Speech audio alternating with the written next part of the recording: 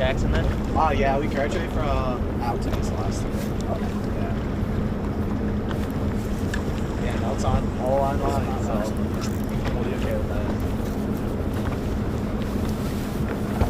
Yeah, I kind of rip off that I never got fired or shut down school when I was really crazy. Everyone's like complaining about it. I'm like, well, what? Why? Yeah. Easy A's in all your classes. Yeah, right.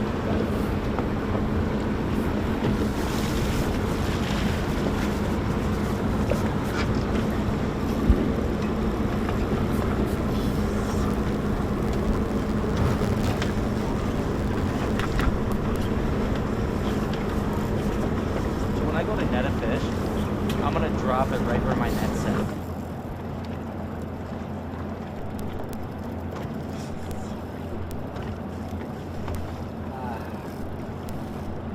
Let's see what you are at least.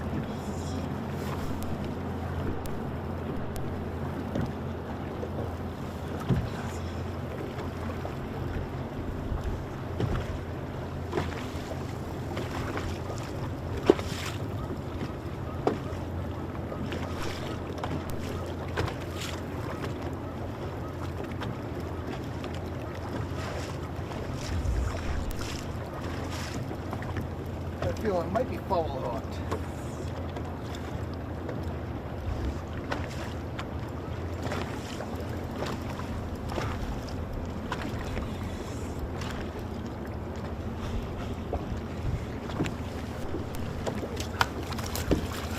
Stupid white fish.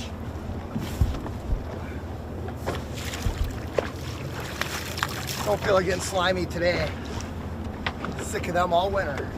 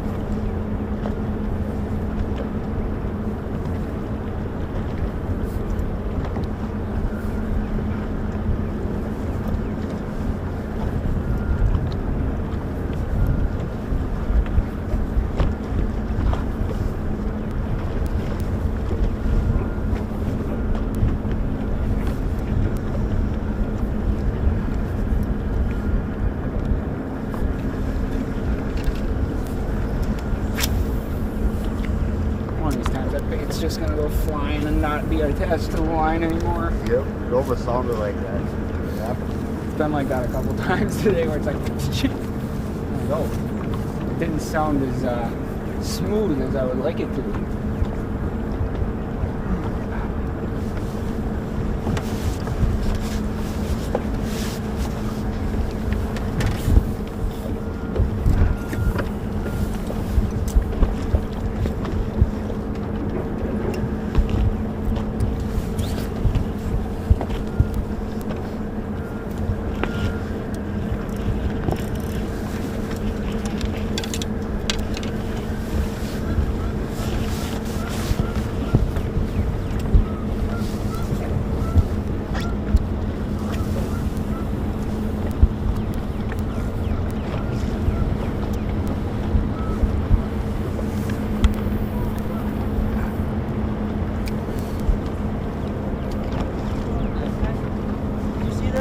Yeah, I heard it.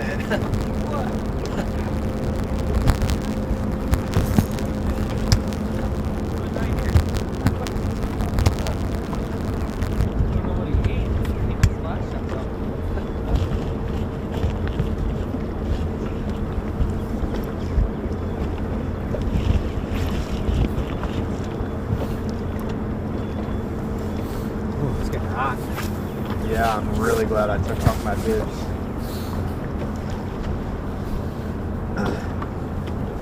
A lot warmer than yesterday. Yep.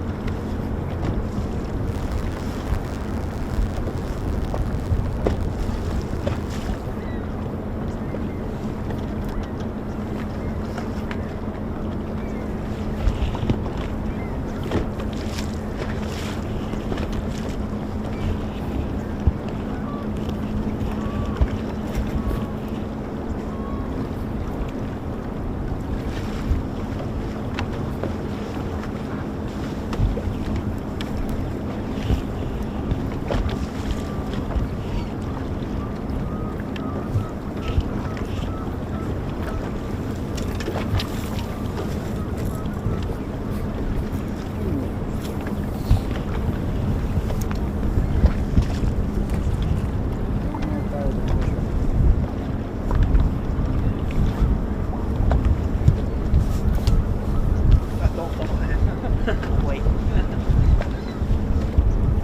For a good show. Oh yeah, I'm recording, I think. Yeah.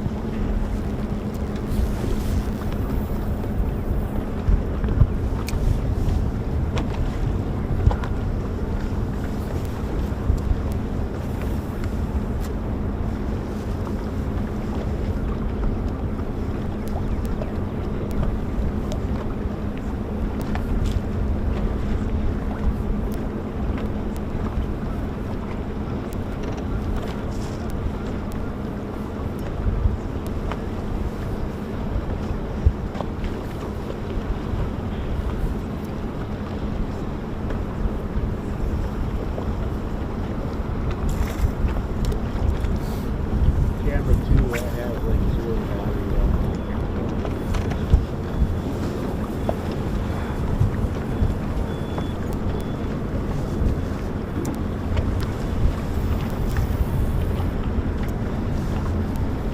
My camera battery is all black.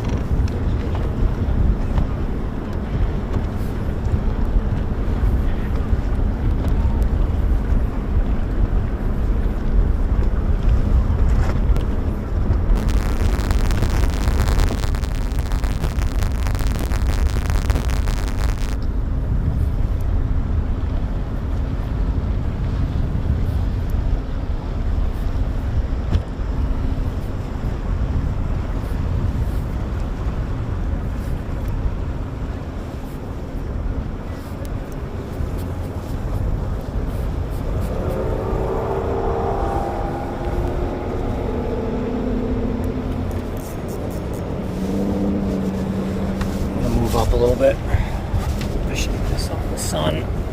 Stuff's gonna get nasty. Oh yeah.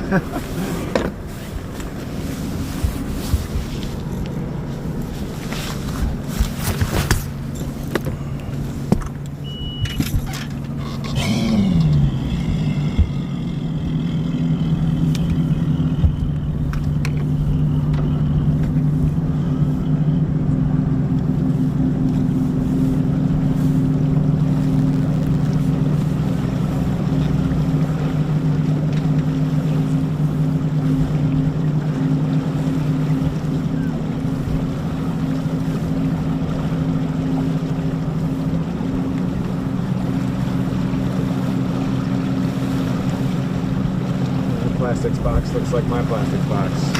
Use the same stuff. Nice. Man, I can't get in there where I want to be.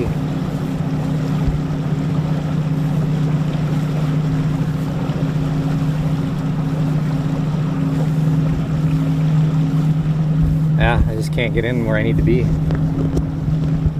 I'll try to go in a little shallower. Yeah, I need to be like right there. Yeah. I can't. That'd be unethical.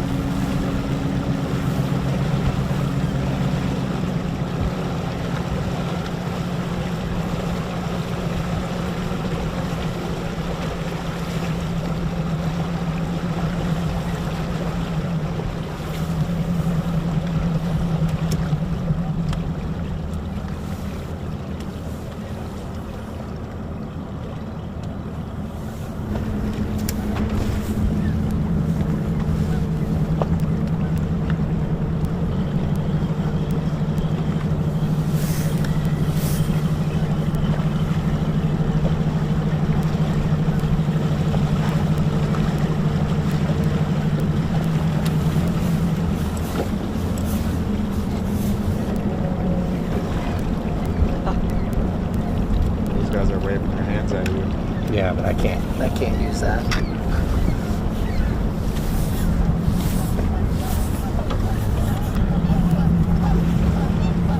The official rule is you can talk to people who were in the tournament like you just did earlier.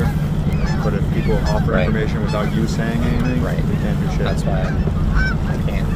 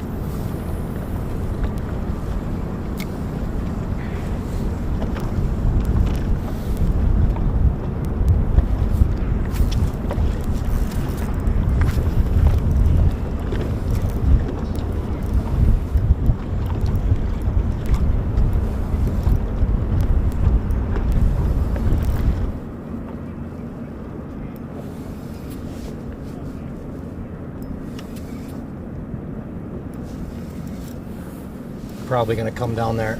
Coming down there. I'm gonna hop up Stay there. there. Stay there.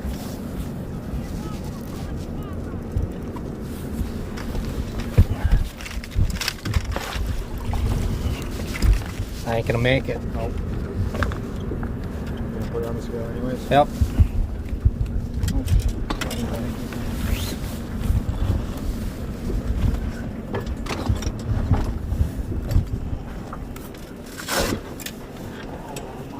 He's not having that over.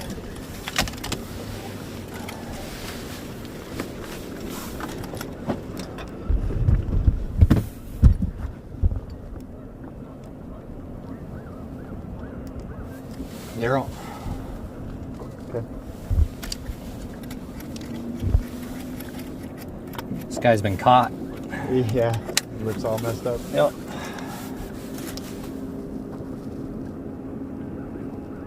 $1.5. 1 pound, 5 ounces, non-storable. Just, yeah, whatever's convenient for you. Yeah, I mean, I turn this off too, right? Or just turn off. It does? Yeah. Yeah, that's good. Put that right on that dash right there. Sure. The way these fish are going down, I think I'm gonna leave the net right here and Okay. come down. You're gonna come down with it To while net you're 'em. reeling it in. Yeah. The best angle for me Yeah. is up there. Is When up you're there? down here. You know what? I can move pretty quick though. You can. I'm good at You it. go up there. I can Yeah. fish from down here. Are you sure? Yep. Because I can do this right here. I'm okay with hopping back and forth too. I did it all last session.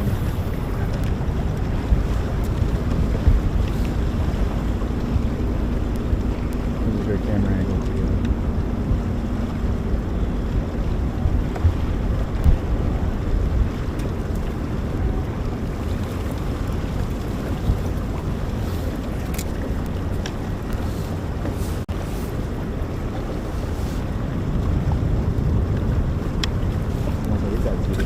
Yeah.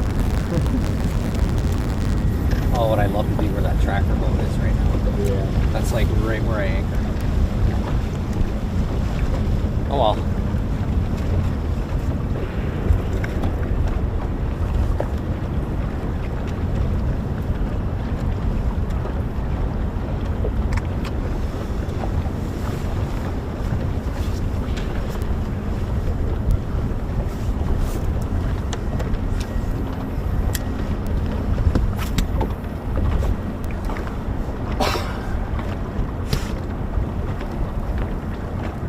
Ooh, bugger.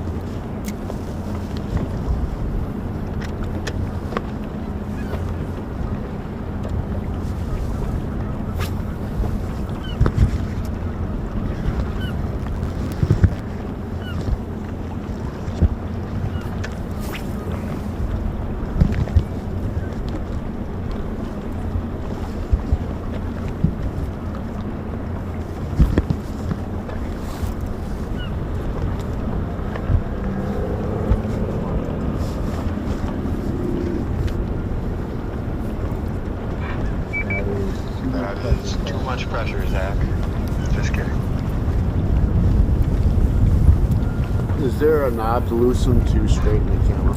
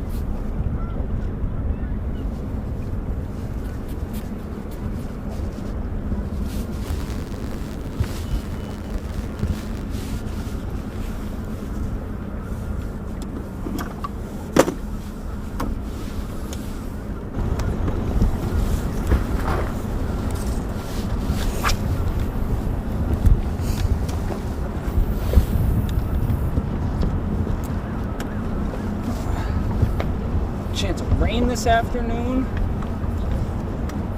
That's what the morning guy said. Tomorrow. Ideal. It was supposed to clear off and be sunny this afternoon. I think it was opposite. Right. Oh no! That was a big one.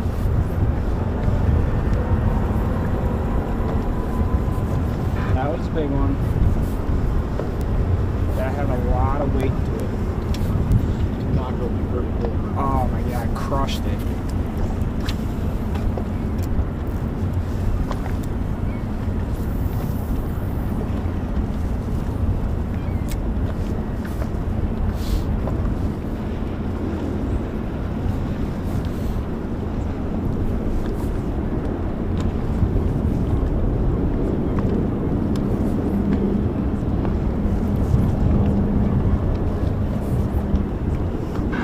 There's also a lot of rock down there, so who knows? It might be a little bit like, jittery.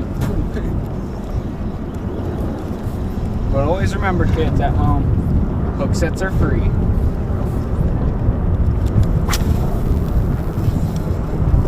Losing a tournament, it's not. I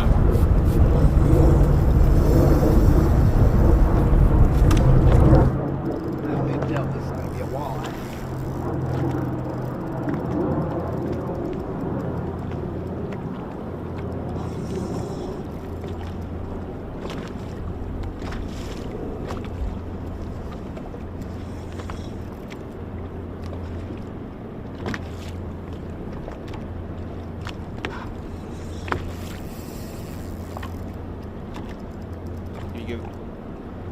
All right, we're back, everybody, for the afternoon portion of head-to-head fishing. Mark Jackson looks to be tail hooked a muskle lunge. First one. Yeah, first muskie. That's another species added to the list. Yep. So my voice here, I'm Matt Trotz. It's Russell Cahagan. Thank you, everybody, for tuning in to the Fox River De Pere Walleye event. This is our opener event, so if you're new to the program, we really, really appreciate it. We'll kind of recap on what the expectations are of the event. We're down to our final four. We're going into tomorrow to the last two anglers. You can watch this all on Facebook, YouTube, just by simply searching Head-to-Head Fishing, and then it's also on head-to-head h2hfishing.com. You can watch it over there and find out a lot more about the Head-to-Head Fishing event. So, Absolutely. Not what I'm like. Well, we're down to four. So the matchups this afternoon are Isaac Lakich Bet you wish you could win. versus Mark I know, Jackson right? That helps. and Max Wilson versus Jeff Nectarline. At this point, as all you that have been following know, nobody has yet to catch a legal walleye. Legal walleye is 2 pounds or more. So we got some work to do. Yesterday's afternoon groups seemed to struggle a little bit in numbers compared to the morning, so I don't think it's going to surprise anybody if it's a grind this afternoon. yeah, again, it looks just kind of very similar to yesterday, too. It looks like we've got a lot more clouds rolling in versus the morning. The wind appears to be picking up a little bit more, so how is everybody out there on Facebook and YouTube land? Chime in here. Let us know how everybody's doing. You know what? I'm kind of curious. What did everybody have for lunch over the short little break we took? You know, I saw a comment earlier that said somebody's like, I waited forever for this, and it was less than an hour you waited. Yeah. We're going to do big. Or move out of here. It's too long. I did see Trevor Gantz delivered Isaac free lunch. That's a good deal there. Isaac has got himself fed and ready to catch some fish. So, hope they didn't eat too heavy, though. Sometimes a heavy belly can make you tired. Based on that long distance cast Isaac just made, I don't think he's tired.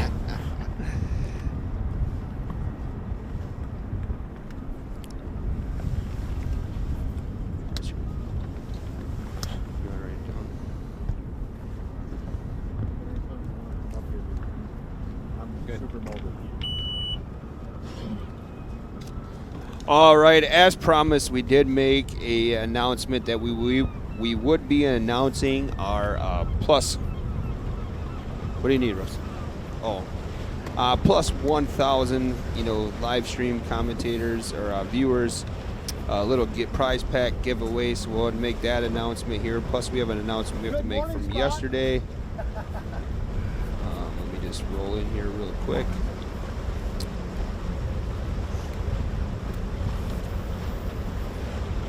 Mark's on the move already.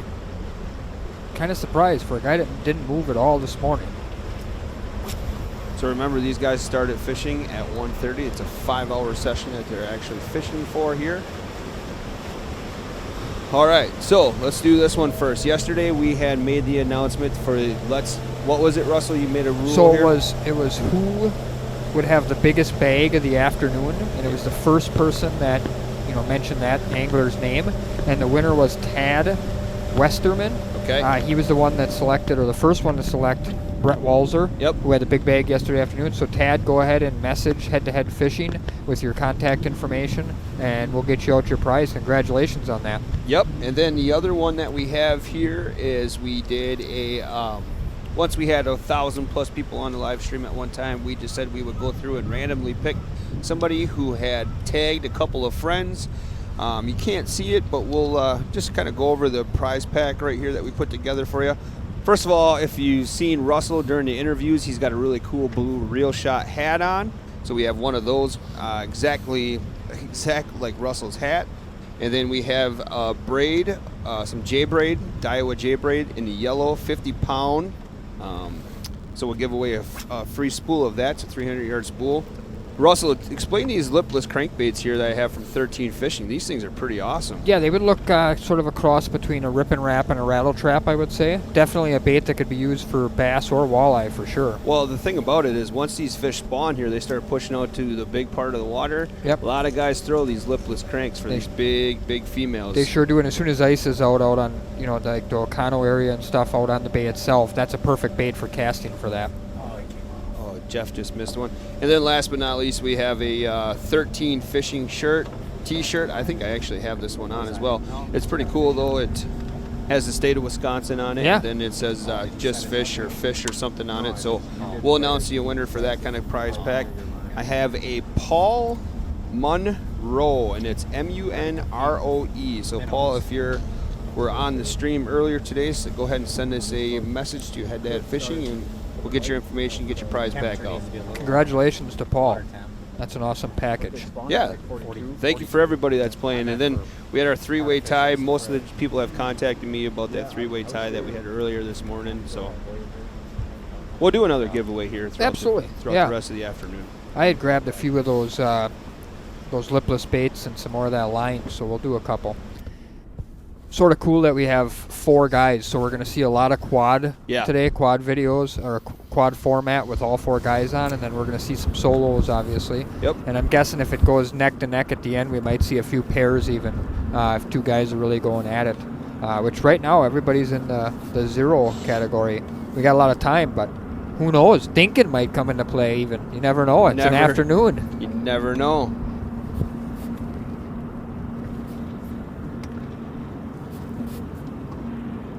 Curious out there on Facebook and YouTube land, who are your 2 picks moving forward into tomorrow? What do you guys think that you're going to see going on in, after that 4.5-hour period is over? Yeah, that's an interesting one. It's tough to pick. You got 4 great fishermen here. They've all been fishing well for the last couple days. For this event, this one we kind of it was somewhat invite, somewhat open to the public for this walleye event, but all the other events are open to the public as of right now. You can just go to h2hfishing.com and sign up for the events that you see on the event portion of that. A lot of Mark and Max, Isaac for the win. A lot of Lackich and Wilson coming in now too. Yep. Isaac and Max winning in that situation. How are your brackets doing for those who filled out a bracket? Boy, my right side's looking great. I'm perfect on that side, but boy, my left side just was a ball of fire. When a certain individual lost yesterday morning, I had him going to the finals. That blew right up for me. So that's part of the game. It's been a lot of fun. There's no doubt about it. Oh, Paul, there you go. Paul had messaged us. Paul, we'll get a hold of you here after we take a break and get some information from you. Oh, I thought Max was hooked up. He had a snagglefish there. Why would tomorrow be canceled? All right, well, let's get into that right away here, Russell, before we have a short little break. So, obviously, everybody knows there's the coronavirus that's going around, COVID-19.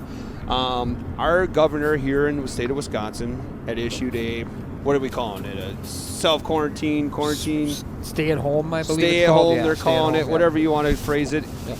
And that goes into effect at 8 o'clock tomorrow morning, right? Yep. They're saying that's a 30-day hold. With the possibility of revising, obviously, depending on the health of the state. Yep. And which Wisconsin's no different. There's other states that have already put this into place. But tomorrow we're going to fish it. We're going to make sure we can fish it. Really, the biggest thing comes out to, are we going to fish it in the morning or in the afternoon? And we've come down to the conclusion that we're going to push through. Yep. There's certain restrictions, that are affecting other types of businesses, but the cool thing for the state of Wisconsin is fishing is still open, and fishing tournaments, for the most part, they're allowing it up to the tournament holders. Yep. So what we're going to do is, after the day is concluded, for these anglers that make it through, we're going to ask them, honestly, what do you guys want to do? Yep. And if at that point they want to fish, we're going to bring it to you. We're going to start the stream again at 7 o'clock and be off the water by noon. Yep. And then we're going to carry on with the rest of our day. So that's the only reason tomorrow possibly may be canceled. But actually, it is not going to be canceled. We're going to do it unless, it's up to the anglers at that point. Yeah, and I expect those guys to want They're to going to want to fish. They're going to want to separate They've grinded for the figure out last who it 2 was. days, Yeah. Fishing hard here. So we're hoping that we're going to want to do it. But that's the only possibility that could be out there. So, The other thing that people got to keep in mind, too, is that there's tournaments I know that were supposed to go this weekend, tournaments that were supposed to go in a week or so that have 50 boats, 100 participants, 150 boats, 400 participants. We got 2 tomorrow. So it's a much different animal than, this is not a normal tournament. Yes. When you're sending 2 boats, 2 fishermen, 2 camera people on the water, it's just not it's not a normal situation. So if we had a 100 boat field tomorrow, that might be a totally different animal, obviously, but that's just not the case. So we're blessed in a way that I think we're going to be able to do this and bring everybody tomorrow morning, starting at 7 a.m., a great final matchup on whoever the 2 that advance today are. And the other thing, too, is you got to remember most of these boats are 18 feet plus. Yep. So we can withhold that 6-foot barrier. Awesome for us as cameras have zooms and so on and so forth. So, we're still in compliance with everything that they're recommending for the corona type, precautions here. Russell and I are a little close, but hell, Russell, you and I can even slide away 6 feet. Yep, absolutely. Just won't make as good a TV. People want to see our mustaches. Yeah. Don't you know I'm on a live stream? Taking a Isaac's getting a call. Hopefully it wasn't the fish calling because he missed it. What? No, one of the guys that's been watching me. Oh, it Hooked worked. up, it hooked worked up, out. I You should thought take so. another phone call. It was the fish calling. They just called back. That feels really good.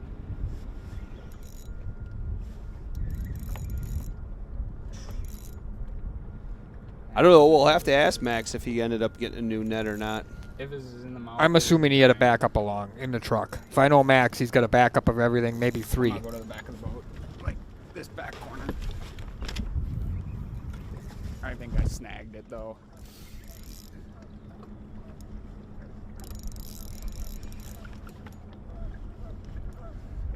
Nope, catfish. Big old kitty cat.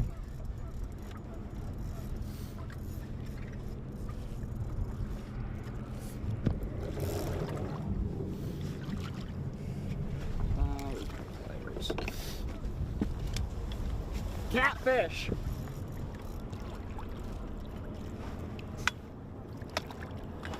It's a nice fish.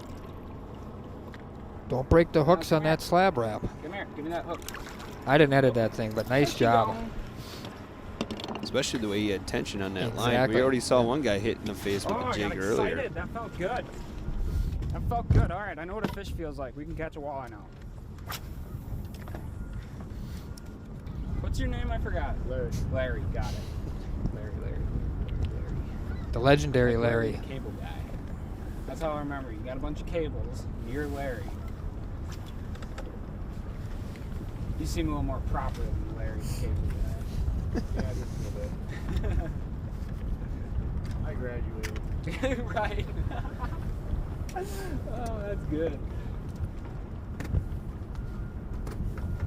I graduated. I got the same piece of paper as the smart kids. A little Right. slower afternoon Boy. so far. Little afternoon lull. Oh yeah, it's a good one. I got that piece of paper too. It's all me. I have one spot with just like 10s, 20s, call it now. Yeah, I like it.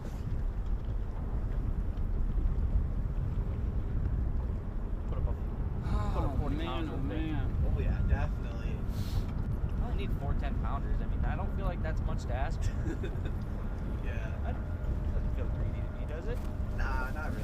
Russell, I think it's important to note here, these guys have been fishing for 5 hours already. Yeah, already.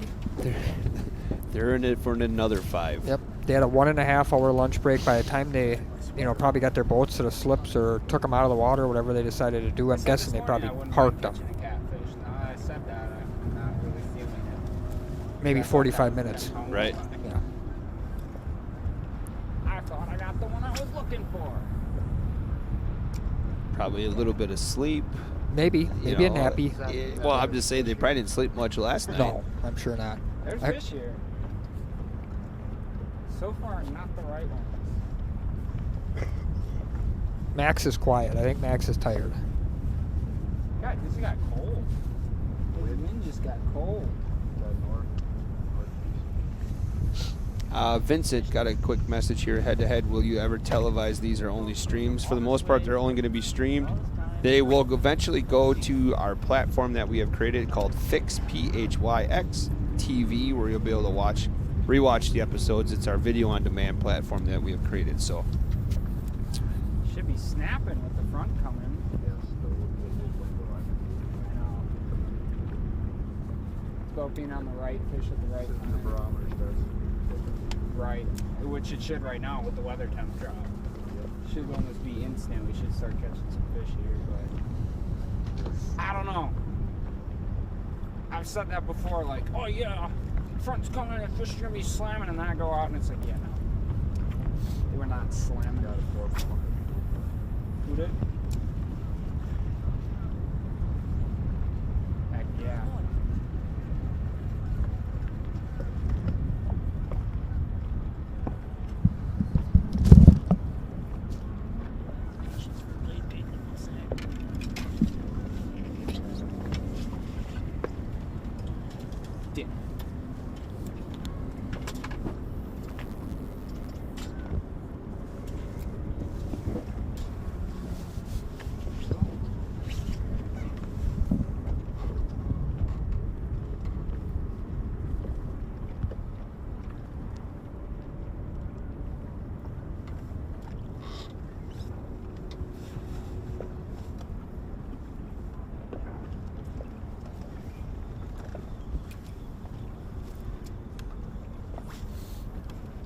Maybe I should try casting this one once. Considering I Yeah, a have little brisk. Oh yeah. Once that sun went away. I know. It was super like warm in Appleton. Gorgeous. Yeah. My phone said like 52 or something. Yeah. Yeah, definitely not 52. Took off the sweatshirt this morning, Alex. A little bit Brisk. chilly. Yeah.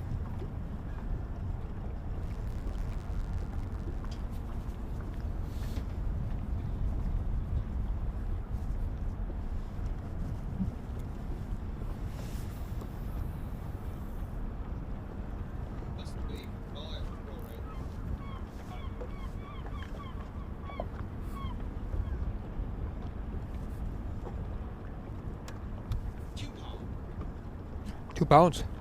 Russell, we have penalties during fishing.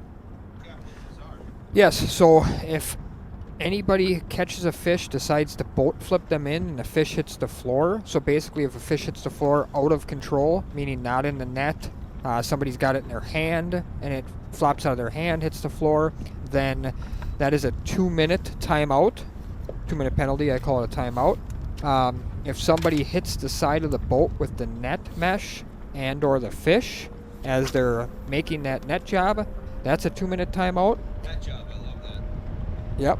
Basically the best. Exactly. And then the another one is when they go to release a fish, any fish, they need to release it below the gunnel line, which is obviously just for the fish's safety Alright, and we're try to outta here. preserve the fish to the best of its ability.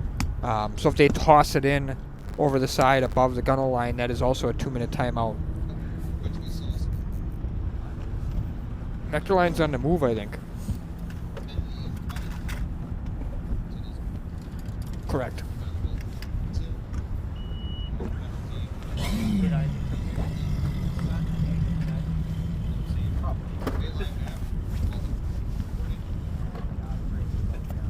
Great highlight. So somebody could say, well, why would you get out of the boat? Well, let's say that your rod slips out of the boat with a fish on it, and it's floating across the surface. You technically could jump in for that rod if you wanted to, grab that rod, get back in the boat, catch the fish, and the fish would count. You would just have a 2-minute penalty.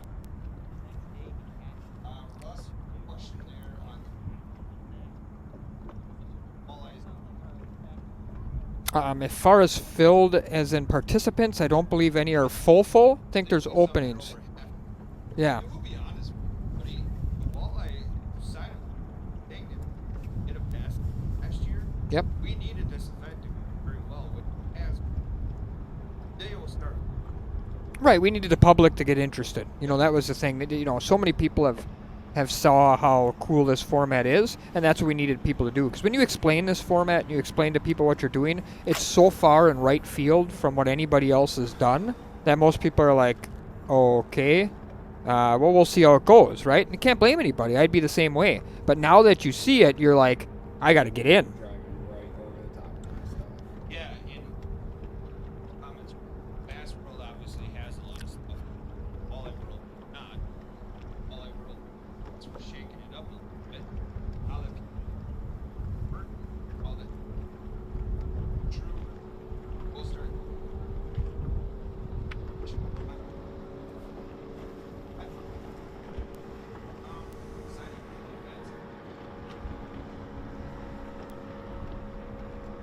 Awesome. Somebody mentioned, well, I don't think anybody will be jumping in. That was just one example. Another example is for bass guys that are flipping docks and pitching docks. If they get their hottest lure snagged up, let's say, on the other side of a dock or something, they technically could jump on the dock to grab their lure out and get back in the boat, and that would be a 2-minute penalty. So, there's a bunch of reasons why somebody would get out of the boat. Regardless, if they get out of the boat and get back in, it's a 2-minute penalty.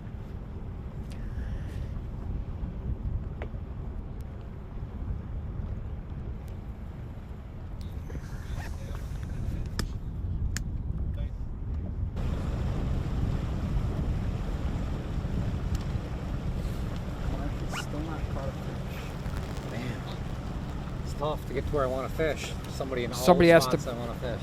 Yeah. Somebody asked about salmon that's fishing. why Yes, the we're definitely afternoon looking isn't at the salmon best. fishing. There's no It's tough. plans Yeah. of one right now, but we are looking at it. I mean, in a spot like this. Yeah. You're That's always good, because I haven't done it. someone for whatever.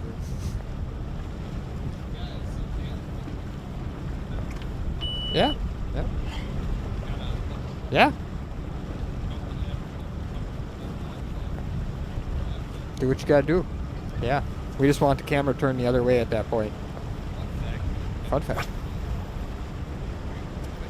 That's what I was filming this year, the Wisco Bass events. I always called it priming the pump. Yeah. Priming the pump. So if you heard the water running, that means we're pumping out the pump. Yeah. Absolutely. Yeah, the bass events at this point are going over hot. There's quite a few spots taken in those. Some I think even full already. Yeah, there's a Bass couple of tournaments? bass ones that are full already. Yep. Walleye ones, my real honest opinion is within about a week of the end of this tournament, there will be full events, and within a couple of weeks, a lot of the circuit will be full. As people get an opportunity not only to watch this live, but then watch it after the fact, they'll get excited about it. Yeah, there's almost 30,000 people that have never seen head-to-head Right. before that have tuned in the last 2 days. Hey, Brian, how are you doing today? Side scan doesn't lie. Devin Miller, Dijon Mustard. I could see you fishing one of the salmon ones. Yeah, that would be fun. We just said that, yeah, if nature starts calling, you better answer it. We need Lackage's phone to get a fish call I again. was going to say, I think this guy meant to say, Russ, No, I'm in. no, he didn't. He actually was calling, that's a reference term to Yeah. lake trout. Oh, He's Oh, saying hey. if there's a lake trout tournament, he's in. Not bad. Trying to get through another round here. I'm in the fourth. I'm in the final four right now.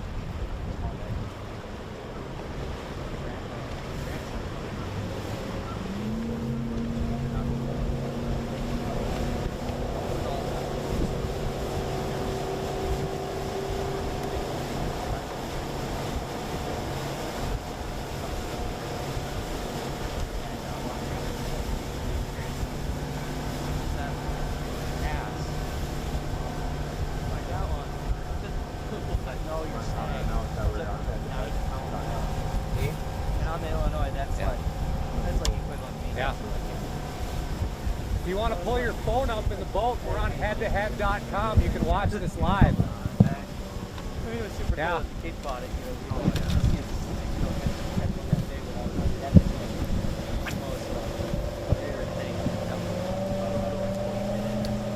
Travis J. Thiel has a good question. Is there any way to do a product highlight what rod, reel, line these guys are using? I tell you what, Travis, how about we try to communicate with these guys for you? We can try to go along the line here one at a time and ask them what their setups are.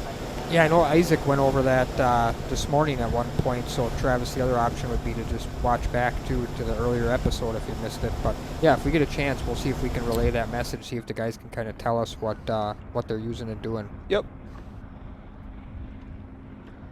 Boundaries for this tournament are pretty simple. It's the there's the mouth of the channel at the bay. Yep. Is the boundary, and then there's a line from the point of Voyager Park across to a factory in front of, they call it Snag Island, where they cannot go inside of as well. Basically, you know, a reference to an area some guys would refer to as the refuge, where a lot of guys like to cast. Yep. And that was an angler vote, you know, that we X'd out that area, so that sort of just took that area out of play and made it so that none of the anglers can get in there, and that gave them plenty of water to fish. Yep. You know, I just heard you perfectly. All right, I think we're going to start hearing what Isaac's using.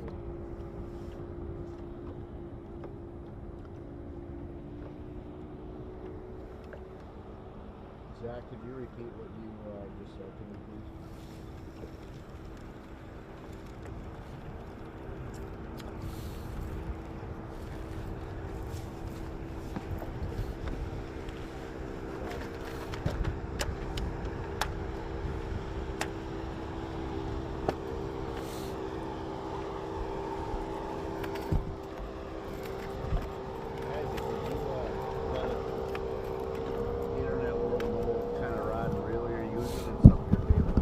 Sure.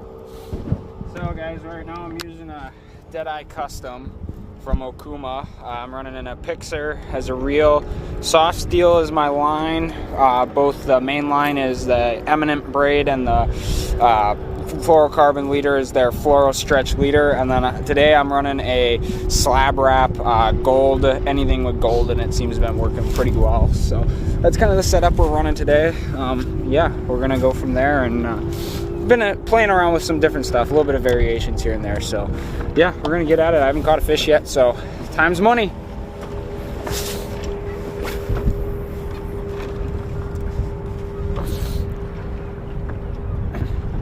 Brian, I'm actually at the reel shot. This is we're commentating from the back of the reel shot. All right, so Isaac Jeff, did a great job. We're going to find out what Jeff Nectarline is Some using. of your favorite gear, what you're using, what your favorite baits are. Yeah. I know what your favorite Yep. baits are.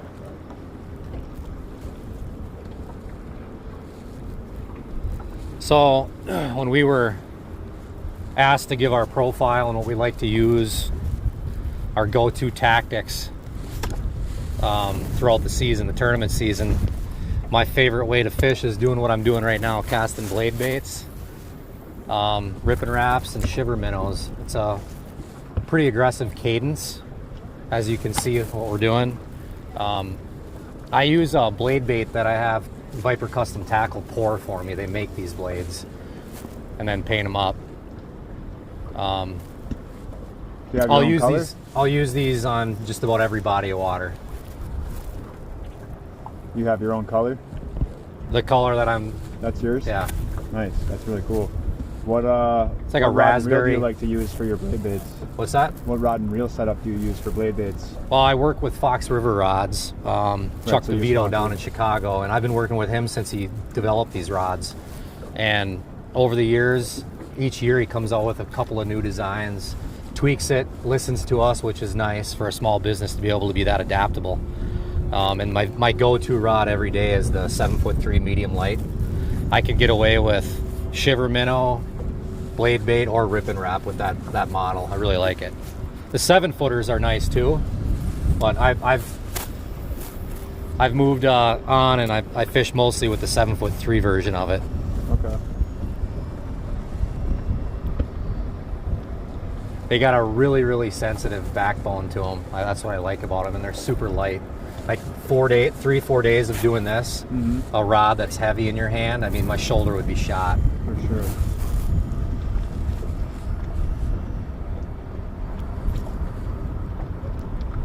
Awesome, great information here. We'll get over to You Mark don't have and any then problems Max with ripping Wilson wraps as or well. anything on those, yeah? No. Those tend to get heavy. Sometimes I'll use the 7-foot Yep. medium, but like I said, for like a go-to universal rod for doing all the techniques, if you were only to buy one rod, I would buy the 7'3". Awesome. Thank you. That's exactly what we're looking for. Sure. That's going to be some of your favorite rod and reel combos specifically for today, and then maybe some favorite baits. Probably the best rod I was using today that I really like is the Veritas, or the made by Abu Garcia, the Veritas or the Veteran. You know, they're actually super light, real soft tip, a 6'9" medium light, fast action tip, and you know, it's got the backbone that you need, and just enough in the tip, you know, feels some light bites. But I do believe the key with a lot of it is I'm using 6-pound Trilene, the Fireline Ultra 8 carrier. You know, super thin diameter and everything, and really, you know, see a lot of the light, small strikes that we're getting today. Any favorite baits or What's that? Any favorite baits or tools you want to discuss? I've been kind of jumping around from bait to bait, trying to see what's working best right now. I've only fished, you know, yesterday morning and this morning. Afternoon bites have been a little different. That's why we're kind of moving around a little quicker, throwing everything from plastic and hair jigs right now, and probably start throwing some ripping wraps pretty soon.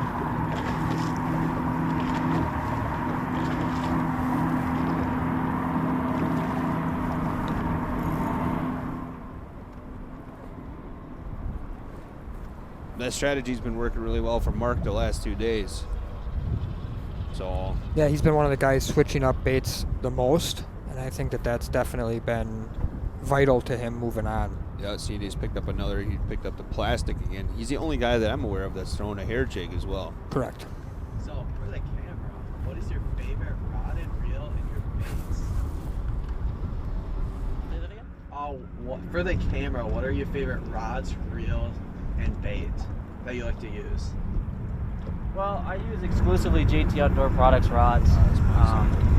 Really depends on the technique. All the rods No, are it appears we have a mic specific. problem Like right with now, I'm Max. throwing a rip and wrap.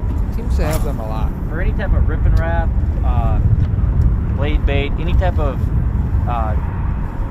pulling type of vibration bait, I really like that 610. Well, GTX, here we'll have to light, get extra back fast. to Max. Max that Wilson. 610 just got a little bit Yeah, his different mic's focus been than acting the goofy all today. The 7.1 is awesome for pitching jigs, swamp, stuff like that. It's got a little bit more of a firm backbone, where this rod kind of takes a whole vibration throughout the entire time. And when it comes to shiver minnows, jig and wraps, heavier jigs, stuff like that, that Black Rain I was using this morning as well, that medium extra fast, that's a phenomenal rod. These are all super lightweight rods, and the really cool thing is a lot of these techniques I'm fishing on a slack line, so a lot of times you have to pay attention to the line. You can't really go by feel, but these rods are so sensitive that even with slack line I can feel that tick all the way through the line and all the way through the flank. So a lot of these fish are hitting on the fall or stuff like that where I'm not holding the rod and it's still smoking, so I'm feeling when they hit it. So for me, I like a high-end rod just for the fact that the performance on it. I'm very big on feel. You know, I've been doing, as you can tell, we've been fishing all day. Long days of fishing, you like light rod, it's going to reduce fatigue.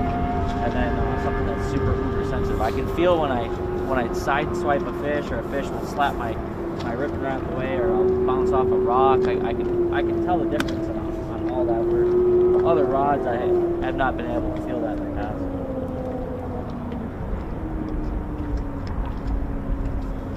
Nice. Thank you.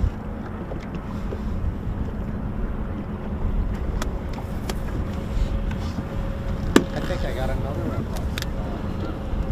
Nectar line's hooked up, but he doesn't think it's hooked correctly. Yeah, only you and I, Russell, just heard Wilson on that one. I apologize. Yeah, sorry to the Everybody crowd. else good. Yeah.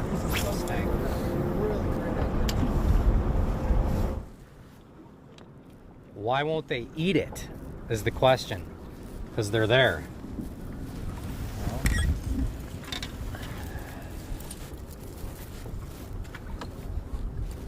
Switching to a rip and wrap. Safe bet it's a Viper custom painted one.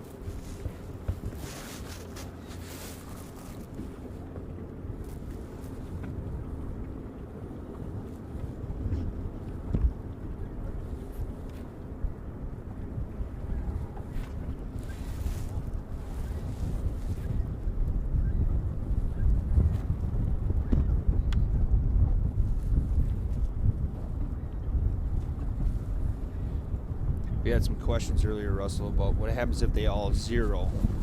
Well, if they all zero and we get to the 1 hour time limit left, we're down to 1 hour, then we're going dinking.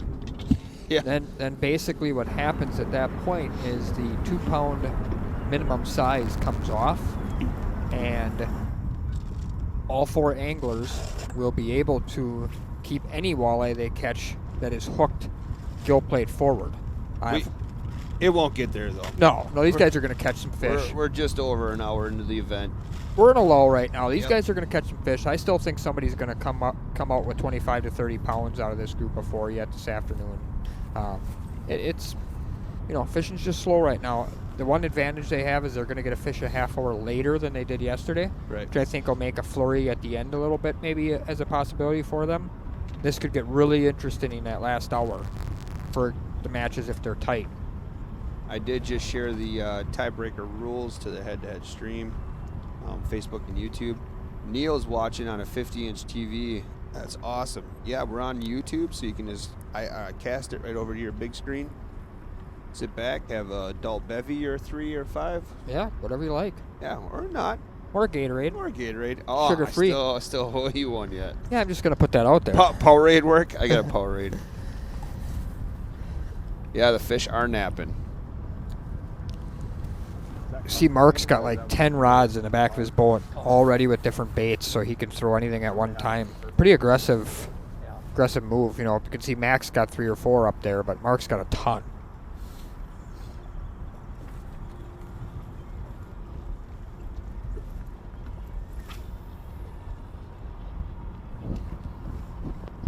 So a little over an hour into it, about an hour and 4 minutes to be exact, we're yet to see a legal 2 pound fish. So as good of a body of water as this is, and as many walleyes as there is in this system right now, just goes to show you that they don't bite 24 hours a day, no doubt about it. Yeah, Mike, who just said he's watching on a 65-inch TV. We got a one-upper here. Walleye probably seen all the baits by now. Just so we might see some different tactics. We haven't seen trolling yet today. No, not at all yet today. No, we just saw it yesterday a little bit from Dylan Nussbaum when he started trolling, then he went to jigging, and then right at the end he went back to trolling lead core. Definitely a tactic if it's very tough. I feel like could put a fish or 2 in the boat for you, covering some water, whether it's lead core or just standard line and using a bait that can get you down. Could definitely make a difference. Somebody's enjoying a glass of Crown and cleaning a batch of leeks. That's Don. Oh, nice. Water clarity as of yesterday was over 3 feet, and the water temperature as of this morning was roughly about 38 to 40 degrees in some areas. Yeah, I agree with Mike. I would try pulling flies too if I was there. That's definitely a tactic I like to fish. Aaron, head-to-head rules are no live bait. Yes, they are. Wow.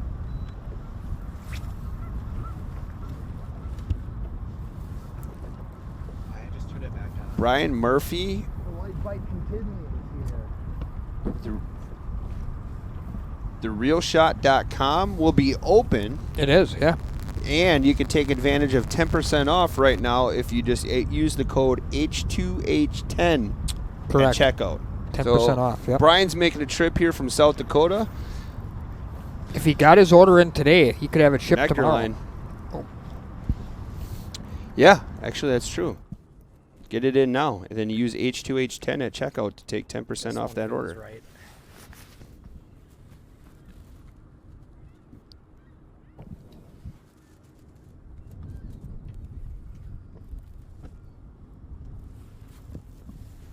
Jeff, I think, throwing that twisted muffin blade bait.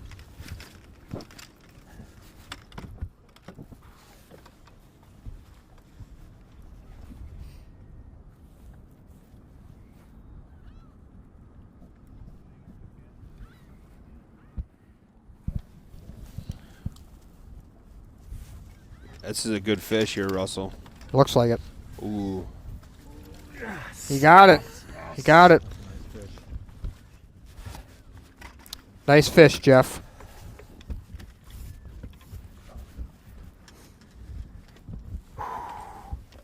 Scales right here.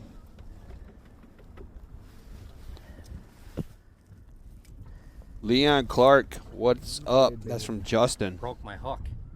Really? Oh no, that's bad news for Jeff. Broke his hot hook. Yep. Wow. Hit it so hard. You must have had him with the other hook. Yeah, the front hook. The back hook broke. Mikey, I agree. They're gonna get him late in the day today. I would tend to agree with that. Got some guesses coming in here. What do you think, Matt? I'm gonna say 3-2. 310.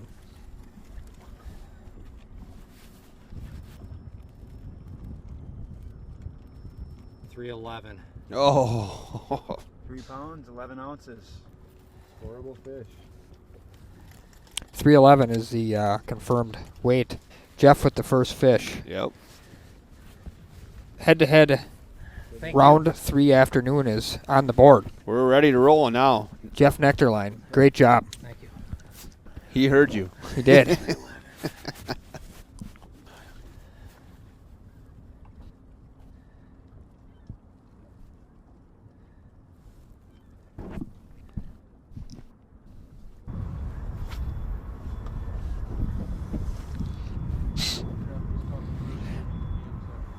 What's that? Jeff just caught the first fish. Are you 311. serious? That's then you know it's a slow bite so far. Wow. Shit, broke that hook off. Yep, that's another $1 in the swear jar. Matt, you recording these? We're up to $3. Yep, we're going to collect these. I'll grab another one. I'm down to my last one though. Yep. I'll have to put a hook on that one next.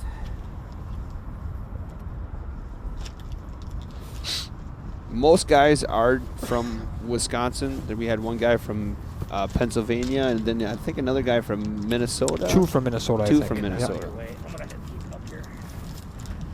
Blade bait size, I'd say probably ½ ounce, but it definitely can change. Anywhere between 3/8, half, and 5/8. All sometimes even all the way up to 3/4, depending on the current. But ½ ounce is kind of a staple.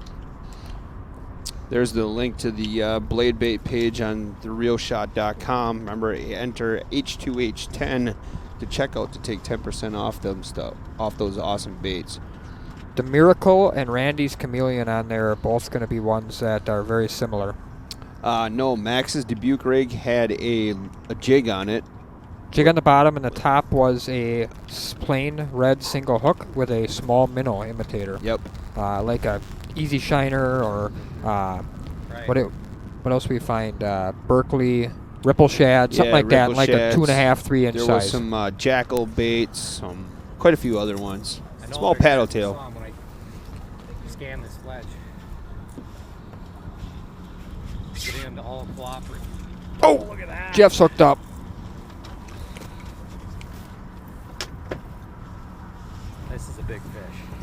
That one is big. If it's hooked right.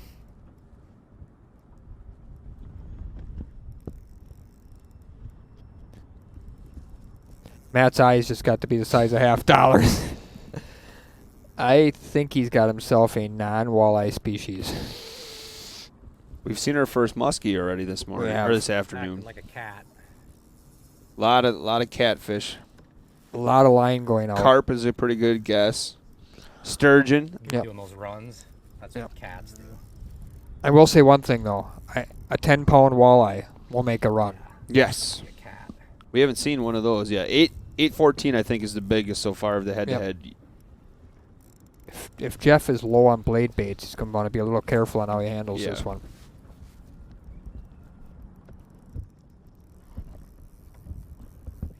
Seagull. Pretty seagull in the background there. Mm-hmm. Or it could be a big 12-pounder, right? Yeah, that would be killer. A lot more boats it looks like this afternoon. It does. This morning, that was one of the things we talked about was that I will too. not a lot of crowd. This afternoon there is. I have yet to put my hands on an 8-pounder. Really? My first walleye ever was over 8. This year? Last year. 28 and a half inches. Yeah, that's a good point, Dory. Fight them all like it's a walleye. You just never know. Absolutely, I would agree with that. Yep. Definitely screamed. I would agree. This thing's going to do 2 laps around the boat. I'd agree with Raymond. A big catfish is worse than a 2-minute penalty. Yeah. Came off. There it came off. That was fall hooked. Had to have been. Didn't bend the hook? No. No scale on it either. Interesting. Oh.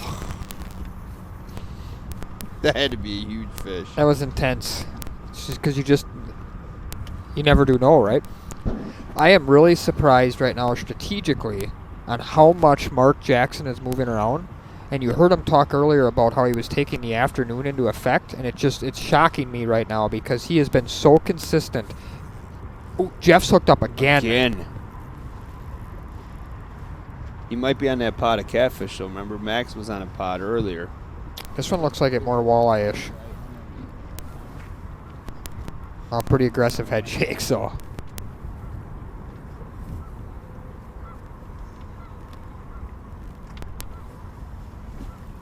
There are no limit of lures these guys can use. They have 5 hours.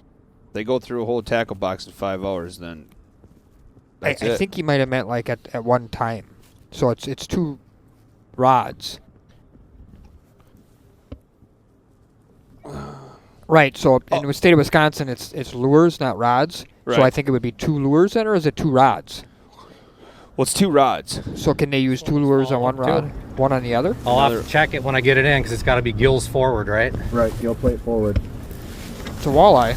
He's not sure if it's legally hooked or not. Underneath them. No, I don't think it's going to be legal when I spin the hook. I think that's going to be scoreable. No.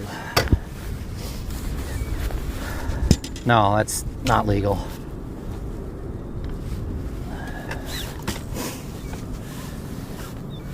That is an illegally hooked fish right there.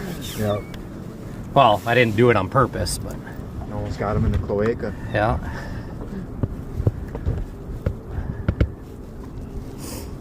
Very classy move by Jeff there. I mean, he didn't even leave it to the judge or jury. You can grab my pliers, or can't you do that for me? I have no idea what They're the right, rules are on that. right behind there. Thank you. He made his own call there. Yep. Yeah, there's no doubt about that one. There, you're getting a good look at the bait. Ooh, don't do that. Oh. Almost got a timeout. Put me in a timeout. Yeah, Jeff, we love it. Timeout. Did ya? For a non-scoreable. Tossed it like that. We do not want Jeff in a timeout. He's got the hot stick right now. Whether they're legally hooked or not, he's given us some action. So we'd like to keep Jeff out of the timeout area.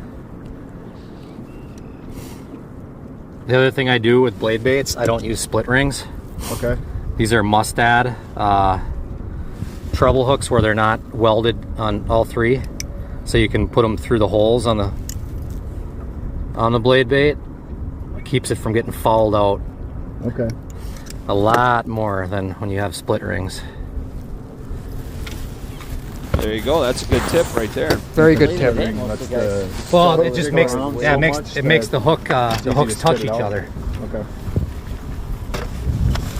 The other thing he didn't mention that, I mean, he did, but he didn't point out, is that he obviously changes his hooks. He upgrades his hooks, which is important because not all blade baits are designed to deal with fish the size that Fox River can put out. Lead if these were hooked right.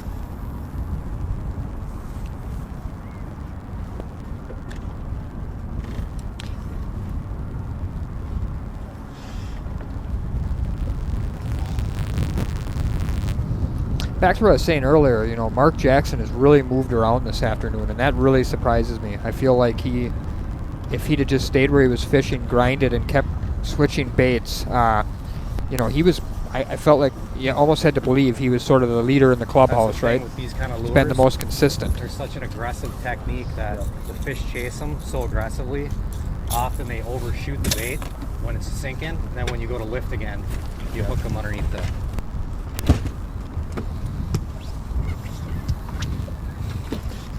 We're not going far. Bubbled up. Oh. I'm in the right spot. That one hit nice. Jeff's hooked up. Yeah, Jeff just made a comment This could that get silly right here. he saw a boat who was doubled up in the crowd. They had two on at one time, and then bang, Jeff hits another one. He's in the right area for sure. Just don't need any boat traffic in here. He made a mention that one he felt it actually hit. Yeah.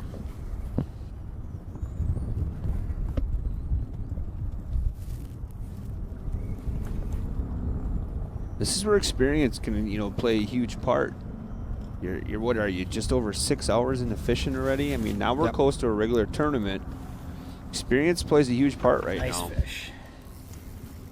Jeff might be the most experienced tournament fisherman in the group. Max has a lot of experience in the last Really nice couple fish. years, but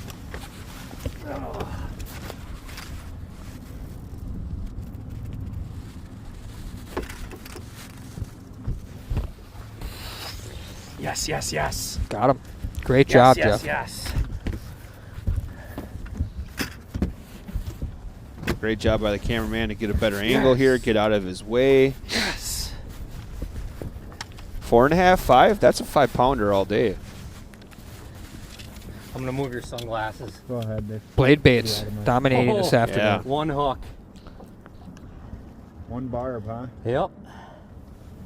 Oh, Fatty. It's a beautiful fish. That's a football. Nectarline is in Pound Town right now. yeah. He's found himself in Pound Town. Yep. Yeah. Is that 3 fish on 3 casts? 0. Yes. Actually, yes, 4. 3. 3 for sure. Yep. 2 were fouled hook. Well, didn't get one the we don't know. We don't know what it was. One was foul hooked, one was correctly Look at hooked. that, saugered up on me. Open up, big girl. Tight-lipped. Dante thinks it's a 5.2. 5.8. I'm going to go 410. Yes. Bigger than that. 4-4. Oh, 4.4. 4 Okay. pounds, 4 ounces. Short but super fat. Big fish. Good fish. Thank you.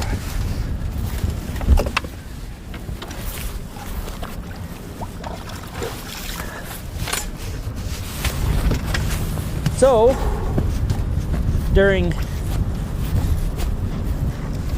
before the round, went out, mapped it out, dropped the waypoints, see 4-4. where it's at.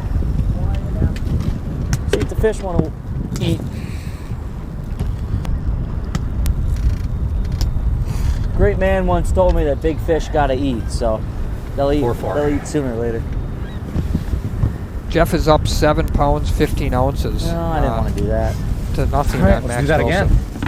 They don't get stuff,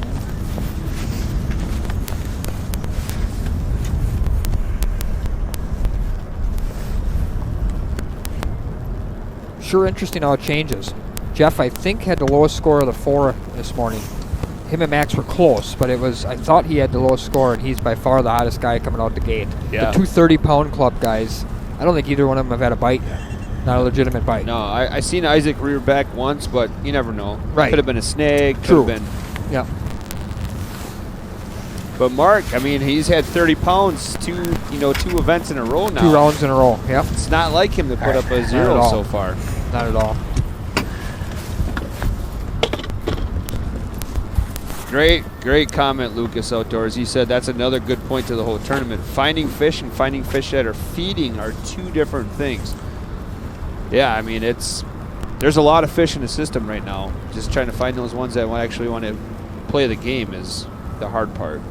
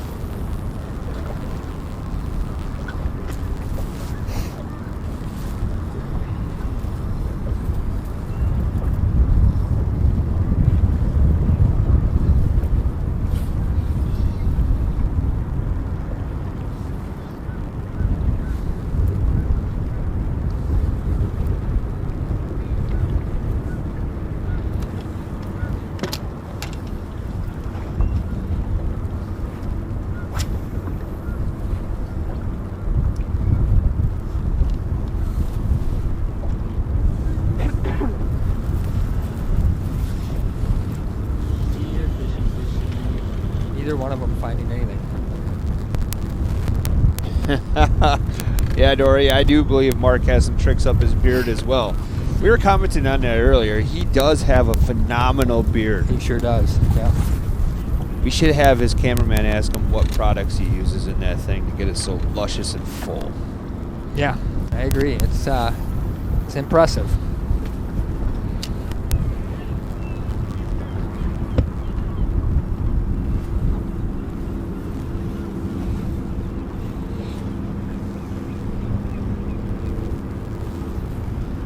Oh yeah, we're not counting out anybody. Tim says that Isaac will get on him. We have no doubts. Oh no, I think everybody's going to catch some fish yet this afternoon, and like I said, I still think somebody's going to have 25 to 30 pounds yet this afternoon. Right. I think it's time for a commercial break. What do you think? I agree. All right, enjoy a couple of commercials. We'll be right back.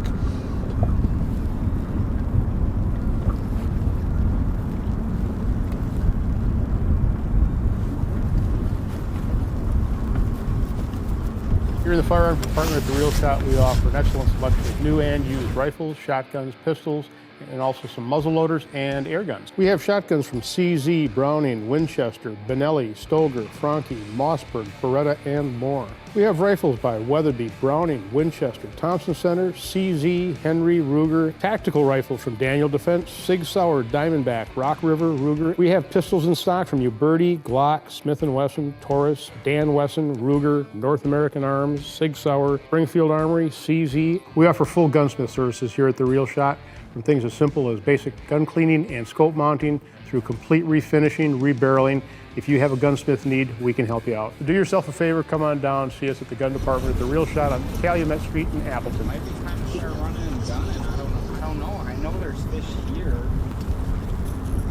I know there's fish here for a fact. These fish don't been here for a month, and I can see them. They're just not. They just don't want to eat right now. At least what I'm giving them. They don't look for active schools of fish. Right, that's what I was kind of thinking. That's why I've been kind of bouncing around on this as fast as I have. Because when you put it in front of an active fish, the active fish eat like 9 times out of 10. Using these Garmin electronics, since you know what I mean, like since I've gotten these, it's almost a guarantee that. Introducing Shimano DC braking. As soon as he slid his boat in there, that pot of fish moved. The new DC brake is constructed to provide trouble-free casting to anglers. Conventional braking systems require a substantial amount of thumbing to prevent backlash. But What's that? DC brake eliminates Yeah, trouble that's and not reduces thumbing. DC brake provides ultra-long distance for anglers with less thumbing and trouble. Let's see the mechanism of DC brake. When the spool starts to revolve, an electric current is generated through the coil. The intelligent microcomputer constantly measures spool speed and controls it to prevent backlash. The DC brake system doesn't require any batteries or charging. The microcomputer measures and controls spool revolution at 1/1000th of a second intervals and applies the appropriate amount of brake to prevent backlash. This is an actual casting scene. DC brake can provide trouble-free casting for a wide variety of lures and conditions by simply adjusting the external brake dial.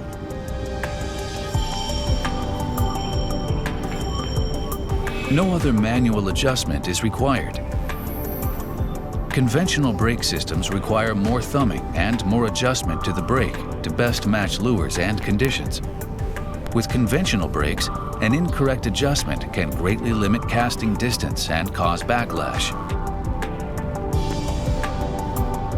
However, DC brake provides you trouble-free casting with less manual adjustment, regardless of lure or conditions. DC brake can match any conditions to provide anglers with easy, trouble-free, and long-distance casting. Perfect casts anytime and every situation. The newest innovation in braking systems, Shimano DC brake. Just wanted to get this party started.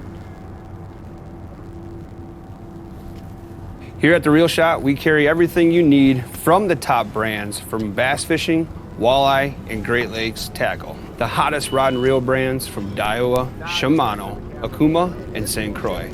Also the most popular lures, Mega Bass, Strike King, Rapala, Great Lakes tackle, Pro King, Stinger, and Dreamweaver.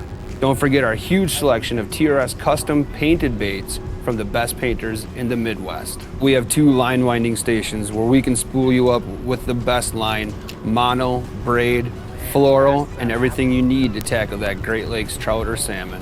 So make sure you head on over to www.therealshot.com or stop into the store to find everything you're gonna need for this upcoming fishing season.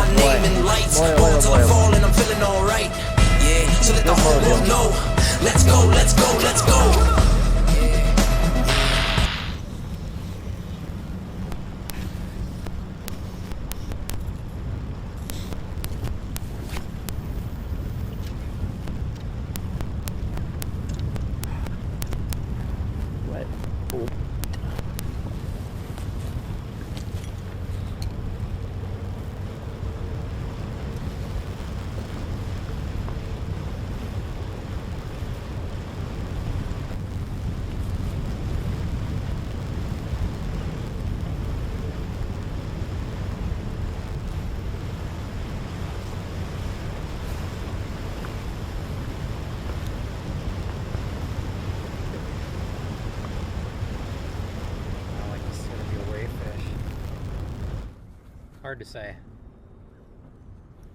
he's swimming towards you. It's feeling 2.2-ish.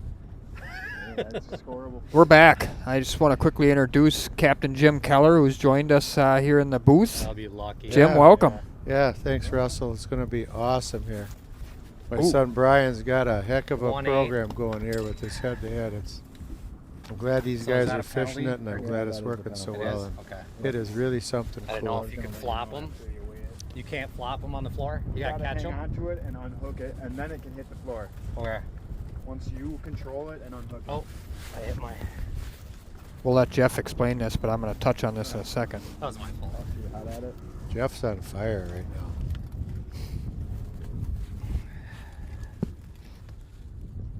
Jeff was just communicating with his cameraman. He is going to have to serve a timeout, Jim, because he Okay. boat flipped that fish and it fell off Oh, and yeah. hit the floor. Yep. So that is a penalty, 2-minute penalty. minutes, Yep. So he can weigh the fish, see if it counts, Yep. release the fish accordingly, and then he's going to have to reel up all rods and serve as what I've been calling a timeout. Yeah. He needs a break too. Maybe he can use the break to his advantage. He's been working pretty hard. 1-7. 1-7, so that one's not going to count. That falls under the 2 pound And a penalty. limit, and he's going to get a 2-minute penalty. So that one hurt a little bit. Yep, took some time away from Yep. fishing. Yeah, my 2 minutes clock on. You gotta hit it on your app. You go into the app and then hit serve penalty. Well, Jackson and Lackage, boy, they've been pounding it the last. Yeah, 40 last 2 events. rounds. Yeah. Last 2 Again? rounds. No. They'll get on some fish yet. They're probably frustrated right now. Yeah, you know, and I've touched on this a couple times. I don't know if you heard earlier or not, but what I'm so shocked about again is Jackson's moving again. He hasn't moved in 2 days. I know. And he's just moving. I really wonder what he's seen so different, because I'm just not seeing things I feel are any different than the last 2 days. And Yeah. I think he's letting this afternoon-morning thing get to him a little bit. You know, he has fished in the morning 2 days in a row now, and he just continues to move. And I hope it works for him. I'm just very surprised, because he was probably more than anybody on the most consistent pattern. My bet is with 2.5 hours to go, he'll be back to one of his favorite spots. Yeah. I see in the chat, Jim, Chad Schilling says, "Hello, Mr. Keller." Oh, hi, Chad. How you doing? One of the best walleye guys ever right there. Yeah, he's definitely a good stick. There's no doubt about it. Yes, Lucas, Matt's taking a break for this round. Yeah, thank you, Chad. You're a good man.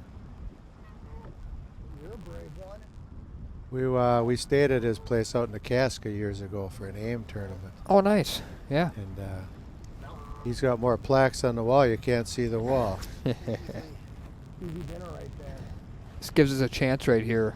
Mark's trying to set up for a spot. He was out in the channel on 26 foot. Looks like he's coming up shallow here, Jim, if you see his graph on the screen there. Yeah, I He's can now all the see way up to that. 21 foot. He's getting shallower by the moment. Yeah, I know that chart. He's got the Lake Master Humminbird system there. I call it the racetrack on my boat. Yep. I He's looking at zero his in side the view. depths, and I put the depths in with the colors, and then you can just stay right in that zone. I coded it the racetrack, so that's my racetrack concept. He's all the way down by the trestle now, so he's down below the paper mill at this point. So he's Wow. really starting to move around. I mean, he's getting away from where everybody else is even fishing now. Interesting strategy. It's bold, to say the least. Yep. Go bold or go home. True. Yep. Nope. Yeah. And this I agree. afternoon, you win or you go home. Yep. He didn't like what he saw there, obviously. He moved back out to the river channel, and he's moving on.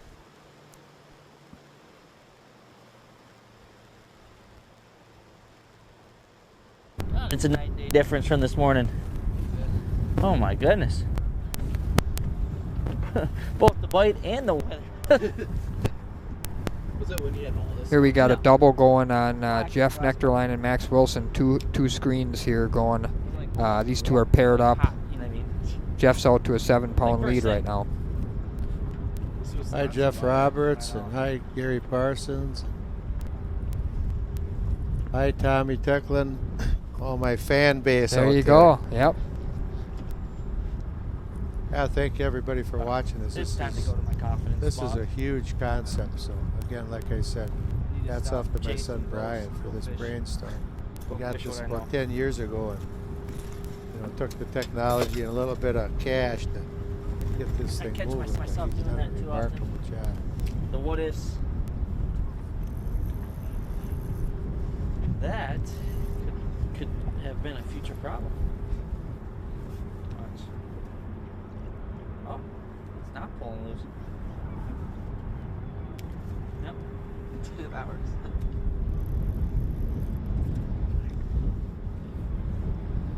Max checking his knot there.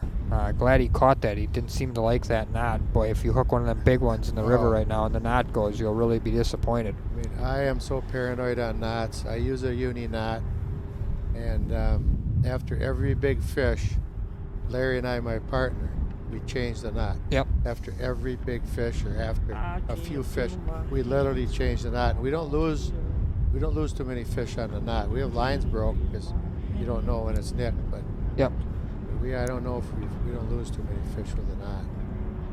Mac's a good stick, so he knows that. That's Yep. one of the. That's a veteran move on his That's part. a He saw veteran- something he didn't like, and he's going to make an adjustment right now, make sure it's right. That's a veteran move. You and I have fished some of these areas. Max is in the area right now. You and I fished a tournament in fishing a flat. He's in 12 foot of water right now. We were just talking about that. You can, Knot, and then all of a sudden I got a wind knot Exactly. right There's a 25-foot break out there for people that haven't fished the river. You cast out in the 25-foot break and you bring it back into the current, up the slope, and bango. Yeah, you and I were fishing side by side there in the Yeah. Cape tournament. we were. We both cashed. I think we had almost 40 pounds a few years ago in that same spot. You had 30, 28 or 30 35, pounds. I think you had. Yeah, 30. You had 36, something like Good that. fish. Yep. Isaac's hooked up.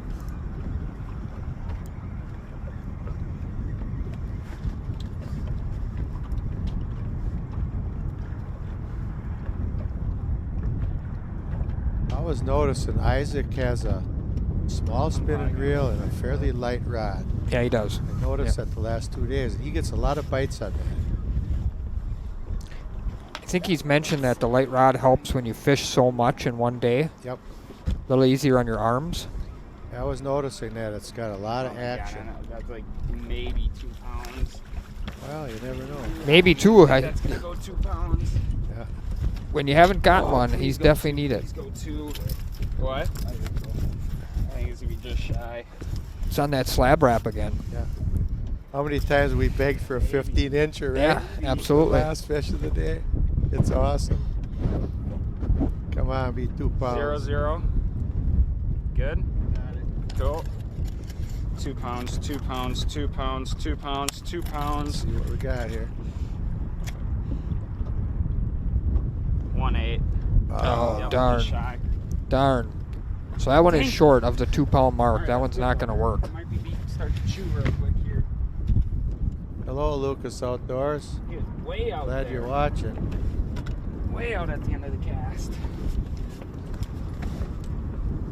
Okay. No. Craig Huss's way to go reel shot. This is going to be huge. I would agree. I think it is going to be huge. So thank you, Craig. I want to touch on something on our chat here. Shannon says, I heard there have been boundary issues with one of the anglers being allowed to fish out of the tournament boundaries. The only thing I can really say about that, A, from opinion, B, from knowledge of the situation. Number one, every tournament I've ever fished in my entire life, there's always questions, right? This person did this person did that. As I mentioned before, what's nice about H2H is we have cameras, but also because of the low number of people, we have a tournament director on site. And what I can tell you about that situation is there was something in question. The tournament director was on shore and took a visual of the boundary line and confirmed that the participant, the angler, was in the right water. He was not out of bounds. He was inside the boundary line, so he was not out of bounds. So that was the confirmation we received on day one when there was question about an area. So that was the ruling we had, and that would be the tournament director's decision at that point to make that decision. So, but as you know, Jim, because you've been fishing tournaments a long time, there's always question marks. And what's nice about these cameras is we can catch 95% of it and know what's going on. You could also check the mapping path on the on their chart plotter if you had to. Absolutely. Even though we don't want to go that far. Yep. But you could check that and see if somebody went over the line too. Yeah. Other tournaments maybe where somebody might do it a long ways away, but here, from shore you could see it. Hey, Karen and Dale from Stroheims up in Sturgeon Bay. Awesome to hear from everybody.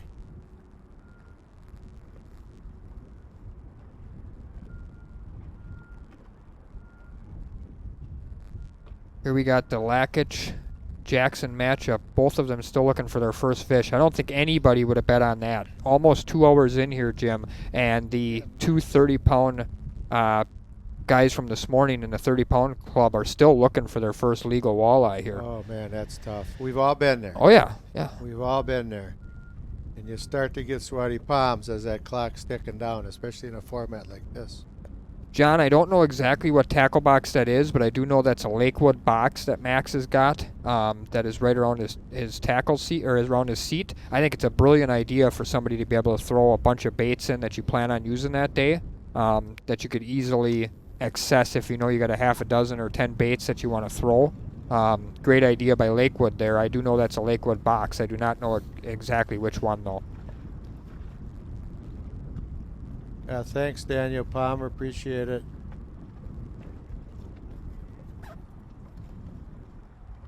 Yeah,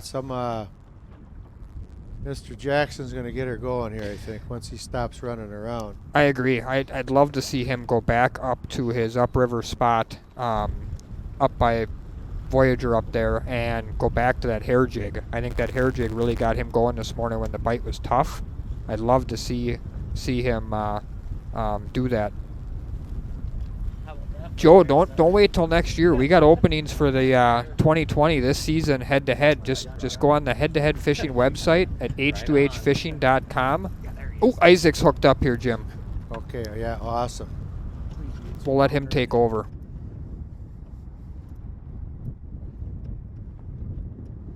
Hard to tell how big the fish is because he's fishing with such a light rod.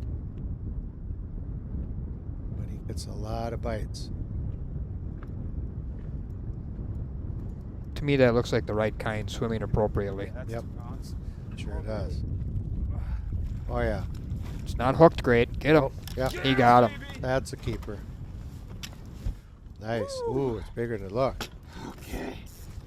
There you go. Pressure's off a little bit. Yeah. Oh, he's out right away. Oh, look Perch at that. slab wrap again, Jim. Yep. Perfect. Yep. For those of you that don't know the process, with H2H, the fish has to be a minimum size of 2 pounds. 0-0. Isaac's showing the camera guy that the scale is zeroed out so that we know we got an accurate reading, and now he's going to weigh the fish. Then he will confirm with the camera guy. 3-8. 3.8. Nice fish. Nice fish. 3-8. So both pairings are on the board now. Jeff Nectarline and Isaac Lakich out to a lead, Jim. I needed that. That gives me confidence that I can keep going. What do we have? 3 legal fish this afternoon so far? Yeah, 3. Yep. A lot of time left. 3 hours. Oh, there's a lot of time. That's a lot of time. Especially with an evening bite that Right you know is there. going to happen. Submit new catch. Boy, I 3 love that pounds, app. 8 ounces. Yep. You can see on Isaac's app, he can see what the matchup is, so he knows that Mark has yet to catch a fish. To think about moving too. Yeah, the audience doesn't get to see that app. No. But it's really cool. They got the pictures of the fishermen, a little emoji picture. Yep. And they got their names, and then they got their weights and everything, so they can go to the app and see what their competitors doing. Mark's on the move again. He's working his way back towards the paper mill. Put some pressure on Mark. And that app is live. It is live. Yep. I mean, when they punch that in, that's on your screen, folks. Yep. So that's really cool about this technology. You don't have to wait.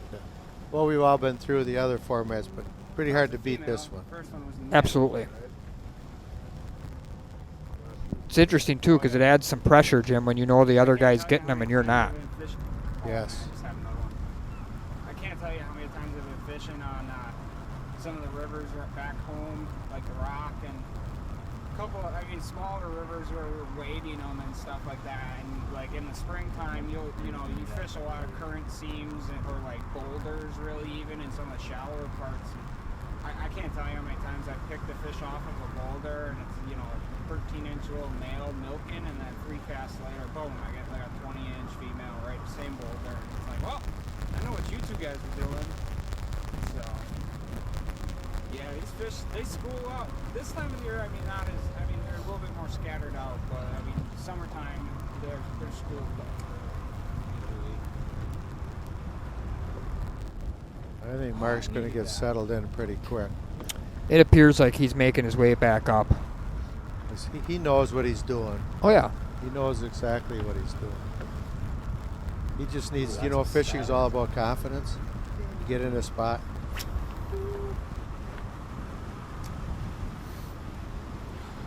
Okay.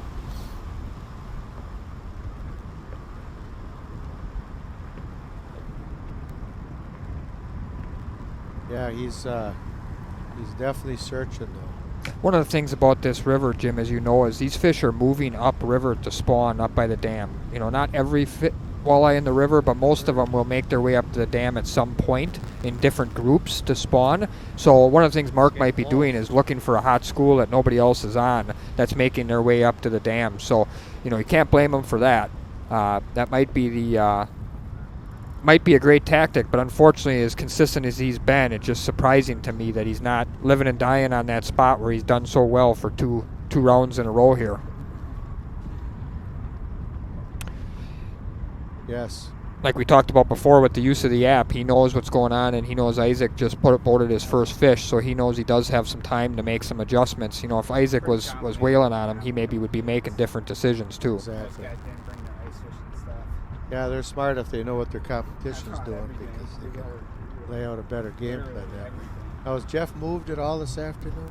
Nope, Jeff's been in the same place, I believe. He's still fishing one spot that he really had some good action on right away. Max has moved a bunch. Mark's moved a bunch. I don't know if Isaac has or not. I don't think so. Not that I've seen. For you pros out there, you know what it takes, but for a lot of you viewers, you can't believe how much stamina it takes to stand up and cast for 2 5-hour shifts. Just a mental strain, like Jeff was saying when he ended the round this morning. Exactly, yeah, and these guys weren't prepared for 2 rounds in one day, which you can't blame them. I mean, we had to do what we had to do to make this work, right. And they're happy to do it, but nobody was prepared for 2 rounds in the same day, except for Matt and I. Obviously, we're ready to go, but the fishermen were not, and that's a lot of fishing in one day, especially under the stress and all the different situations these guys are dealing with out on the water, cold, wind. Yeah, and it's nice sitting in your living room, but it's 40 degrees out there. What, 40-degree water temperature? Absolutely. The wind looks like it's picking up a little bit. It's coming out of the southeast. It looks like. Am I right? Yeah. Yep. See, we fished that river so much that I could tell the wind direction just looking at the picture. Again, thanks everybody for watching. This is awesome. Absolutely awesome. Don't be afraid to share. You know, like this post, share this post, tag some friends in it, do all kinds of stuff. This is the final 4 here. We've been waiting for this. Tomorrow morning, again, 7 a.m., we're going to run the finals. We're going to find out who's going to win the head-to-head walleye opener. Who is going to be the inaugural champion of the head-to-head walleye? We're going to find out tomorrow, Jim, by noon. Wow, that's going to be absolutely amazing. Amazing. Now, one thing I noticed, Coach Clint Peters was on yesterday and today. Yeah. And he and Brian, he was the head coach, Brian was the offensive coordinator, when Winnicunny won the state championship. Back in, I think, 13. And Clint also was a coach when they won the baseball championship at Winnicunny. He's since retired, but what an accomplishment. Yeah. I haven't seen him with a casting rod in his hand yet. I noticed Jeff switched I know baits he can there. coach. I noticed Jeff Nectarline switched to a piece of plastic, and he just had a bite, and he missed it. Interesting, he had gotten away from that hot blade bait he's been throwing for 2 days. Ooh, might be getting beat up. Yeah, could be. Or just, you know, if you're going to stay in the same spot like Jeff has, sometimes it's just good to throw another bait for a few minutes. I remember a particular tournament where you threw a dead stick out and caught an 8-pounder right next to us. Yes, I did. So sometimes it just pays to throw an extra bait out or throw something different at them for a while, right? I mean, you can only throw the same thing for so long. They're fish. Yeah. You know how finicky they are, but they can also be stupid too. Sometimes they're so finicky you don't think you'd ever catch one. And sometimes you can be having a dead stick and you'll get the biggest fish of the day. Especially when they're in that neutral or negative mood. Sometimes just laying there, finally they just can't resist anymore. Well, I think these guys are hoping a big school comes through. Yeah. About Lucas 4, Outdoor. 5, 6 o'clock. Lucas Outdoors, I agree. I want to see Mark switch back to that hair jig. I just feel like that's, on a tough bite like this, I feel like that'd be a great way to slow roll a couple of walleyes in the boat. Well, we got 4 excellent fishermen going at it, so this is unbelievable competition. Well, we knew that no matter what, because when we saw the names, you and I, Brian, of the signups for the 16 anglers, no matter who made the final 4, we were going to have 4 excellent fishermen because we had 16 excellent fishermen, and it's been a grind. Starting with that Munt Dempsey matchup on round 1. That was unbelievable. Yeah, 30 plus pounds for both of those guys. We talked about it earlier. I believe Justin had the 3rd highest weight, and he was out in round 1. Yep. So part of this is luck of the draw and matchups too. It is. Well, when we did the pairings here a week ago Monday, wow. Well, it was Necklin and Foster. They're only one of them's going to make it by the first round. First round, yep. Same thing with Nicklash and Schneider. Yep. So that's part of the fun too. Absolutely. Yeah. Crunch, crunch, crunch. Shell cracking. Well, we hit over 1,300 awesome live viewers this morning. Yeah. Which is yeah, we averaged almost 1,000. That's incredible. That is incredible. 20, 30, 40, 50,000 shares and views of this tournament so far. So, Jim, what do you think? Should we give something away? Yeah, let's do it. Okay. People like giveaways. It adds a little fun to the program.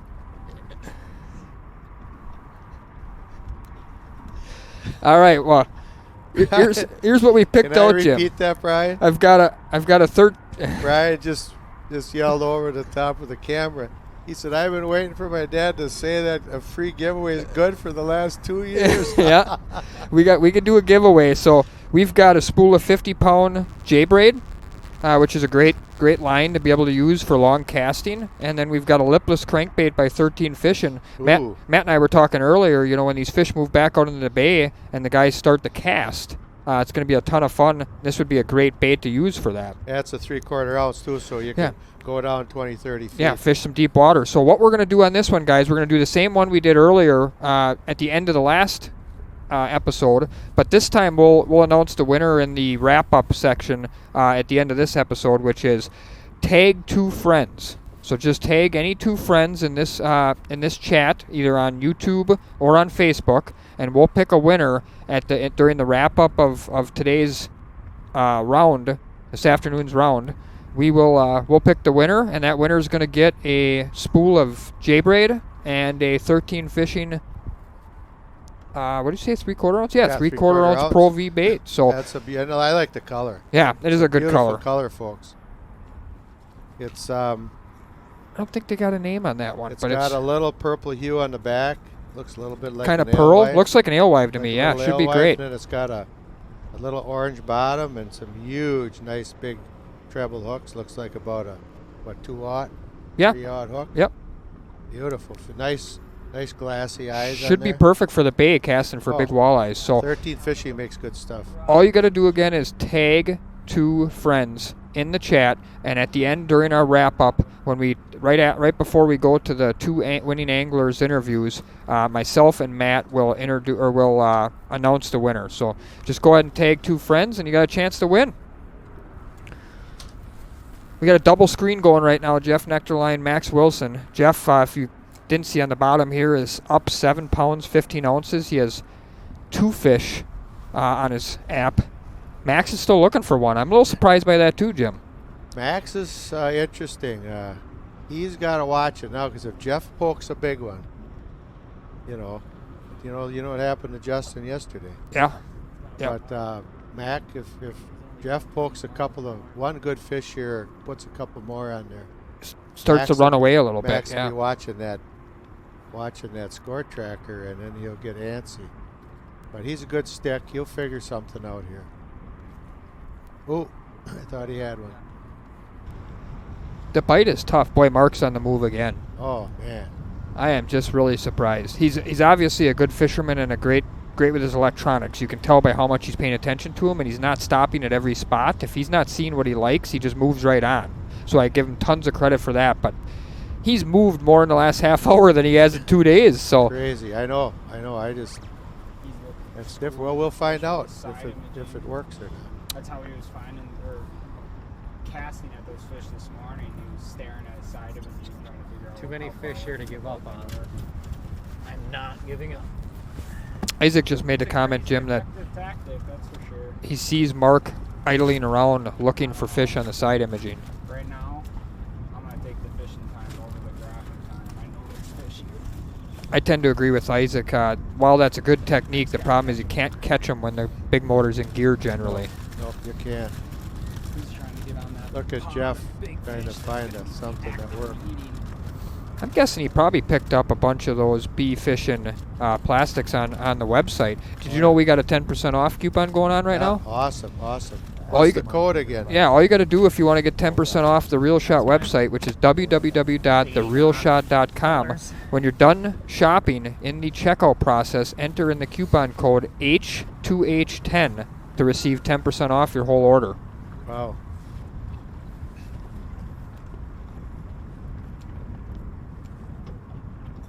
So it sounds like we've had a few questions in our messenger wondering blade bait sizes. 1/2 ounce appears to be the most popular, but I did see some of the guys using 3/8, which is obviously a little bit smaller. Thank you, Sean. Thank you, Matt Clinton, Captain Matt. Yeah. He's caught a few walleyes in his life. Oh yeah. A few big salmon too. Yeah. Captain Matt, Russell, and I won the Salmon Cup in my charter boat for salmon.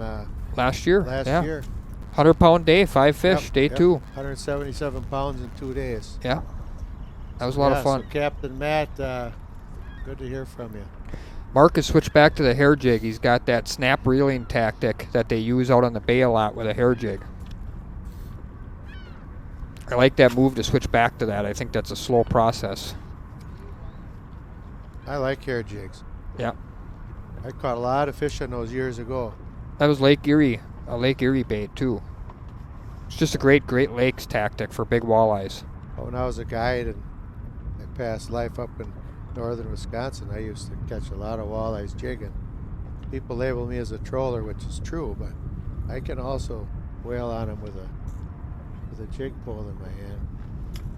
Max Wilson made a bait change there. I think he switched back to that Hail Mary rip and wrap, custom painted rip and wrap that we saw him throw this morning for a while. Thanks, Jason.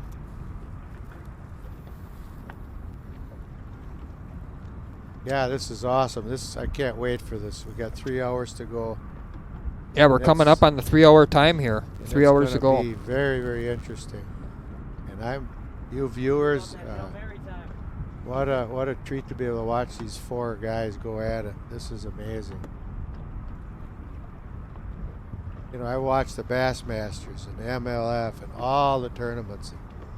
Most of them are recorded with a few camera boats, yep. A few guys in the lead, and then they're showing on one of the network. But how can you beat this live action?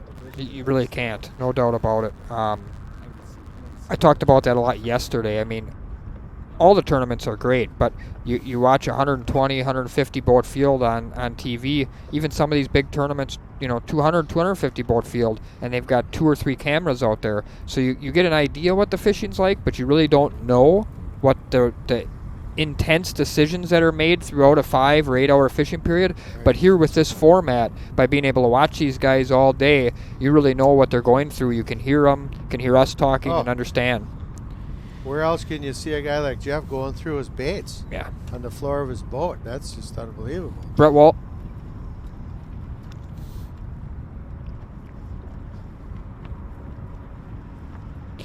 Yeah, that's one of the other things about H2H is you're going to see the guy that wins this tournament. We're going to have the finals tomorrow morning. You're going to watch the guy actually win the tournament, where a lot of these other tournaments, when they have 2, 3 guys, day 2 they try to go out with first or second place, right. But that doesn't automatically mean that guy's going to win. No. So when it comes down to it, you're going to get a see on H2H every time. Oh, Max has a snagfish. Snagglefish, we were calling that.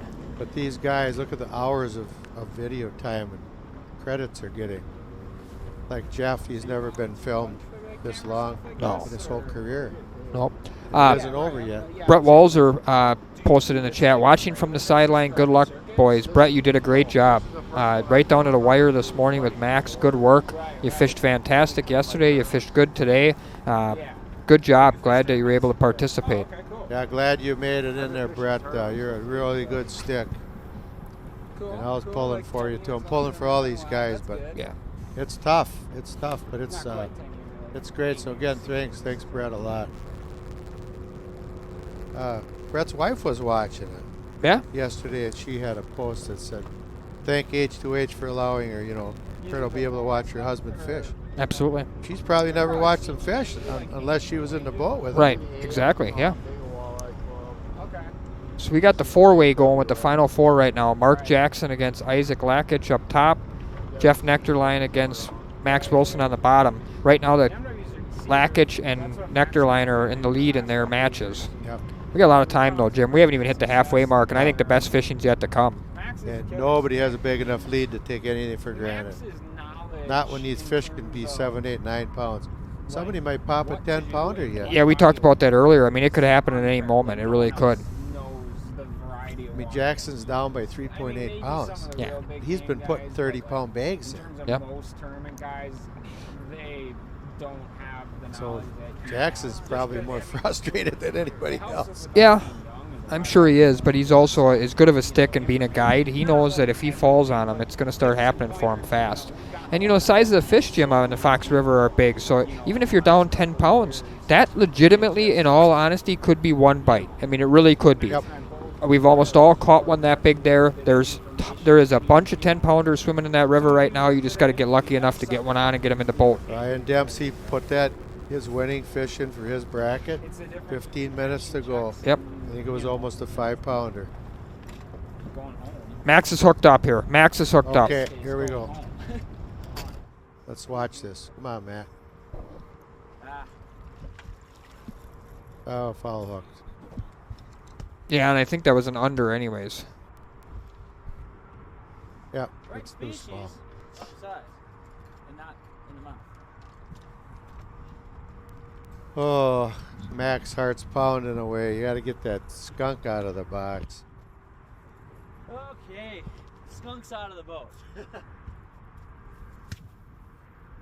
anything, that's just skunk out of the boat. I got the walleye slime on my hands.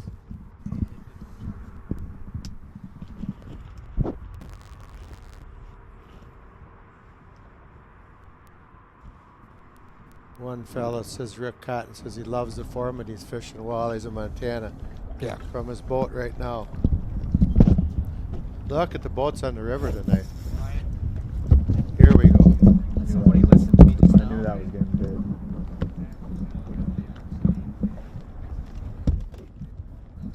Don't hit that spot lock.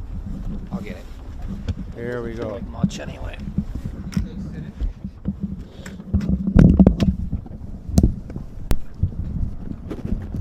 Jeff's got it. Oh, it feels better now. Jeff's hooked up here. Looks like a nice one, Jim. Yep. Oh yeah. I've had some pretty big fish feel like dinks out here. Oh yeah. He said something about don't hit the spot lock, by mistake, because he don't want to lose his spot. Oh, I just saw it. Yep. Oh, it's a You beauty. got him. That's a nice one. That's a 3-pounder. I see a lot of guys on the chat talking about Max Wilson. Max Wilson is going to sit a penalty, guys. Thank you for noticing that. I saw it right away. Not everything's caught. We got the judge and jury's got a lot to look at, and we send it through as soon as we see it. So Max will sit that penalty.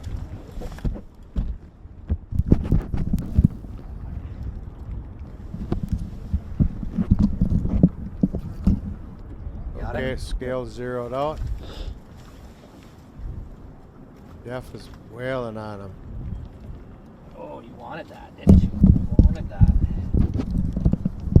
Tasty little Moxie. I like those. Moxie tail. Yeah, we showed those earlier. That's a different one. Let's see. 3-4. 3-4. That's a Ooh, nice one, Jim. Fish. Nice fish, Jeff.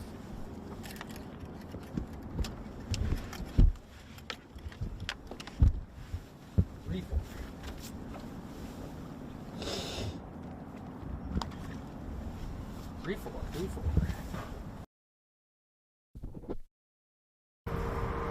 Ah. Yeah, here's the replay on what happened earlier. So you guys saw this. Yep. Because that fish hit the deck, Max has to serve Species. Size.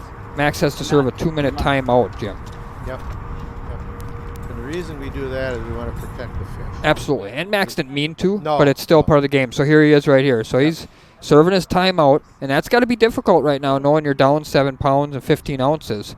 And then he doesn't probably even know at this point that Jeff just caught another fish. So he's actually down 11-3 now. Well, It can change quick. He's only got 11, but oh, he He does know. He knew, yeah. Oh, wow, isn't that's awesome. See, folks, that's the awesome part of this head-to-head, too. Max knew immediately that Jeff had that fish. He said, I'm only down by 11 pounds. But he loves this river. I know he does. Deep down, he loves this river. Max has had a few penalties today, hasn't he? He has. Yep, he has. But nobody tries to get a penalty. Yep. No, nobody tries. happens. Didn't do it on purpose. My mom says hi, Jim. Oh, jeez. Hi, Tony. Hi, Mom. Hi, Tony. How you doing?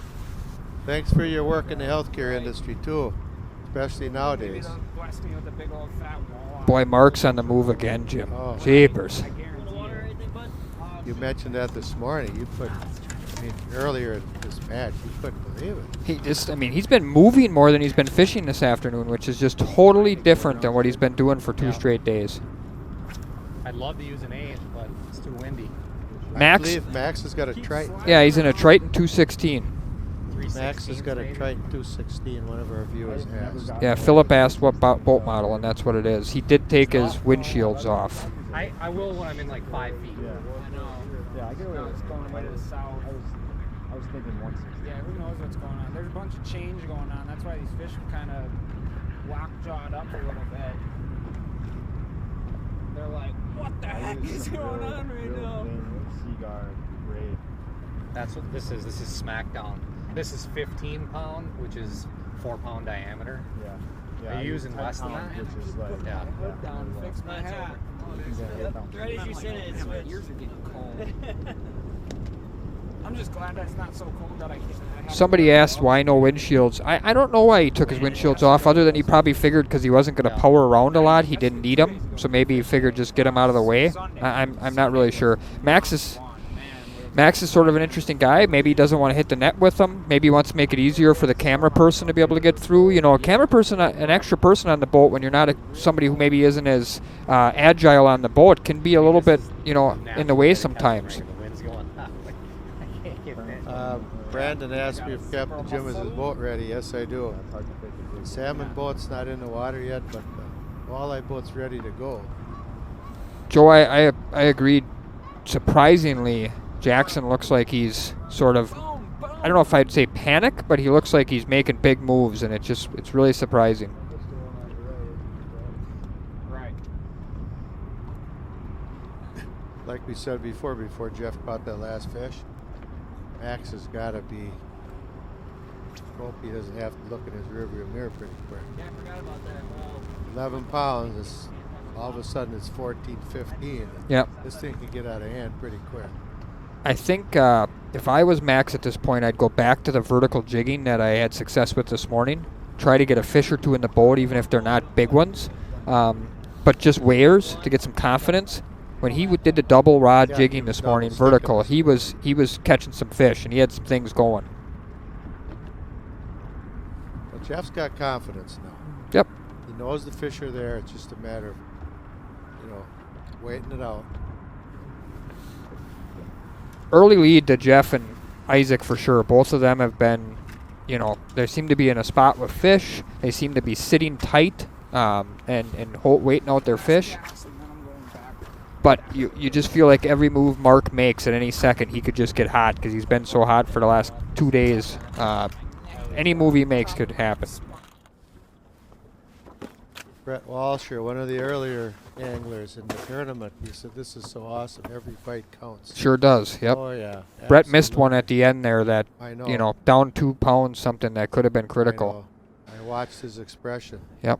We've all been there. Oh yeah. Yep. What's this, a hair jig? Looks like a hair jig with a stinger hook. Yeah. Again, folks, no artificial, no live bait. Yep. Only artificials. This is nectar line. Oh, that's Jeff. Okay.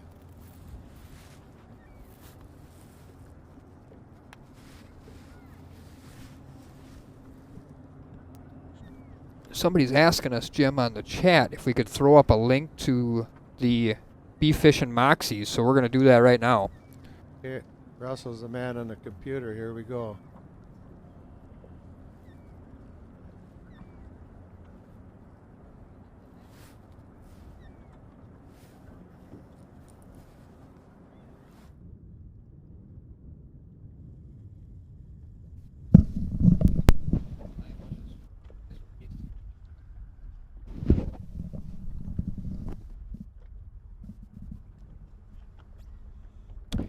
Done. So we've got the link in the chat on the Bee Fishing Moxies that a lot of these guys are throwing. On the last review, if you didn't watch that too, at the end of the last segment, I showed a couple different color Moxies, showed a lot of the purple ones guys were using as the water was clearing, chartreuse ones they were using when it was dirty. And remember, guys, if you're looking to purchase some of these, don't be afraid to use that coupon code. Save yourself 10%. It's H2H10. Just enter that in when you check out. You're going to save 10%. I know we had a guy on here earlier, Jim, that said he was making his trip from South Dakota to Deep Pier on Thursday, and he was looking to maybe get an overnight order in so he could get loaded up on some stuff. Perfect. Now, how long does that coupon last? It's going to last till the entirety of the tournament. So basically, it'll last till noon tomorrow. Okay, perfect. Yep. So get your order in for 2 reasons. One, you get the discount, and 2, you never know when the supplies I was just going to say stock. So I was looking a minute ago on these Moxies, and I mean, we got 6, we got 10, we got 9, we got 6, but some of those we had 14, 16 of yesterday. So,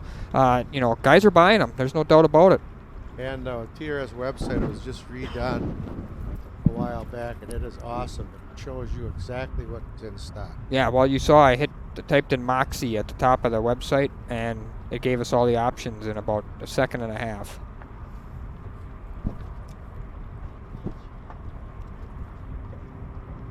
Remember, with all the things going on in the world right now with the virus, the Real Shot will have curbside pickup available going forward during these tough times. It's something that you can select during the checkout process. You can select pickup.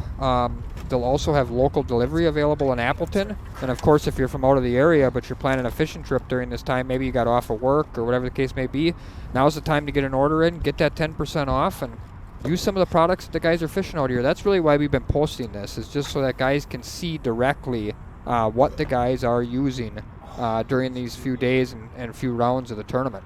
In-store pickup, curbside pickup, website shipping. I really don't want to catch one all the way out there. Local delivery, Local delivery. if it's in Appleton. Yep.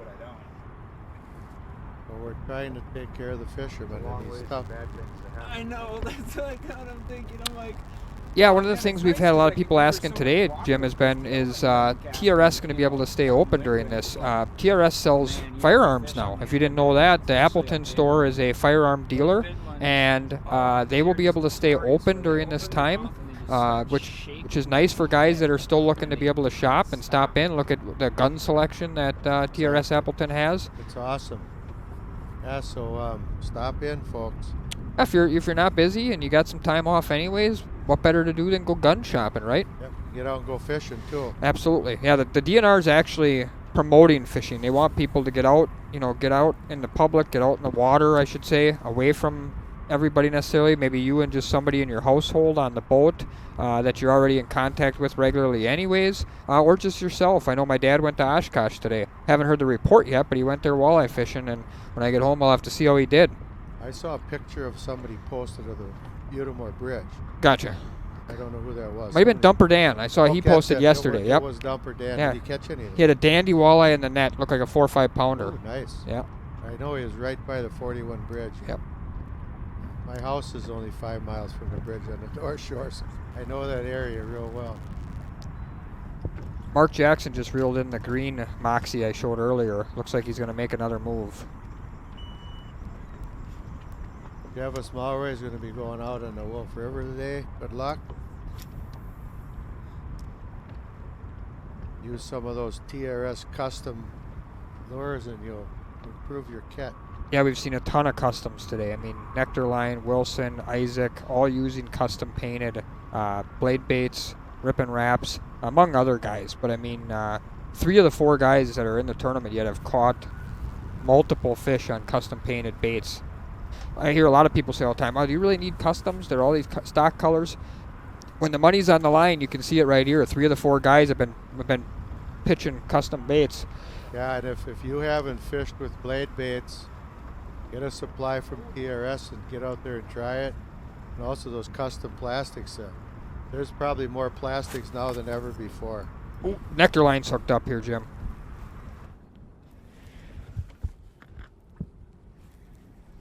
Dinkosaurus, I think.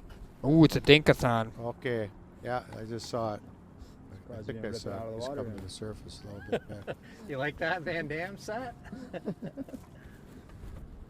I'd still be a little careful. You know, it only needs to be 2 pounds. Exactly. It's hooked.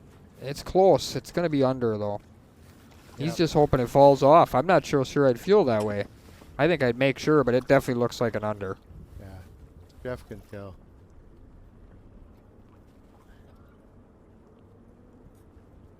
Well, Jeff knows what he's doing, and he's getting the bites, and sooner or later it'll be a big one. Yeah, he's a very experienced tournament angler, no doubt about it. Give me back my Moxie. Darn it.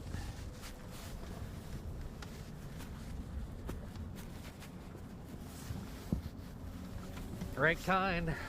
Wrong You know what? size. One of the advantages, Jim, to some of the decisions that have been made is we were supposed to have 3 afternoons in a row going. We were supposed to have today, tomorrow, and Thursday afternoons. But now we've switched. Tomorrow morning is when the championship's going to take place. So for everybody listening, if you didn't hear this earlier, tomorrow morning from 7 a.m. to noon is going to be the championship match. And fishing's been better in the mornings, which you and I would probably agree. That's not normal necessarily this time of year with cold water. We thought it'd be better in the afternoon. The water would warm up, sun would come out, but the water's not warming up because the sun's not coming out. Exactly. The other thing I'm noticing is both days now, Jim, the traffic, the local traffic has been much more intense in the afternoon, which is making it more difficult on the guys that get the spot they want and to catch the fish. So remember, tomorrow morning, championship match, 7 a.m. to noon, and I expect a battle royal tomorrow morning when that fishing is at its peak. And I think it'll probably start off hot and be fast and furious the first hour or 2 for those guys. It's been good. Well, was it yesterday morning that we had 3-4 fish on as soon as they put their lines in? Yeah, we couldn't get live for the first hour yesterday because it was nonstop fish catching. I mean, there was no point to get on there. We were just listening to everybody catch fish. I mean, Munt had 2 or 3 fish in the boat before we could even get live. That's crazy. Well, the fish are there. Other than Lake Erie, Green Bay might be certainly the 2nd or 3rd top walleye body of water in the country. Probably argue that, but it's right up there. We've been. Oh, Max. How are you missing? That plays with your mind a little bit, They're Jim. hitting You've been it so there. hard, but I not know. hitting the hooks in them. And you can see from his graph, folks, he's in 13 feet of water. He's on top of a Right flat. on the ledge. Yep. And there's a rock bar there. I've fished that spot many times. Max caught a lot of fish there. That's one of his favorite spots. A nice little contour there, and it goes up into like 3 feet. And there's a gradual drop off, and there's some structure there. The fish use that as, I think, a highway. He's doing exactly what you said earlier when we were on lunch break that you would do, which is you would park it up on the shelf, cast out to the channel, and let your bait work back up. Yes. A lot of guys do the opposite. They sit out on the shelf, cast up onto the flat, and work it back down. The problem is it's hard to stay in contact with the bottom that way. It is. Yeah, it's very hard. So you got to know how to position your boat. You have to know where you want the bow. You want your bow up, current, or down. And you got to know whether you're going to be going east or west. Yeah. with your gas. Oh, Nectarline just missed one, and that was definitely a good bite because he had not moved the rod at all. He felt it, set the hook, and missed it. It's interesting as it goes to show you, Jim, that... Look at Isaac's graph. Yeah. Look where he is. Look where he spent all his time. He's running around, but look where he spent all his time. Yeah, he's moved around a lot in that little area. Oh, yeah. There's no one way to do it. I always like to park my bow, into the current, but Max has got the rear of his boat into the current. So it's just all what works for you, right? I mean, that may give him more ability to move the nose, which is where he's fishing out of. A lot of the tournaments we fish are team tournaments, so you position your boat. His bow's up current. Right. Yeah. I usually put my bow into it. Yeah. Yeah. Correct. Yeah, his bow's up current.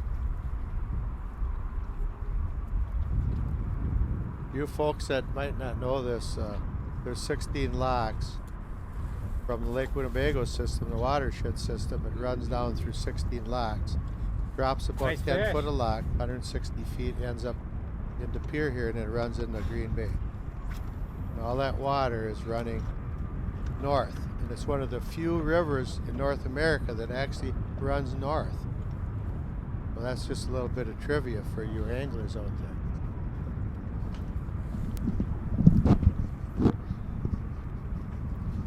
So anyway, it's a huge body of water. It runs into this river, 4 miles, runs into the mouth, runs into Green Bay.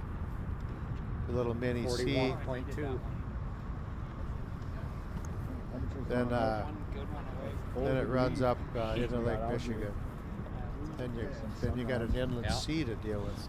Yeah, it's a huge body of water, full of fish. That means I'm gonna have to be here this weekend. Huh? That means I'm gonna have to be out here this weekend. Catching's the fun part. Fishing. I'm done fishing this river after I'm sure. tomorrow. I'm sure. Absolutely done. Jeff says he's As much done. as I like catching walleyes, I need a break from the same body of water.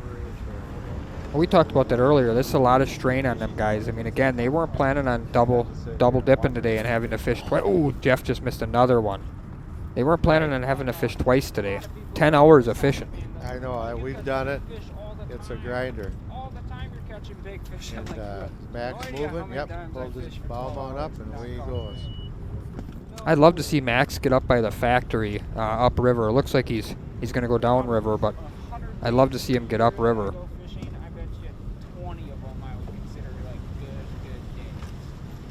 I'm not saying that I don't catch fish on the other. Jeff said he's had it with this body of water, Yeah. but he'll love it if he wins this thing.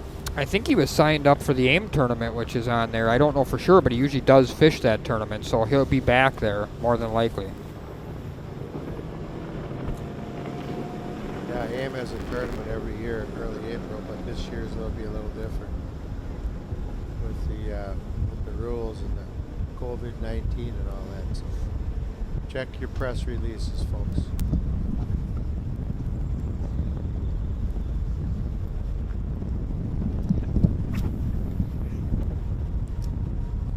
So we still got the four-way box going here, Jim, with the two matchups, Nectarline and Wilson. Nectarline's off to 11-pound, 3-ounce lead. And on the top, we got Jackson and Lackage. Jackson's still looking around. I mean, he's moving again, making subtle moves now, it seems, more than big moves. But he's really using those 2 units on his dash there to try and position his boat in a key way where he can catch some fish. Who would think 2.5 hours Jackson wouldn't have a fish or Max? Yep. And really what shocks me is just Jackson hasn't fished that much. I mean, he really hasn't. I'm gonna go off the bow for a while. He spent more time doing what he's doing right now than he has fishing. More power to him. I mean, if he knows this system and he knows what he wants to see and he's not seeing it, then keep moving around. Max is going so fast the camera can't keep up. Yeah. Just kidding, but he is moving. All right, Jim, I think we're going to take a break. We're going to take a little commercial break. Thanks for joining me on this section of the round 3 of H2H. It was awesome. It looks like we're going to get a special guest again with Megan Radke, who was one of the camera people this morning. I believe she was on with maybe Max Wilson, so she might have some stories for us kind of on how the fishing was this morning, what was some of the things she saw firsthand. So Very good. One more time, thanks for joining us, and we're going to go to commercial break. Okay, thank you, folks. My pleasure. Here in the Firearms Department at the Real Shot, we offer an excellent selection of new and used rifles, shotguns, pistols, and also some muzzle loaders and air guns. We have shotguns from CZ, Browning, Winchester, Benelli, Stoger, Franke, Mossberg, Beretta, and more. We have rifles by Weatherby, Browning, Winchester, Thompson Center, CZ, Henry, Ruger, tactical rifles from Daniel Defense, Sig Sauer, Diamondback, Rock River, Ruger. We have pistols in stock from Uberti, Glock, Smith & Wesson, Taurus, Dan Wesson, Ruger, North American Arms, Sig Sauer, Springfield Armory, CZ. We offer full gunsmith services here at The Real Shot, from things as simple as basic gun cleaning and scope mounting through complete refinishing, rebarreling. If you have a gunsmith need, we can help you out. So do yourself a favor, come on down, see us at the gun department at The Real Shot on Calumet Street in Appleton. Introducing Shimano DC Braking.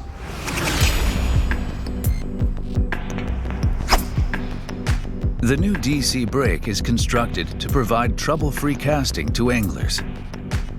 Conventional braking systems require a substantial amount of thumbing to prevent backlash. But DC brake eliminates trouble and reduces thumbing. DC brake provides ultra-long distance for anglers with less thumbing and trouble. Let's see the mechanism of DC brake. When the spool starts to revolve, an electric current is generated through the coil. The intelligent microcomputer constantly measures spool speed and controls it to prevent backlash. The DC brake system doesn't require any batteries or charging. The microcomputer measures and controls spool revolution at 1/1000th of a second intervals and applies the appropriate amount of brake to prevent backlash. This is an actual casting seam. DC brake can provide trouble-free casting for a wide variety of lures and conditions by simply adjusting the external brake dial.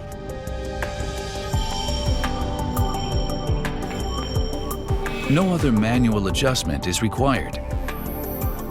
Conventional brake systems require more thumbing and more adjustment to the brake to best match lures and conditions. With conventional brakes, an incorrect adjustment can greatly limit casting distance and cause backlash. However, DC brake provides you trouble-free casting with less manual adjustment, regardless of lure or conditions. DC brake can match any conditions to provide anglers with easy, trouble-free, and long-distance casting. Perfect casts anytime and every situation. The newest innovation in braking systems, Shimano DC brake.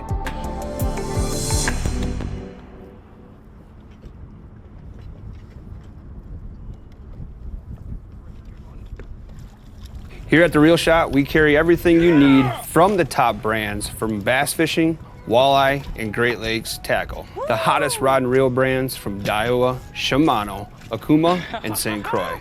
Also the most popular lures, Mega Bass, Strike King, Rapala, Great Lakes tackle, Pro King, Stinger, and Dreamweaver.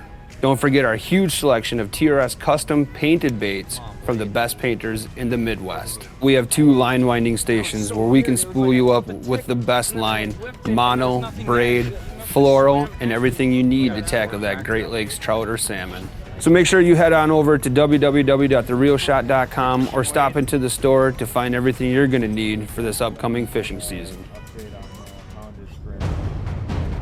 0-0.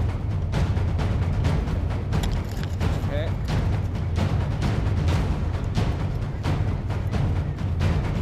Fingers don't want to work right now.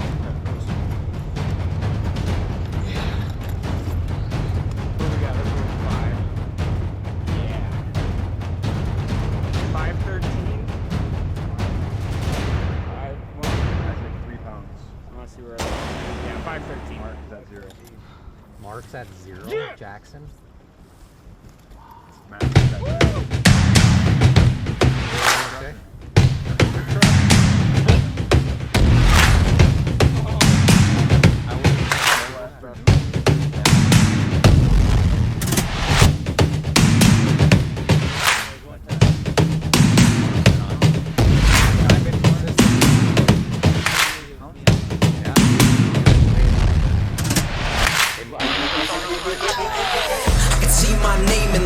Spark from the heart and it shines so bright. Yeah, let the whole world know. Let's go, let's go, let's go. I can see my name in lights. Let's go, let's go, let's go. Viper custom tackle. You remember color this right spot, there. don't ya? This bait does not even have a name yet.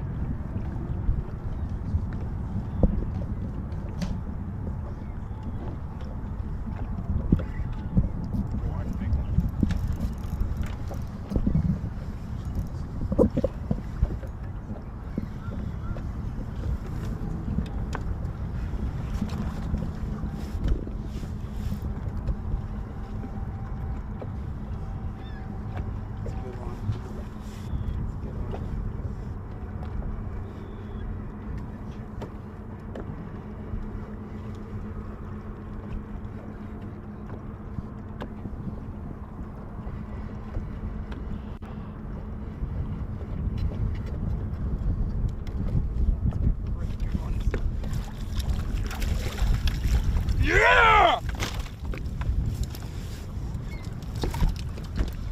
Woo!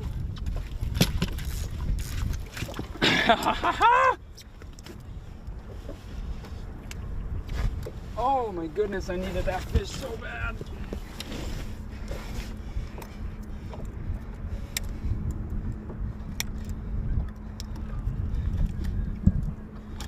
That was so weird. It was like I felt the tick and then I like lifted and there was nothing there and he must have swam at me. Look at that one. Okay, let's get this thing weighed.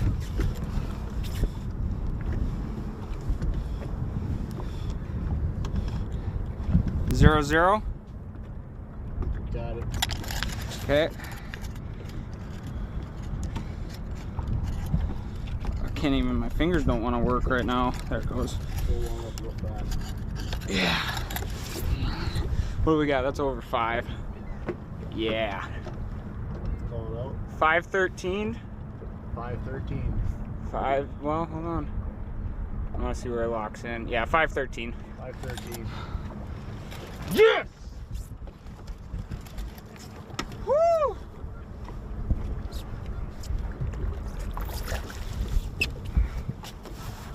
Oh, I needed that one. It's real special. They just gave everybody's weights and not this fish. Heck yeah. All right, everybody, it's Matt coming back to the helm here. I've actually got a special guest in the studio here. We just had Jim Keller. Yeah, we just had a special guest in here with Russell. I'm joined by Megan Radke. She was out on the river actually today doing some filming. Megan, how was the morning session?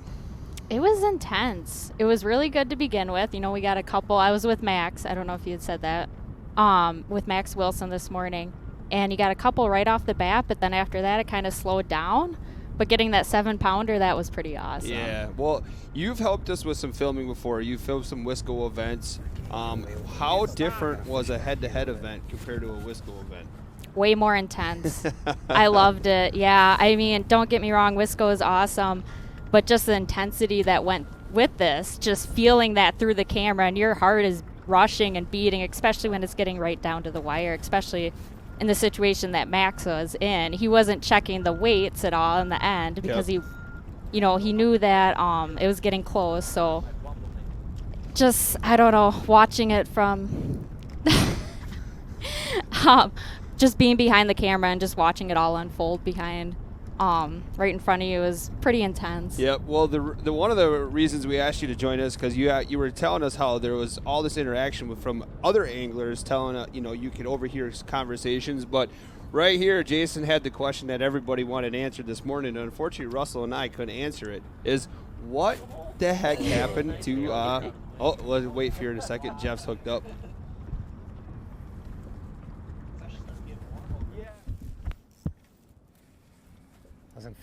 Doesn't feel huge though. But it's on the good side of the boat for me to get the fish coming in. I think it's gonna make it.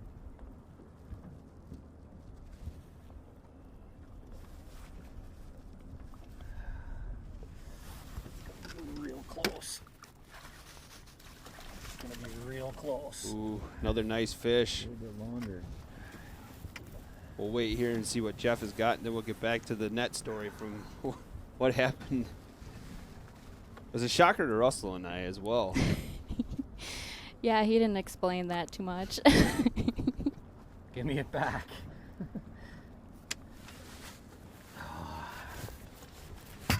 You're killing me, Brian Keller, with this 2-pound deal.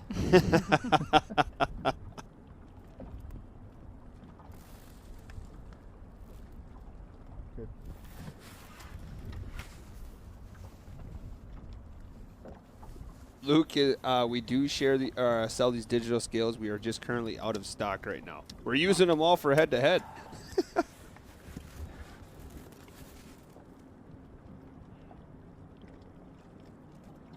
Oh. What do you guess? 1.9. 112. 112. Right on the border.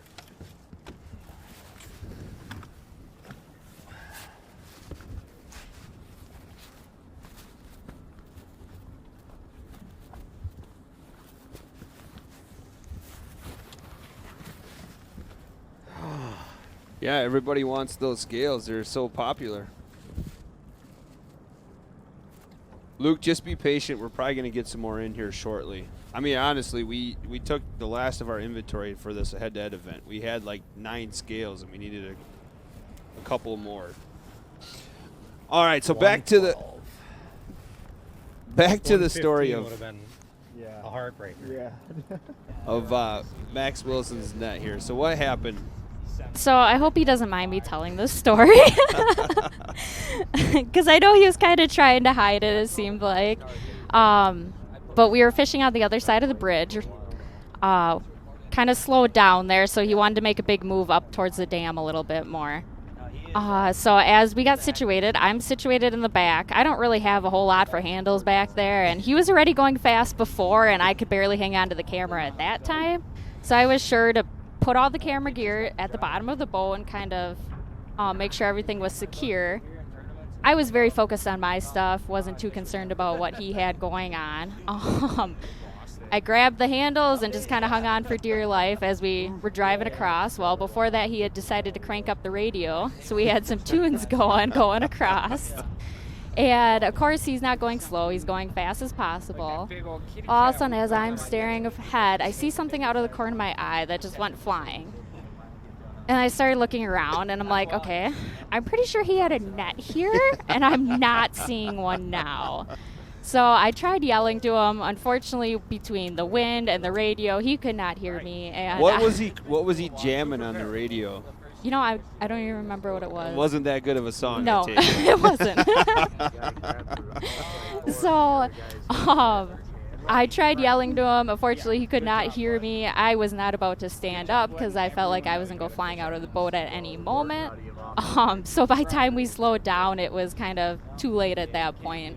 More than likely, it was going to sink anyways. So he decided to just leave it where it was and continue fishing in hopes that we wouldn't run into any kind of issues. So there's a free net out there if somebody wants Yep. it. Autographed by Max Wilson, I'm sure. Yeah, well, that's a fun story because that just tells you how much pressure these guys are underneath, you know, in that 5-hour time slot where he was all right to leave a $150 net somewhere in the Fox River in De Pere. Yep, and luckily he had a spare in his vehicle, so he was able to bring that on in his second round here then. He came prepared. Maybe it's happened before.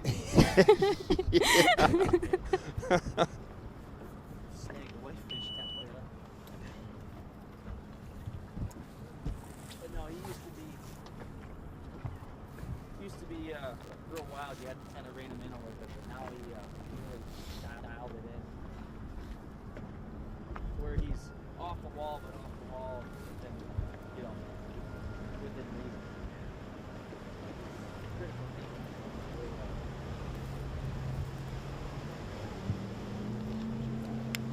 Ooh. That's why you wear glasses. Oh my god. That's why you wear glasses. Yeah, I don't know if you guys seen that with, we had a little moment as well. There's a lot of little mishaps this Yeah, I was morning. gonna say. I know Max had a little one too where it actually, he had his sunglasses on even, but somehow it still got underneath his eyelid, even with those aviators. I don't know how that happened, but it still came up underneath his eyelid. Thankfully, it was the back of the hook, Right. not where the barb was.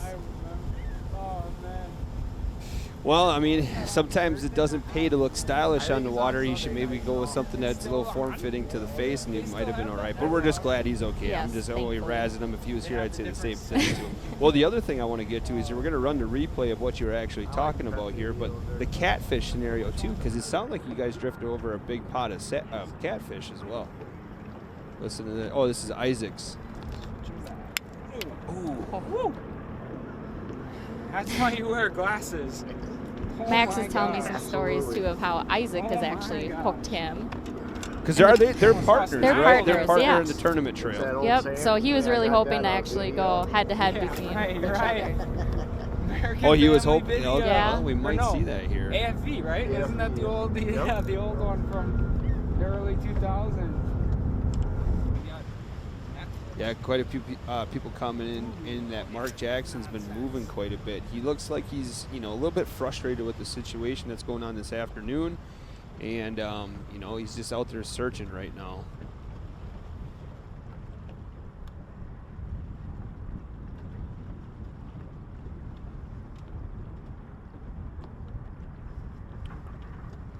So when you guys were drifting over that spot, he actually, I think he called you up here and he showed you on the camera.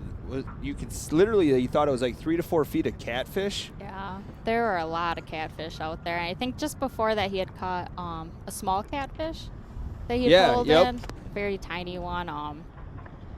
Yeah, there was a whole bunch out there. I think that was kind of the one spot he said where he always goes catfishing then. Oh, okay. And when were you out there when he caught that whitefish? He had caught a whitefish right away in the morning? Oh, yeah, we had caught a few Oh, whitefish. okay. He caught everything, but it wasn't a walleye at first. Yeah, you're right, Jay. He needs to get one fish under his belt. Well, same with Max. I mean, both those guys gotta break that 0 point and get some fish on the board. Yeah, Max is moving as well right now. It's really difficult being out there and you can see people, the public around you, catching walleyes.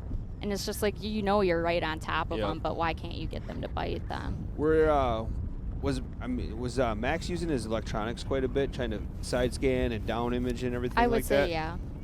Yeah, he's got quite a few electronics. I know he brought up the live scope quite a bit, that he was utilizing that.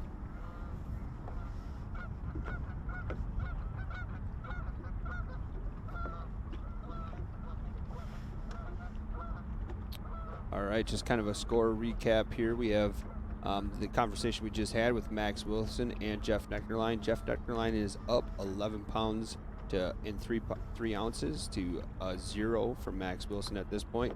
And on the flip side of that, Isaac versus Mark Jackson. Isaac's up 9 pounds 5 ounces to Jackson 0 as well. Remember, you can see all that kind of stuff at the bottom of your screen, the Litway Live scoreboard. It is not a dumb question. There is no live bait for the head-to-head events. The question was, do you think the public was using a lot of live bait? And that's what Max had brought up while we were out there, that more than likely they're using a lot of live bait, and that's probably what they're catching them on. Yep. Changes the game up a little bit. Yeah. It was really great to see the public interaction out there. Even though it's busy out there and you don't really like being congested like that, you kind of like to be spread out a little bit more. It is awesome to hear the public's feedback while you're in the boat. Because, you are so close, you can hear people, 30 yards away, you can hear their conversations. So hearing that feedback while being out there was pretty great. Well, you were saying earlier that you actually heard a couple of people talking about head-to-head fishing while you're out there, right? Yeah. So there was one guy that was, about 20 yards away, and he had his phone sitting on his lap and had the speakerphone going. So you could hear every single word he was saying, and he kept going on about how awesome head-to-head was, and it was just great to see the fisherman right in front of him, and he could just watch it essentially live from his boat then, too. But you could tell he kept bringing up, yesterday they did this, and then you know. So and then he's going into championship round they're doing tomorrow. So you could tell he was following it very religiously. Yeah, he was a big fan. He was. Just like everybody else that's been tuning in. I mean, we really, really appreciate everybody that's sticking with us on all this. It's a lot for these guys to going through, but when you're fishing for $10,000, that's a lot of money, and they're only got to beat 3 people realistically, so that's pretty darn good odds.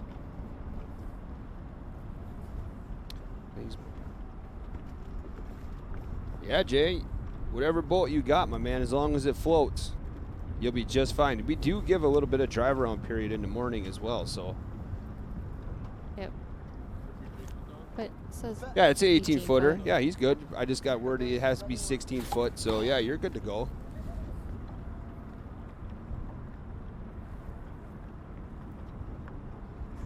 Yeah, I believe it's Jory.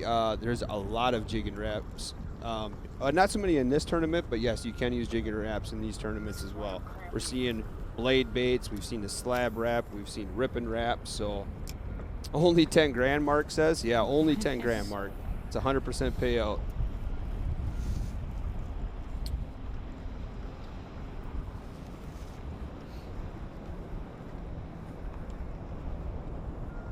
Please come to Erie. Brian, they really want us to come to Erie bad. I mean, the biggest thing, we've talked about it before. Yeah, we need, it's not even cell service for the most part. I made that comment yesterday. It's upload speeds is what we really need. So we'll test it. Don't worry. If there's a will, there's a way. We'll come there. Been seeing a lot of North Dakota as well. Yeah, a lot of North Dakotas, a lot of Minnesota. Obviously, we're coming to Minnesota. Michigan was another one. Salmon, trout, crappies, catfish, ice fishing, you name it. Everybody wants us to, have a head-to-head event.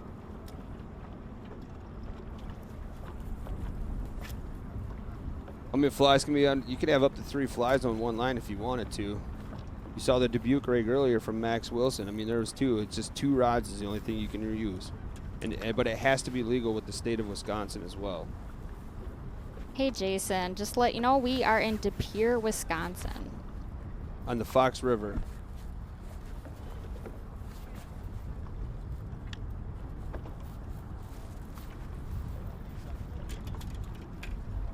John, my name is Matt Trotz. I'm joined by Megan Radke.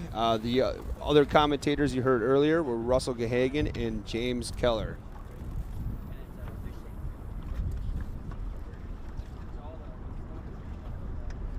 Yeah, St. Clair River, Detroit River. I mean, those are more possibilities just because they're closer to some bigger cities. Once you get out in the middle of Erie, it's kind of a dead zone.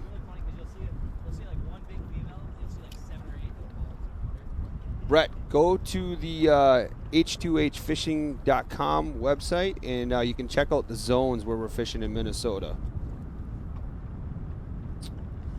Oh, God, yesterday we saw a Dingfest here. I'm just responding to, this comment here. The biggest fish caught, we saw 814 yesterday, and then we went to, as Russell Gehagen likes to say, we went to the Dingfest. We saw a 8-ouncer, we saw a 9-ouncer, we saw a 10-ouncer, and the reason those fish are actually allowed in the head-to-head format as of yesterday is because we were in sudden death tiebreaker mode. Exactly. We went to the final hour where both anglers were at 0, so we at that point all weight limits, the 2-pound weight limit is removed, and it's any fish caught. Well, Troy Gabriel. Yeah, TG went on a dink fest, as we called it yesterday, and I ended up with just over 3 pounds worth of fish, but normally he would have just slid by then if that was a 2-pound minimum. Exactly. Yeah, like Jay says, lots of dinks yesterday, but it worked for him. Got him to this morning's event. What was the biggest walleye today? Today, I think it was a 712. I think was the biggest fish. Max's, I think. Yeah, Max. I think 712. I think was the biggest one from this morning.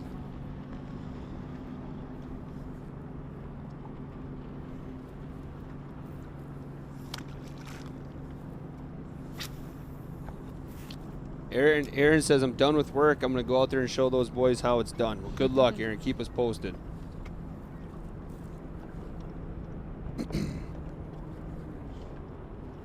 Where did I see the Rapala scales are the HC, the high contrast. They're about $49.99. They are not exclusive. You can purchase them at other stores, but eventually you're just going to want to be patient and buy it from the Real Shot. Absolutely. So speaking of that, Megan, we have a code going on right now for the realshot.com. Do you remember what that code is? H2H10. And what do they get when they enter at the discount there? 10% off. Nice. And now's the perfect time. We offer, shipping, in-store pickup, all that kind of stuff is available. So go to www.therealshot.com, enter in H2H10 to take 10% off your purchase. I know we do have free shipping as well, as long as your order is over $50, I believe. Can you confirm that? Yes. No, I know it's a certain point that we offer free shipping. $50. There it is. We got some other options that are very cheap as well. Yeah, there's a lot fast. of stuff on sale on the website right now.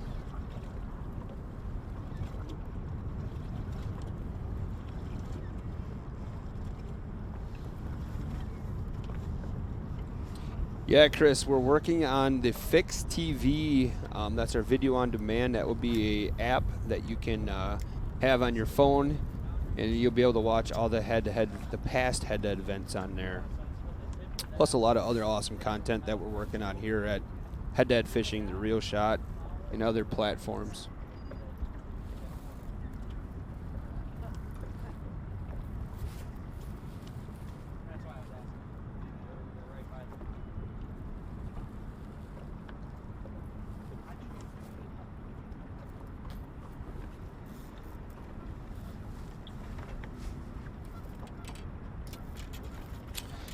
Gene, this is something that's brought quite a bit of light to this, this kind of scary time that everybody's going through. No other sports to be watched right now. A lot of people at home, kids at home, parents unfortunately at home. So, we were happy to push through with this event and bring it to everybody.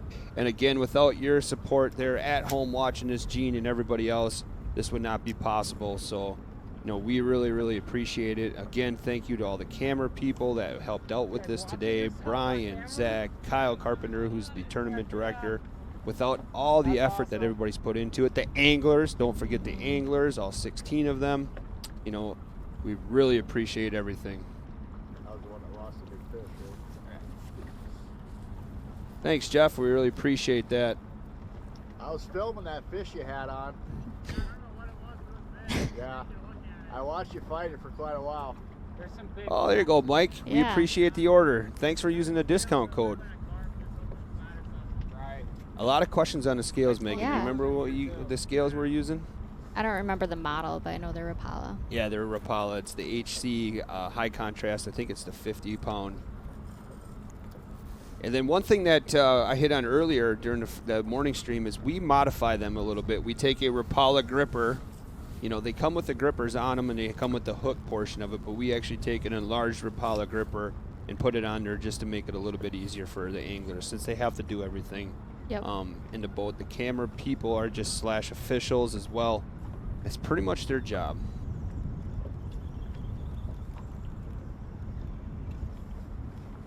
How much longer in this session are you around? Oh no. Are you meaning myself, Megan? Who are you worried about there, James? There is 2 hours left to this session. Then we'll fish again tomorrow morning at 7 o'clock for the 2 remaining anglers to take home $10,000 is what the first place guy is going for. And that'll be till noon, right? Yeah, 7 to noon. Yep, that gives us our Central 5 time. hours. That's the one that's been working. Brandon, the H28 site says 8-person brackets, but this is 16, right? You are correct. The only reason we ran this one at 16 is to test our camera equipment, to test our streaming equipment, because a regular season event is 8, but at the same time on the flip side, there's an additional 8, so it'll be an 8 bass, 8 walleye. So, so we wanted to test everything the best way we could.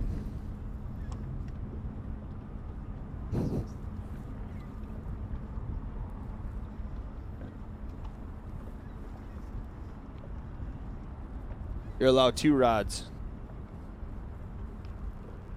Free lure out there? Thank Isaac. Did he just lose one? He must have just ripped one off. I'm sure I'll make something work. Gonna have to, right? Yes. Actually, Well, the crappy thing is too is I'm not gonna be able to find that in stores anywhere. A, they're gonna be out of stock. B, What's going on, Dane? Thanks for checking in. He's from Michigan, eh? If even any of the stores are still open. What are you using for cameras? I don't know. Some kind of Sony's, some high-tech fancy Sony cameras. Yeah, I'm not even sure what model they are. Expensive. Tick, tick, Jeff Neckerline saying they're light biting. We ran into this a little bit yesterday afternoon, too. Did it pick up yesterday afternoon? Kind of towards the end Towards of the end, end of the session, it did. There it was. Yeah. God dang it. Huh? Yeah. It was out there. Oh yeah, look at him enjoying the day. It's great parenting right there. Nothing better to do. It was Get him great on the to water. see. There was a lot of kids out on the water, so even though everybody's off right now, it is a great time to get the family out on the water. No. See anything else cool on the water this morning? Not a whole lot.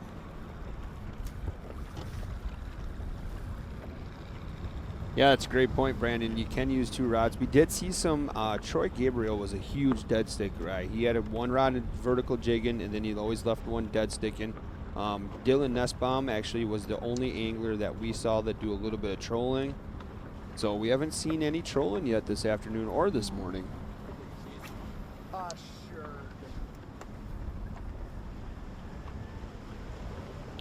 We'll get to Michigan, Brian. Don't worry, buddy. Water temp, I haven't heard a report as of late, but early in this morning's session, you know, mid-morning, was right around 40 degrees.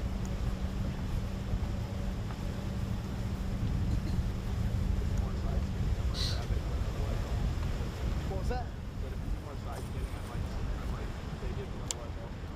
Oh. I'm going to check this area right here. We got some fish earlier. Jackson moving again. Yeah. It's really using his electronics right now.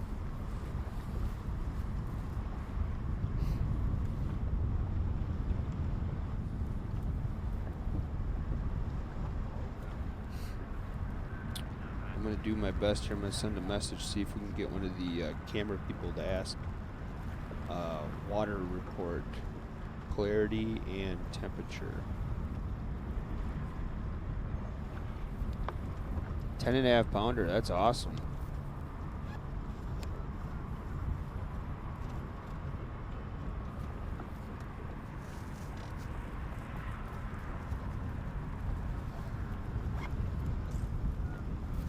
So, another half hour.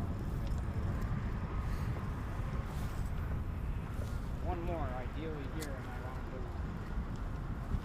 If I can get one more off this rock, I can get the bottom.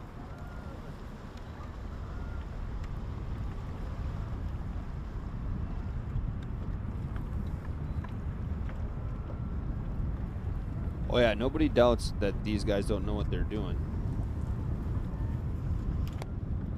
Rick says 39.7 degrees for temp.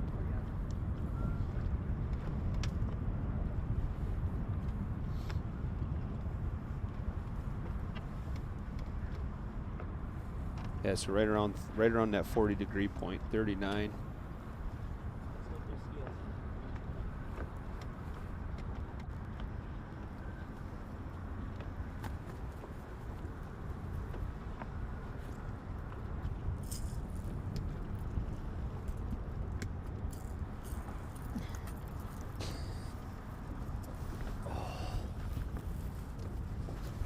It's got to be the grind now.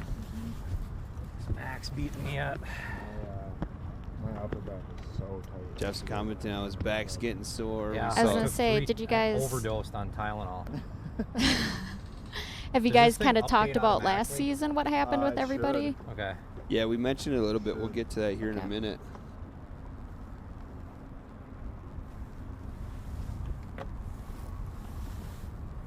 Yeah, so like Yep. Meg, Yeah, wind at least died off a little bit. so it stretches back out a little bit.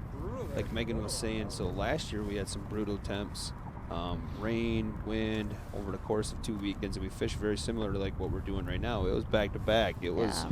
it was another straight grind in the bass side of it all. and we had guys with hands cramping up, you know, plus it was raining, so they went through at least 1 or 2 rain suits, and we're talking high quality rain suits like the AFCO, the hook stuff. You know, and then even yesterday, Dylan was saying that his hand was cramping up holding the rod after a while. See a lot of like shoulders getting stretched out, backs getting stretched out. It's a long time to be standing as well. Especially tomorrow morning. That's when it's really going to hit you, too. Yeah. Yep. The guys that move on from this 4 here to the last 2, it's going to be a short night. And the way we set this up originally before all this, you know, Corona stuff hit, was this was a drag out event. It was Monday, Tuesday, Wednesday, Thursday. Monday was the only day we fished the AM PM portion. Every other day it was supposed to be PM PM PM. So unfortunately, just the way the world's working right now, we got to get this event in. So these guys are being super troopers. I mean, they're bearing in with us, but they want to fish as well. Oh yeah. I know Max is telling me too, just mentally, how stressful it is and exhausting. He said physically it's not as bad, but I mean, he also, now into the PM portion, I'm sure he's gonna be saying, oh yeah, it's a little bit more physical stressful as well, but mentally, that's where it gets you. Yep, and we're just went under the 2-hour mark here left of the PM portion. We're down to the final 4. You're watching Head to Head Fishing here on YouTube, Facebook, and on the h2hfishing.com site. We appreciate all the views. Now's a great time again. Let's get that shares. Let's get some views up. You know, tag a couple of friends. There's got to be somebody out there that hasn't seen the head-to-head yet. So right now is the time to share that with everybody. We appreciate all the shares, all the comments that we've been receiving the last 2 days. We're doing our best to, you know, filter through all the comments and answer them the best way we can. I so saw on the park there. Yeah. Snaggy. Right.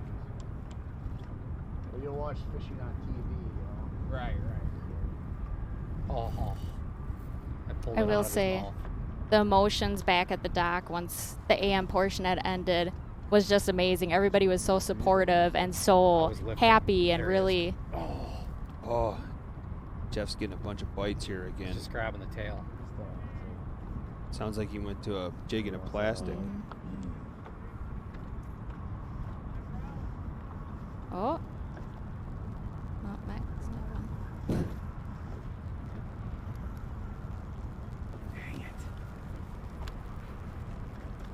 That's the one thing I find with those pulsars is they like to grab the tail. Yep.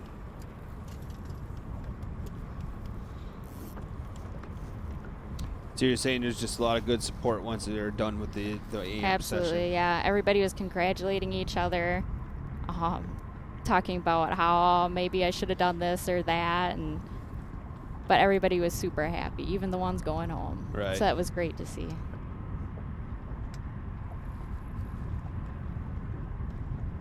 Yeah, Lucas, I think it's showing in all 4 of these guys. Cameraman as well. I mean, man, it's a long time to be standing on your feet. They launched from Fox Point, and on day 1 we launched from 2 different boat landings. We launched from the county park and Fox Point. Then we went below the threshold for the 10 gathering thing. So I believe everybody launched from Fox Point this morning. Yep, correct. And then they'll probably use that same landing again tomorrow. Last year it was actually really cool. I can't remember. I think it was the event that was on Fox Lake in the southern portion of Wisconsin, but we had somebody drive down there, a viewer who was tuned in like a lot of you are right here right now on Facebook and YouTube, actually drive to the landing at Fox Lake in the PM portion, because these guys had grinded it out, and hand out, I think it was like Monster energy drinks, like snacks and all that kind of stuff. That was so awesome. I mean, you viewers have become family, just like, you know, all these anglers, all these camera people have as well. So, yeah, I mean, we have no weigh-in technically, besides the you know, the one that happens in the boat. But I think as this grows, you're going to see people kind of going to the landings and starting to cheer people on. That's what I was thinking. It'd be great to have some support down there at the landing as they're coming in and everything like that. But obviously with Corona right now, that's probably not the best choice. Yeah. Stay 6 feet apart, right? Oh, yeah, okay, I got you, Lucas. Thank you.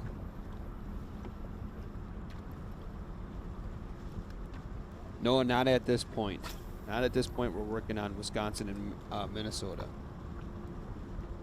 Yes, I would love to, Vincent. Great point. So really easily, all you have to do is go to h2hfishing.com. I'll actually share the link here in a second to the comment section. But you go to H2H Fishing. It's our website for the head-to-head fishing.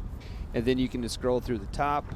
There's the live portion where you can watch all this, upcoming news, and then you click on the events tab. I'm going to copy that right now and put that in the comments.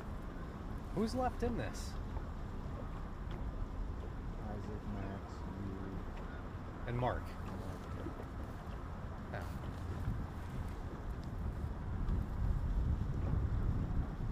Nobody has tried Wolf River rig with flies yet. Isaac must have been Actually, no, I going think against Brett Dempsey did a little bit. in the last round, right? Okay.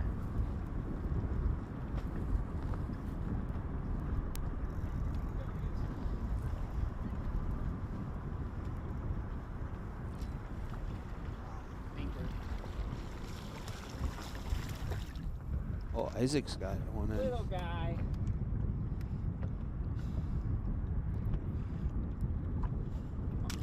Oh. There's your 2-minute penalty. He knows it too. No. So easy to do. It's a habit that these guys get into. You're probably not even allowed to do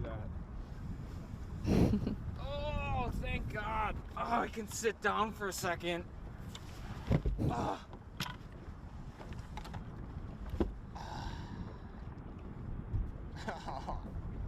Isaac's in a 2-minute fish penalty for a. Yeah, so what you see right now, for those who aren't familiar, is Isaac broke the penalty rule. He released a fish above the gunnel, so he's taking a little break. It's not a bad idea. Last year we saw some guys giving themselves penalties to get off their feet for a second. Can I take a 5-minute penalty? Oh. Jeez. I'm in such go-go mode.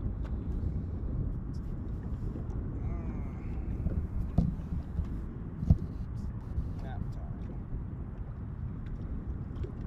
This double shift stuff is hard. I don't think he might have done it on purpose. Vincent asked if he did it on purpose. He could very well. I mean, I don't think he purposely threw that fish in. It didn't look like it. But I don't think he's too upset about Yeah, getting no. off his feet and stretching his back out a little bit. Come on. You need water? No, I'm fine. Okay. Zoom in, we're waving. Half a Gatorade or something. Where did you see that one? Wes, go down. Third one from the bottom. Oh, in the blue boat just above you. Zoom in, we're waving. Whose screen was? 20 seconds. Maybe Max's boat there? Yeah, push up, stretch your back out, your little yoga, get the blood flowing a little bit. Surprisingly, you know, air temps I believe are about middle 40s.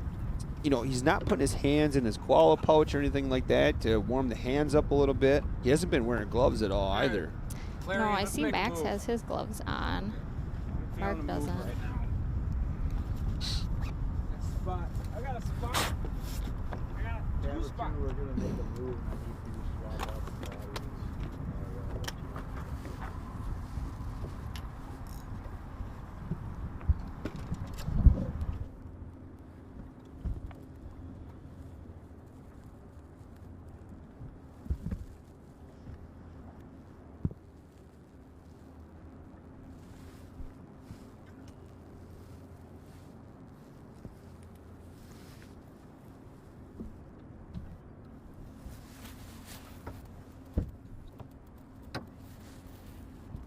Hmm?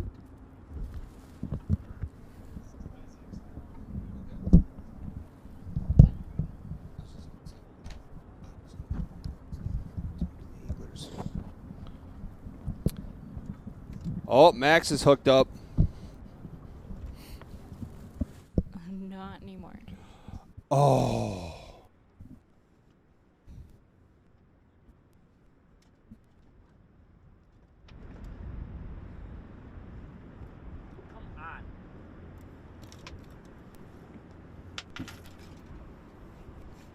Man.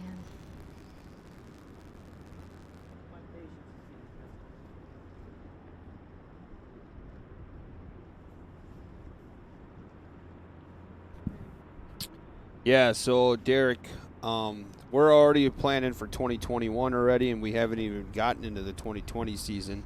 We're planning on, where are we gonna go, different portions of it, and then you might have had this, but have a live broadcast of the sections. So what we will do is, like we did for the event that you're watching right now, is we did a pairing show where we paired these gentlemen up in the bracket, or the ladies, that potentially are gonna fish it. So we did that. We'll do that 2 weeks prior to every head-to-head event on the bass and the walleye side. He's got one on, too. Nice. Let me hop up there, Jeremy.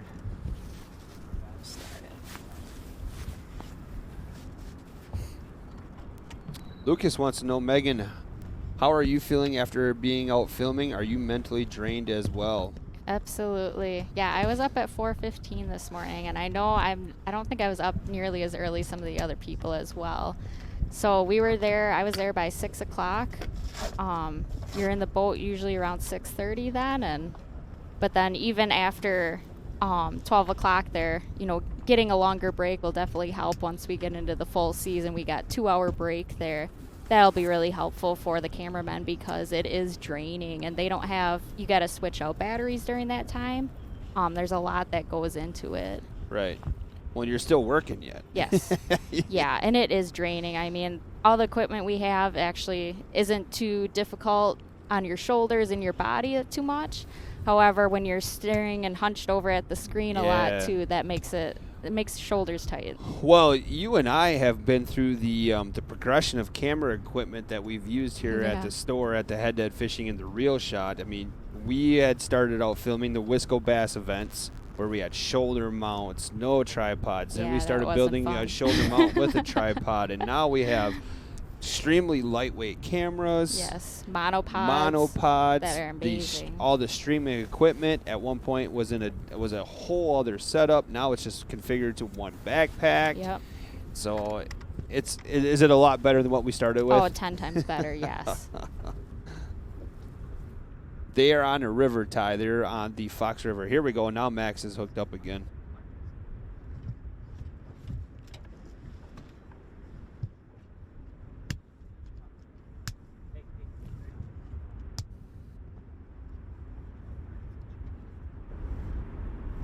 This is a good fish. Yeah, I mean, in reality, he just needs a couple really nice fish, and he could be right up there again.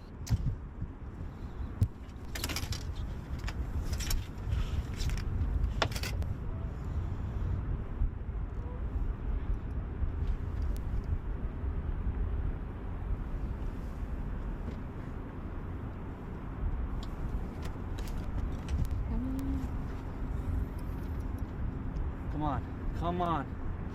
I'm going to come back by you. Oh, here we go. It's a sucker. Oh.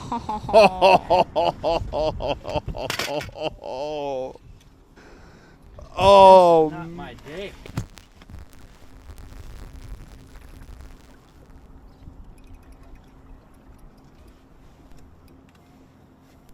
Just notice how the demeanor changes. Mm-hmm. I know that happened a couple times too when I was in the boat with him, and your heart just drops when that happens. I am filling my Fox River bingo card though. Sucker is now. I had not caught a sucker until today, so that is one positive. I don't want to walleye anyways. I'm sucker fishing today. I think that was him saying it earlier. Whitefish, catfish. I'm now sheephead fishing. Sheephead. Sheephead fishing.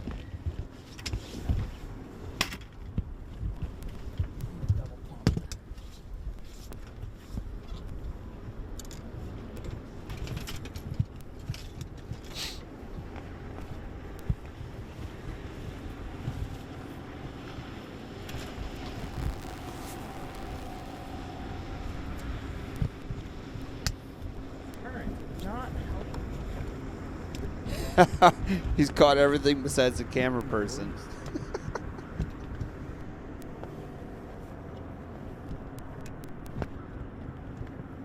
All right, we are hour 45 left here in the PM portion of the 2020 Walleye Opener in De Pere, Wisconsin. Thank you, everybody, again for tuning in to Head to Head Fishing. We really, really appreciate it.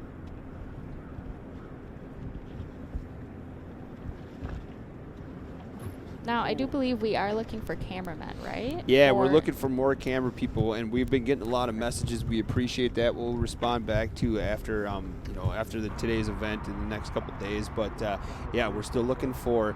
Well, first of all, we're still looking for anglers from Minnesota and Wisconsin, both on the bass and walleye side. It's really simple. Once you go to that link, or I'll share that link again to the events. If you don't see the event listed anymore, it means it's full. And then the other thing too is, like you mentioned, camera people as well from Wisconsin and Minnesota.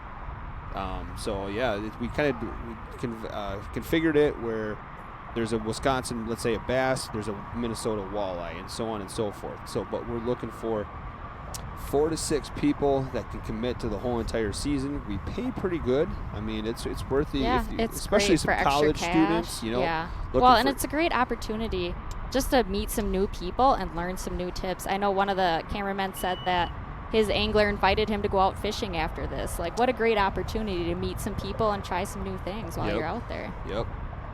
Yeah, Lucas, just send us a message if you haven't done it. I can't remember if you did already, but yeah, we're looking for camera people to help us out.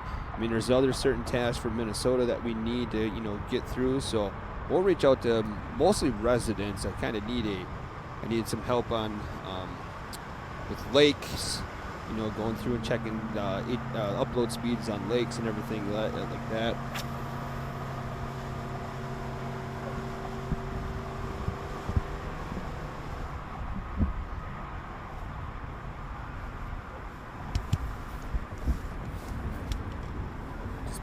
Easier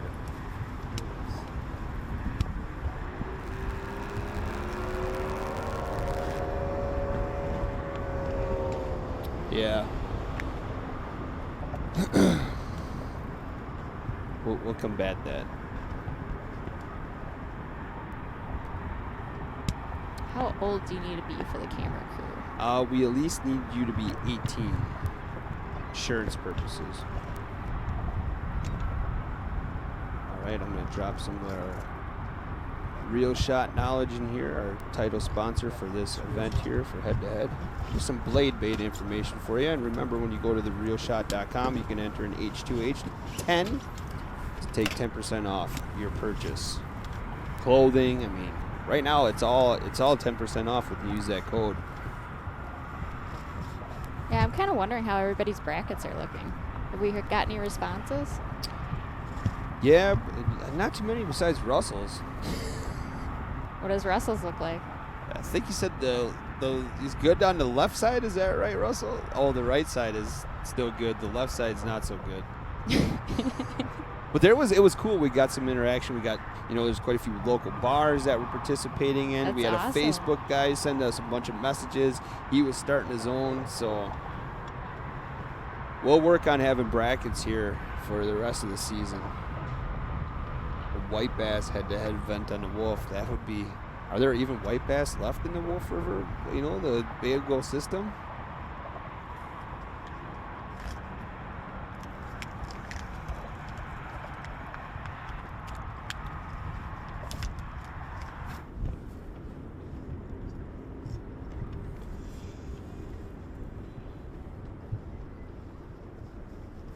That's too far back on my swing.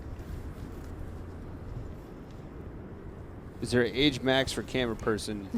I'm asking for my grandma. Hey, plus 18 is all they got to be in order to help Yep. film for head-to-head. Let's bring that up. Yeah, so yeah, no, I mean, Lucas, if your grandma's interested and she can handle being in a boat for 5 hours, you'd probably be a good person having to help us out. Oh, rod's loading up there a little bit for Jeff. Ugh.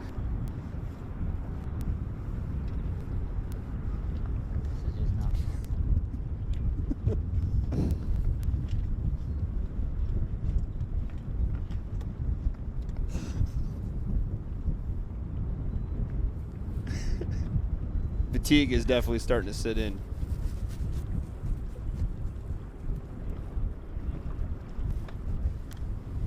Cast the blade for a little bit.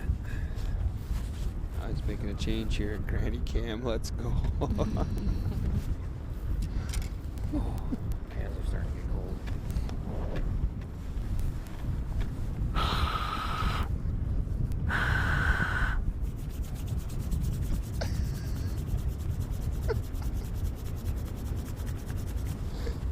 It's okay.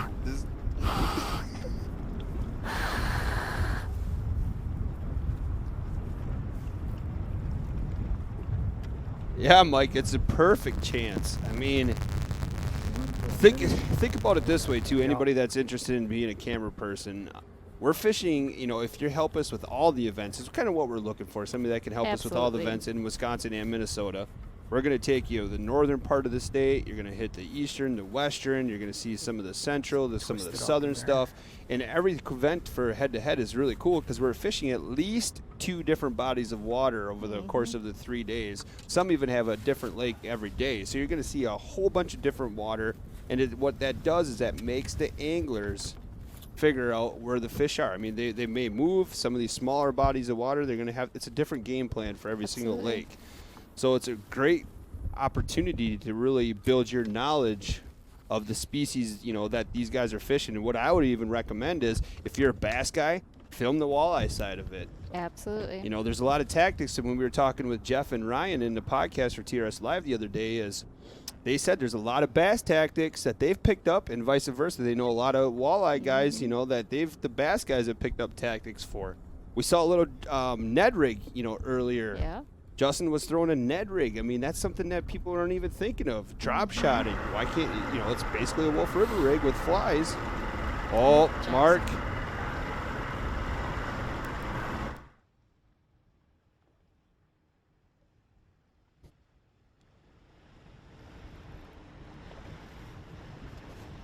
Oh. Oh, no.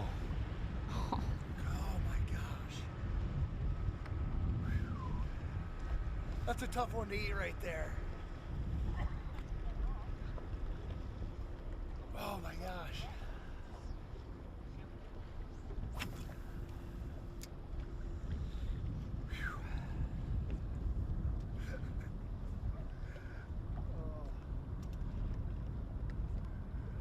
It's a decent fish too. Oh man.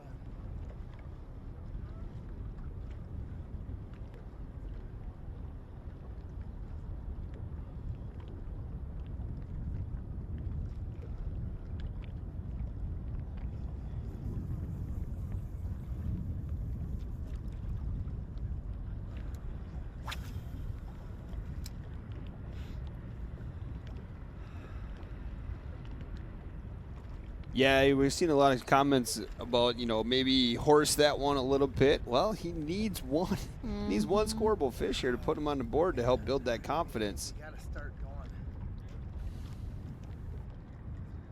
At least I'm getting him closer to the boat.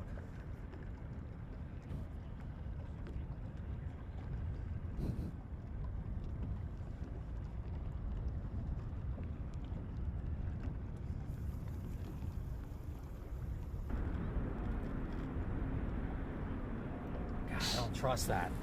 There's no way Max has 0. Looks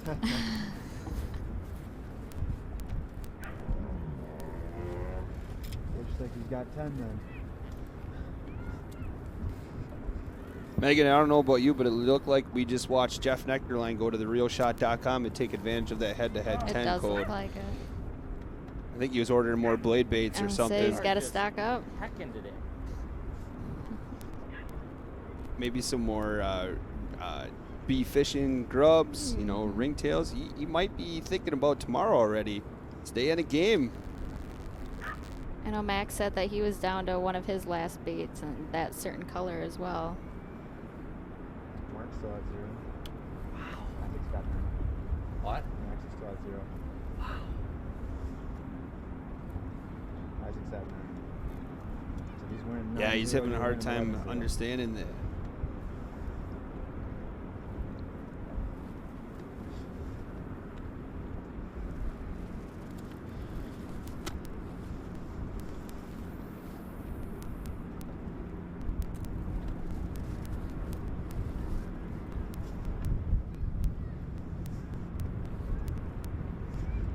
Chris has a real good question here. He says, do you guys have to punch their fish into the app for weight immediately before fishing again?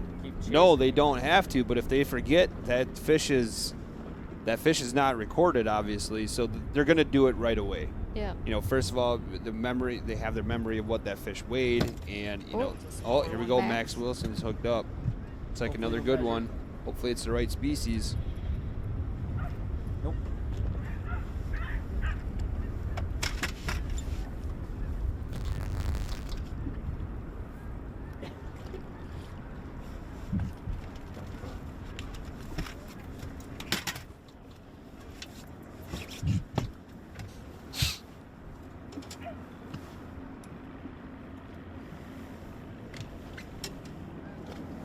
Yeah, he was pretty close to just throwing that one.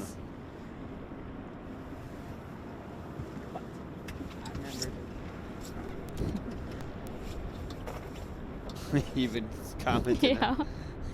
I want the one that's been chasing the jig the last 5 minutes. That's Show. a big one. It's like Truman Show right now. All these years, they're everywhere. This live scope is so cool. I'm watching a school of fish chase my bait. I literally watched that little one come in and hit my minnow rod, or minnow plastic rod. Better specify. Yeah, who's his cameraman? Let's have his cameraman double check that. The one piece of technology you get, no matter what your brand loyalty is, whatever, is a live scope. I've learned more about walleye behavior, reactions, everything with a live scope than I have any piece of technology out there. Yep, John, this is the only 16-man bracket that we're running for head-to-head. And again, the reason we did that is just to really test the equipment, because during the regular season, there will be an 8-man bass event and an 8-man walleye event going on the same day. It'll just be 2 different states. Roger. Oh, it's a battle, man. It's a battle. Oh, Mark Jackson just missed another one.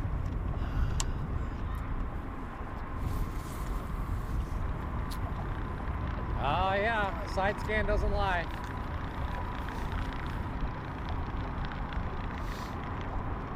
Yeah, no, it's just artificials only there, Matt, so you're allowed to use some sense. This is on the Fox River in De Pere, Wisconsin.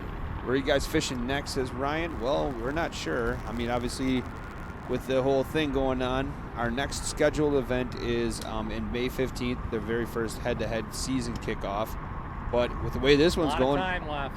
We might throw another event together in the next 2 weeks. Yeah, you never know.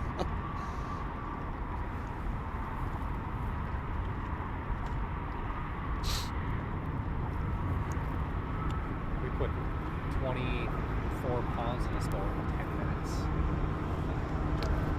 Looking at it. Brandon, you are running a Facebook ad for us right now. The whole world's running a Facebook ad for us right now about the championship. But yeah, that's a great point. Why we have over 1,000 people on right now. The championship round is going to happen tomorrow, Wednesday, starting again at 7 a.m. Central Time. Oh, there's Mark Jackson. Oh, he missed another one. They're here too. Help. Paul says, please do another one of these in the next 2 weeks. If I had a minnow, I'd be happy. Yeah, well, Paul, that's something you might be shocked what we can put together in 2 weeks. For this head-to-head, it's all artificial. Other tournaments, yeah. Oh, yeah. Because we use crawler harnesses and stuff too, open water. Yep. Rarely use minnows in Wisconsin in the summertime. You go over to Minnesota and they use minnows the entire season.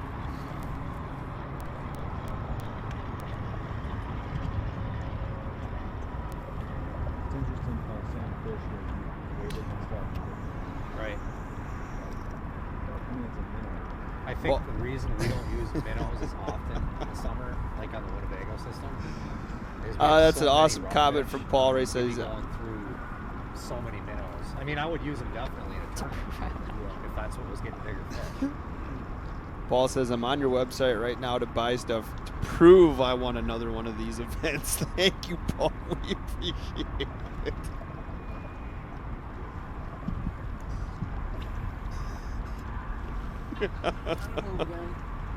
Does Megan fish as well? 50-50 split I between do. the Green Bay system. I'm not hardcore like these guys. I'm more on the hunting side, Right. like you, Matt. Yeah, yep. Well, I mean, we can make the announcement. I mean, the gentleman that you're friends with, your boyfriend, is a pretty awesome shore fisherman, a pretty awesome fisherman in general, Yeah, right? yeah, he is. I mean, Austin he's a top-notch guy. He is. Hopefully one day we'll see him on here. Yeah, we've been trying to get Austin Gates. We're talking about Austin Gates, if anybody's wondering. You know, a tremendous guy, a tremendous fisherman, and he's an amazing shoreline fisherman. Let's toot Austin's horn. Yeah. So, yeah, we would love to. We've talked about doing shoreline events, and this is actually one of the events that could have possibly had a shoreline fisherman from it. But yeah, we've tried to get Austin to do everything. We tried to be on the podcast. We tried to get him in here to commentate. He's very picky. Yeah. Come on, Austin. Here we go. And now Mark's hooked up again. Let's go, Austin. Oh. Yeah! Oh, stick bass. Austin who? Derek Little says Austin Gates. Look him up on social media. TC. TC's laughing, yeah. What's that? Can catch fish out of a bathtub. It's just coming straight in.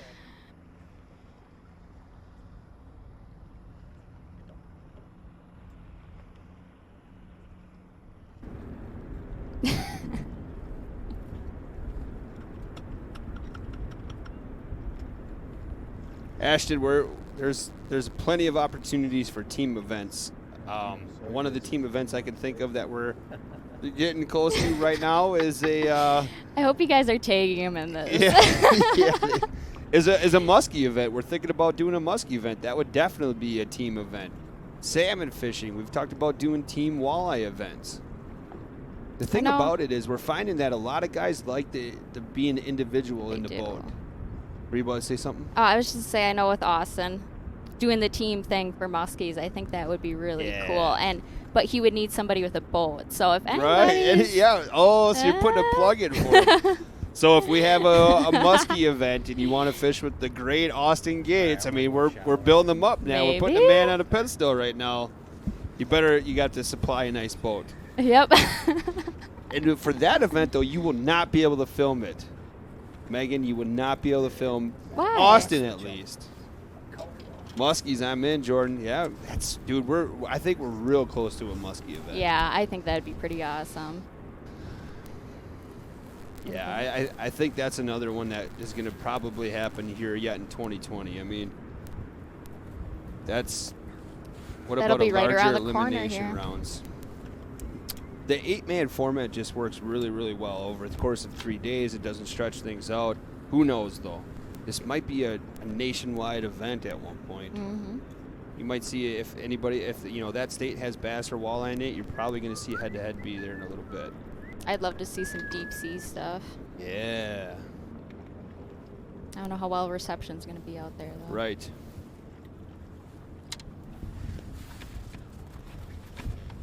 Let's do a one-day winner takes all shoreline fishing.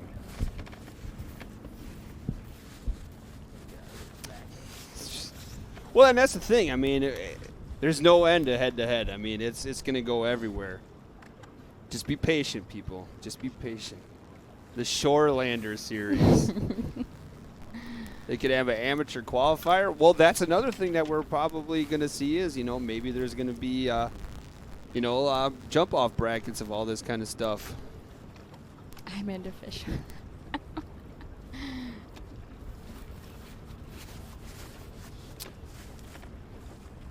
Oh, wicked tuna. That is true.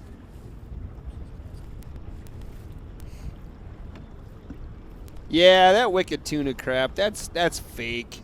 I don't believe it's Staged. true. Yeah, that's staged. It's not live. Do it live No. once. Come on. Yeah, but Derek, would it be as much fun if it wasn't streamed live? No. I mean, this is the way of the world right now. Live events are just the way it is. Plus, it's pure, it's raw. You know, it's unedited. Obviously, we've heard a couple curse words over the course of the last 2 days, unfortunately. But I mean, you're seeing things that are live, obviously. So I don't know. I know if Max had kind of talked about it this morning. That was his main thing, is that he loved the fact that it was live. There's no hiding behind anything. Everybody can see it right then and there. Last year, me and Isaac fished in the MWC on Illinois River. And we caught 5 fish that day. 4 of the 5 fish hit when one of us was using the bathroom. Every time. Is he hinting at something?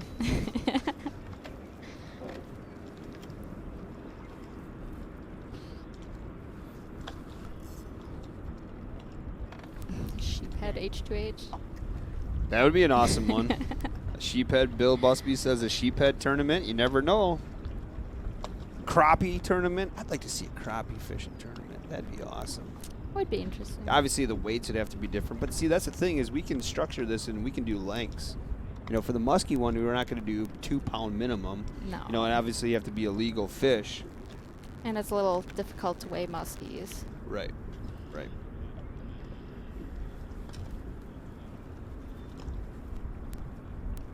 Still in the back, Eddie. Yeah, could you imagine, like Joe saying, if Wicked Tuna was live? they go multiple, time yeah, multiple without a days, fish. like Joe said, even weeks.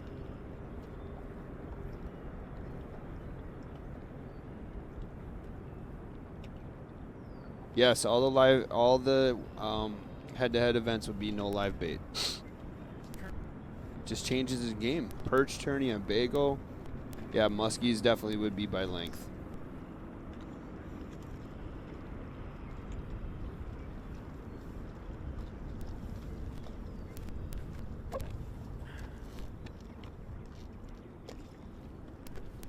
We are 1 hour and 22 minutes away.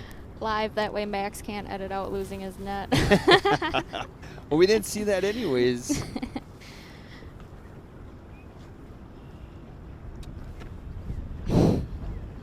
Yeah.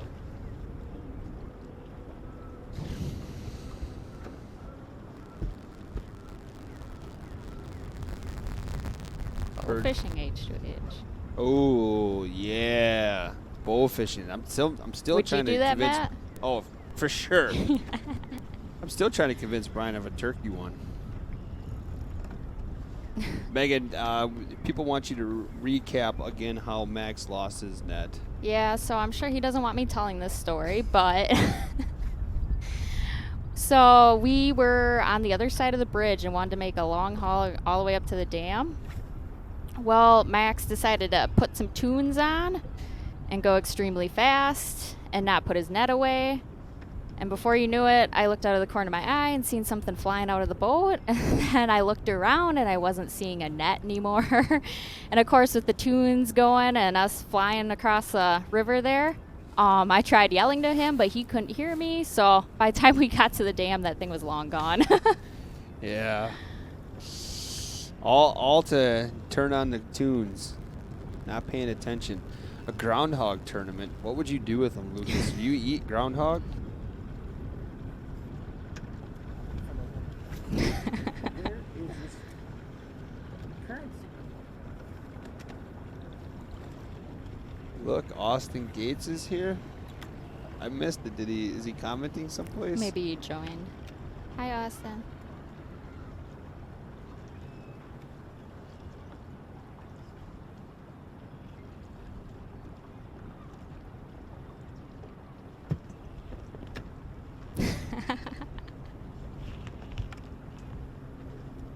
Yeah, we've talked about doing ice fishing events as well.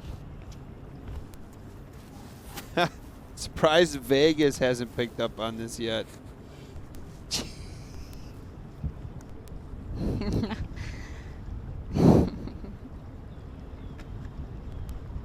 betting on that bracket, I'm sure.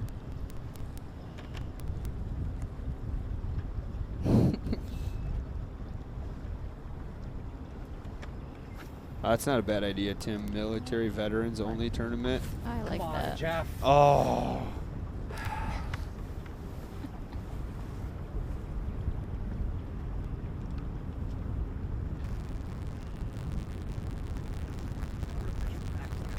Garrett says I can see myself in Isaac's camp. Wave to us.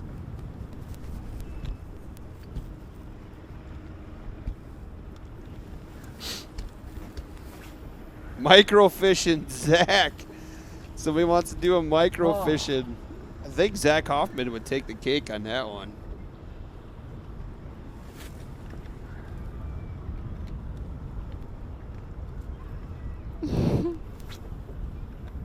Oh, here's the ultimate comment from Brett Walzer. Brett, how are you feeling today, first and foremost? And he said, should have called ESPN. They have nothing on this broadcast.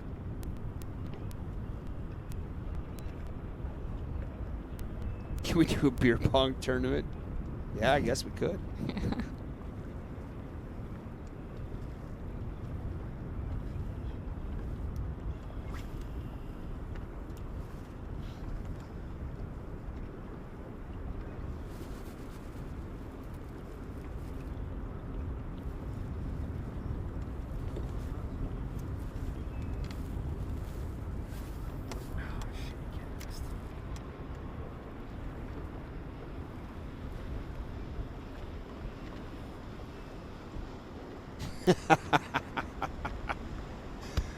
Bill's comment's pretty awesome. Max would reel on the left side like everybody else.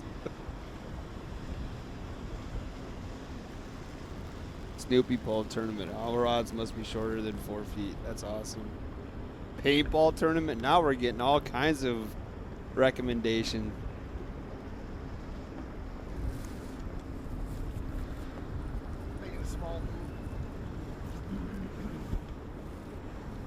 Now, have you talked to our commentators about, or well, our viewers about the sponsorship?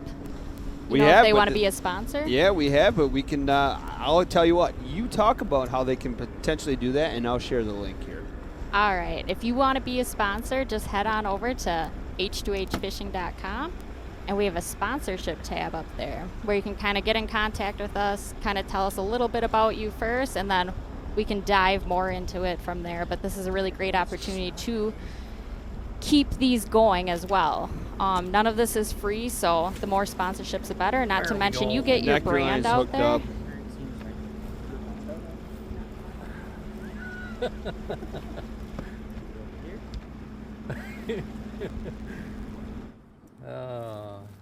Had the old Van Damme swing on that one.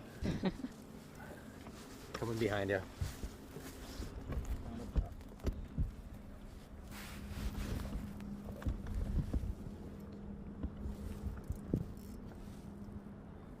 This is a good one.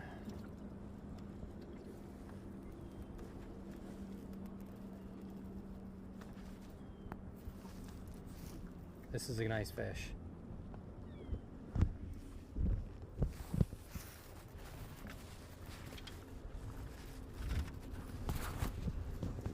Horrible position. Oh, there it is. Yeah. That's a good one. Girl. Come on, girl. Oh! Nice fish. Yeah. Oh. Yeah. That is a nice fish, dude. Thanks.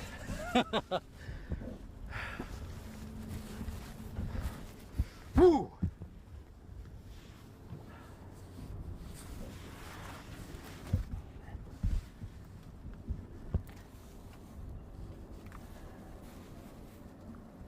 Just inhaled it. Inhale. Look at that. Look at that. Good shot. Oh, I'm shaking. Shaking, shaking.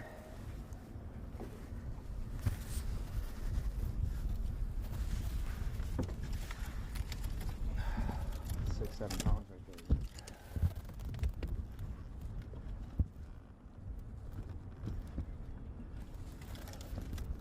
Good.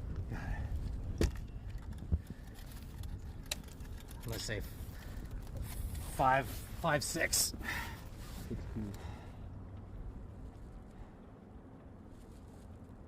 5:14. Oh. 5 pounds, 14 ounces. That is a big fish for this tournament. That's what you needed. Look at that. Yes. 5:14. 5 pounds, 14 ounces. Wow.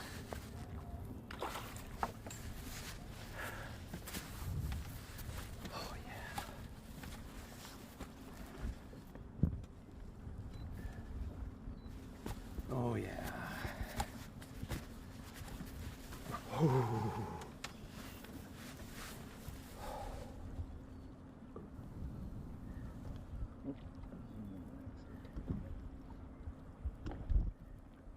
It's entering into the Way Live app here. You're going to see it come across the bottom of the screen here in a second. 5:14. There you go. I got your grand total. 17 pounds, 1 ounce now over Max Wilson. He's 17 pounds, 1 ounce down. That's going to be hard to beat. With an hour 13 left here in the PM portion of the walleye opener here on the Fox River. Hey Ryan, if here. you're watching, better be bringing me a monster tomorrow if I take this.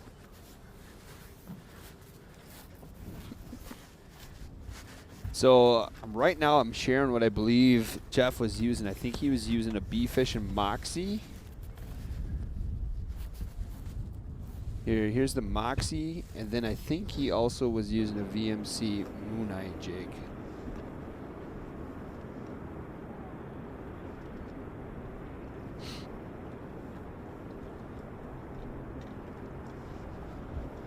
Oh, that's a good fish, Max Wilson.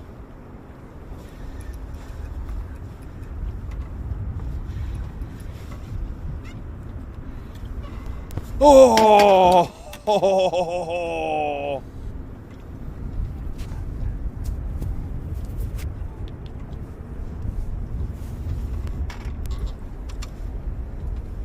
Better have that bleep button ready.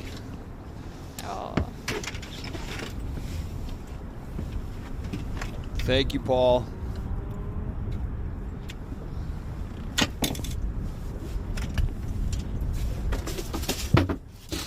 Yeah, so I just shared what I think Nectarline was using. I believe it was a Mooneye jig from VMC with some kind of B-Fish and plastic. I didn't quite get the color there, but I think it looked like a Moxie.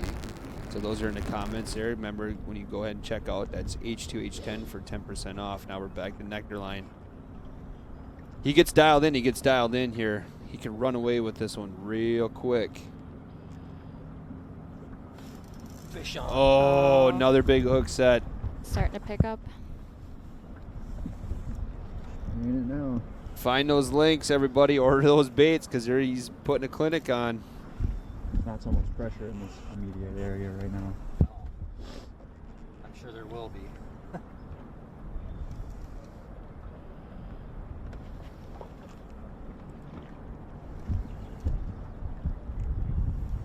This looks like it could be another good fish. Remember, they only have to be 2 pounds. Oh, looks like another dandy. Yeah. Oh, is that it? That's gill plate forward. So here's a good example. That's a legal fish right there for this tournament. Correct. It hit it. It just missed, swung over it, and I got it in the gill. That's a legal fish That's for a this legal event. fish. There I you don't go. know if it weighs enough, but yeah.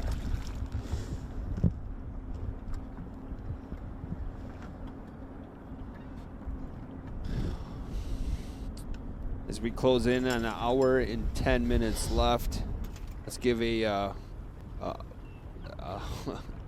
weight update here. So we have Jeff Nectarline, who you just saw, release that nice fish.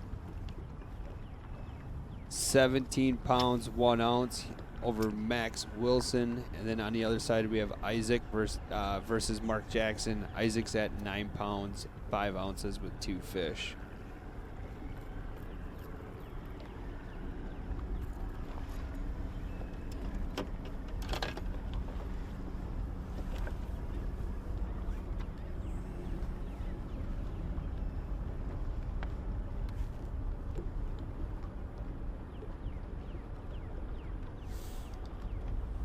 right, we're gonna make a move. All right, we're seeing Mark Jackson going to make another move here. Aaron, that app is called the Walleye app. That is something that we had created especially for head-to-head fishing.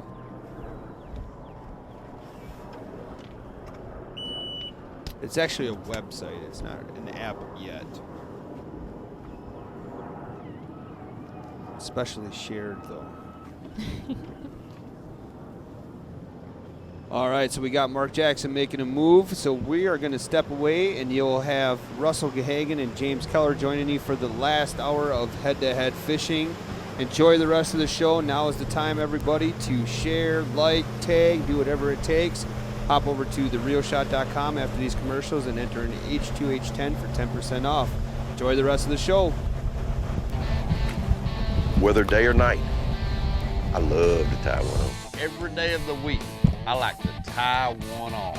I don't care who's looking, I always tie one on. Every time I go in the water, I love to tie one on. You may not know this about me, but every once in a while, I've been known to tie one on. Come on, man, join the Stray King team. All you gotta do, tie one on. I think I always tie one on.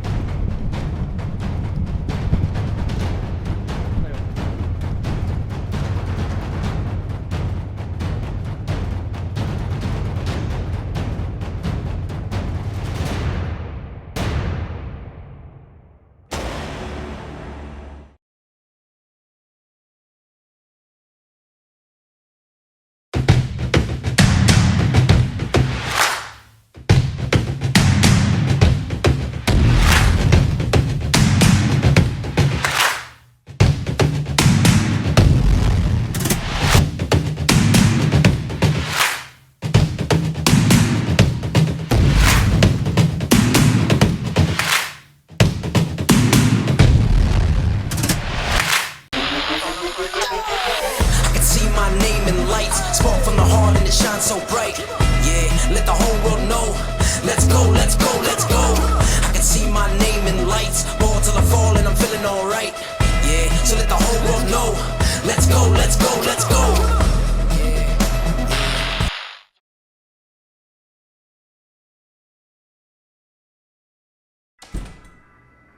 Kevin, what are you doing here? Oh, I'm just filling in for Billy. I need 660 shad crankbaits in the Series 5 model. We're out. You're not out. You got all kinds of them right there. We're out. Kevin, I need 6. Have a lollipop. I do not want a lollipop. Have a lollipop.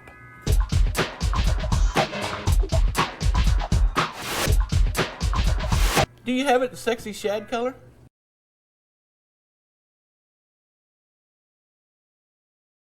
There's only one godfather in the rod and reel business. It takes a lifetime of knowledge, experience, and respect to obtain that title. If a rod and reel doesn't get the godfather's blessing, it will never wear the Lou's name. The godfather demands excellence. That's why he's earned the respect and the title. It's not right until he says it's right. But when he says it's right, it's done.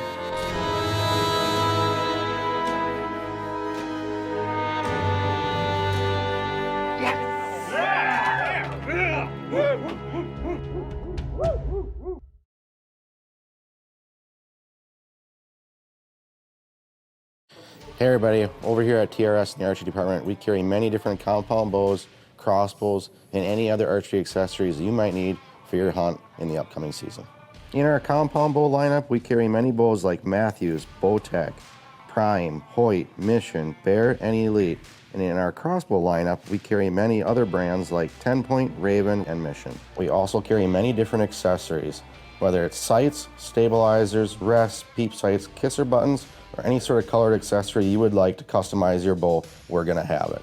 At The Reel Shot, we offer many different service options, from paper tuning to draw weight and draw length adjustments. Stop in at The Reel Shot or check us out at www.thereelshot.com.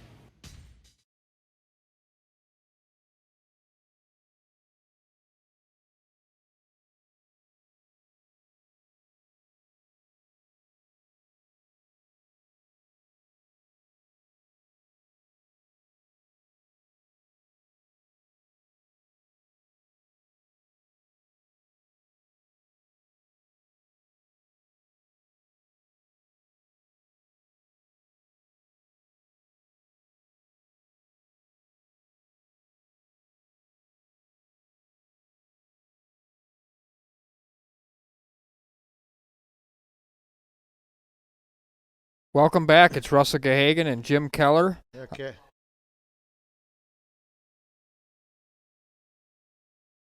Welcome back. It's Russell Gahagan and Jim Keller. Captain Keller here again with Russell.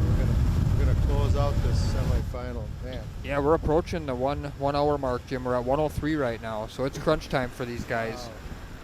Just a quick update.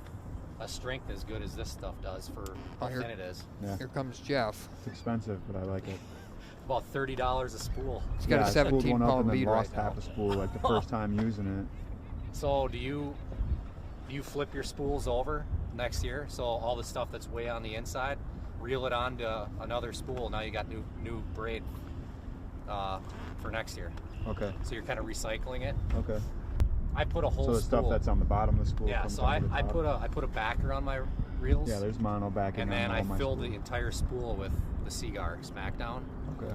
And then next year or later in the season, what I'll do is I'll reel the line that's been used back on a new spool, and all the stuff underneath is now fresh, and I can reuse it as a new line. That's a good idea. I was gonna. Oh, Jeff's hooked up. Right.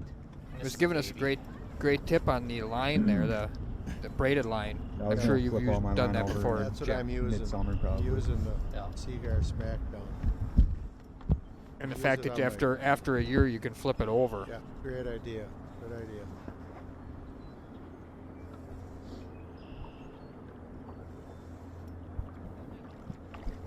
It's the first one I had come to the surface like that. I was gonna say, is it foul hooked? Because that's weird. Oh no, he's in the mouth. Choke it down though. Should have followed it in, honestly. Looks like it's an undersized one. Yeah, he's not real excited about it, but it's marginal. I don't know. I think it's Feels close. Yeah. Closer. It's close. Yeah, it looks I might closer. just weigh it just for giggles. Yeah. Well, he's used to And then catching you see such the big MLS fish. bass guys, they weigh everything. I'm gonna say 114. What do you think, Jim? Right. Oh. This isn't gonna make it. No. I might as well. I'd say 1.8. Okay. Boy, that thing really did eat it, huh? Awesome.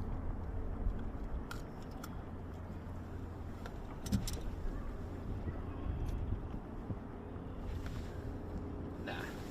Not even about it. Yeah. No, he dumped it Yeah, back. he We're not gonna dumped her. find out. Dumped it.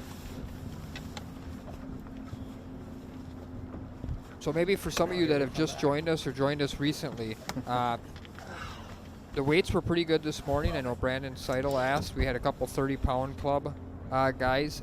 Isaac Lackage had over 30 pounds this morning. Mark Jackson had over 30 pounds this morning. Currently, we're sitting on Lackage with 9 pounds, 5 ounces. Hard to believe, but Mark Jackson's still looking for his first fish, Jim. I can't believe it, and I can't believe Max Wilson is having bad luck this afternoon, too. Yeah, he's still looking for his first fish as well. Mark had back-to-back days, back-to-back rounds with 30-plus pounds, and he doesn't have a fish in the box. Let's talk about a walleye for a minute. I got a true story. I had a saltwater aquarium in my office. Yeah. Greg Schwab is from Fond du Lac, did aquariums, and he also did work with the DNR. So they gave him some walleyes to test, okay? We had these little baby walleyes in his tank. Well, one of his night crew fed them too many bullheads. They were checking these fish out. Yep. They ate so many fish in that aquarium that they all bloated themselves to death. Wow. He came in and they were all bottoms up. So that's how aggressive these walleyes are. And these are just little 6, 7, 8 inches. Yeah. So they're monsters. Absolutely. It goes to show you, though, what the changing conditions can do. I mean, Mark Jackson looked like he was dialed in as good or better than anybody, and now he's struggling, mightily here this afternoon. I do give him credit. I mean, he's still working. He's down only 9.5 pounds, which really on this system is only 2 fish. I mean, 2 fish, he could take the lead, no problem. Maybe even 1. I mean, 1 big one. It is pre-spawn. We haven't quite had a 9.5 pounder yet, but we've had 2 of them just under 9 pounds. So I mean, he's within program dialed in too. Those guys definitely within targeting distance. Just under an hour. We're at 58 minutes now. And look at this way. Jackson's got an easier chance to catch Isaac. Yeah. Than Max does catch a Jeff. Because this fish are averaging 3 pounds, 4 pounds. Yeah. He could pop an 8 pounder. Max has got to get 2 plus another one. Yeah, Max has got to get to work. With less than an hour to go, he needs to put in 2 or 3 quick fish here to put some pressure on Jeff. But anything can happen. You get on a hot pot of fish, and it can definitely start happening. I love the guys that say, they go out and fish a day of a big tournament, and then they gotta post on social media that they whacked them. They shoulda, woulda, coulda been in the tournament. Yeah, coulda won it. Yeah. Would've beat all your butts. There's a big difference between going out fun fishing and tournament fishing. Your mentality is different, so you're not as loose. Like you're stuck like, I'm gonna use this bait and this bait and this bait. And you're under a clock. Mm-hmm. Yeah, you get into a kind of a rush mode too. Yep. Your cadence is a little bit off. Oh, you could tell in Jeff's voice he's not stressed. He's really confident. He knows he's got a big lead. It's not insurmountable, but it's big. The anxiety builds though, leading up to it. Like day 1 is the worst in a tournament. It's just the anxiety at takeoff. Mark's moving again. It's a small move, but he's moving again. That's just crazy.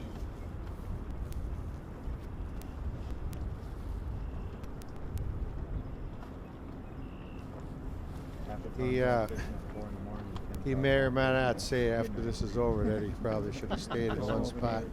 Looking back in retrospect, when you're under the gun, you're watching the clock. Max is hooked up. Okay, Max. Come on, Max. Looks to be a good one, too. Comes the net. He just said he watched that one hit on his live scope. That's pretty cool. Whitefish, I think. Oh, no. Yep. Oh, poor guy. I hate these things. Darn it. We got an acrobatic one. Well.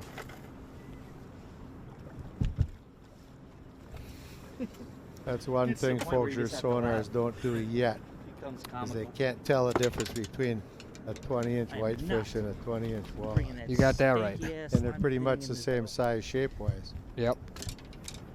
Max just added $1 to the swear jar, I heard. So we're up to $4 on the swear jar.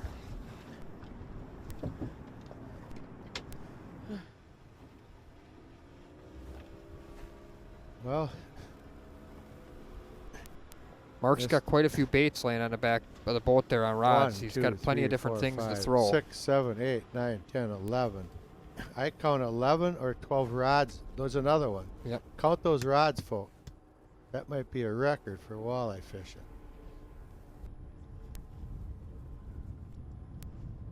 Have you ever seen that many rods? No. Out at one time? No, that's a lot. Especially with only one guy in the boat throwing. But hey, more power to him. My goodness. Yeah, one of the only downsides of that, Jim, is if he does hook a really big one, he's got to move around the boat. He's going to have quite a few obstacles in his way. You know, there are exceptions to everything, but my experience is, and you've known this too, like you're trolling. If they're not biting 20 rods, you don't catch anything. And when they're whacking, you could have 2 rods out. They're busy all day. Absolutely. So number of rods doesn't necessarily mean the number of fish. We're going to share a link, I think, on the comments here to some of our H2H stickers that we offer on the website. You guys can check those out if you're really excited about H2H fishing. Feel free to check out the stickers. Put them on your truck, put them on your boat. Pretty cool. I got some here, Jim. Have you seen them? No, my son's way ahead of me all the time. 3 sizes there. Pretty sharp. These are cool. Wow, these are nice. Ooh, he's hooked up. Oh! Oh, no. Oh, no.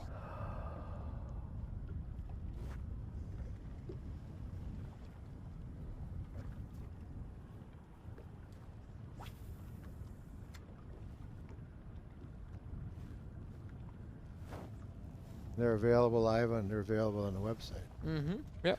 Perfect. They're made right here, too. Yeah. In-house, yep. That's another thing.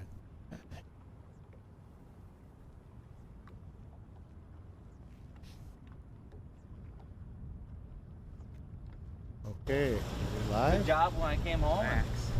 Okay, take a look at these, folks. Russ will hold this big Decided to go one. after this group. These are the 3 sizes of H2H stickers. Available on the website.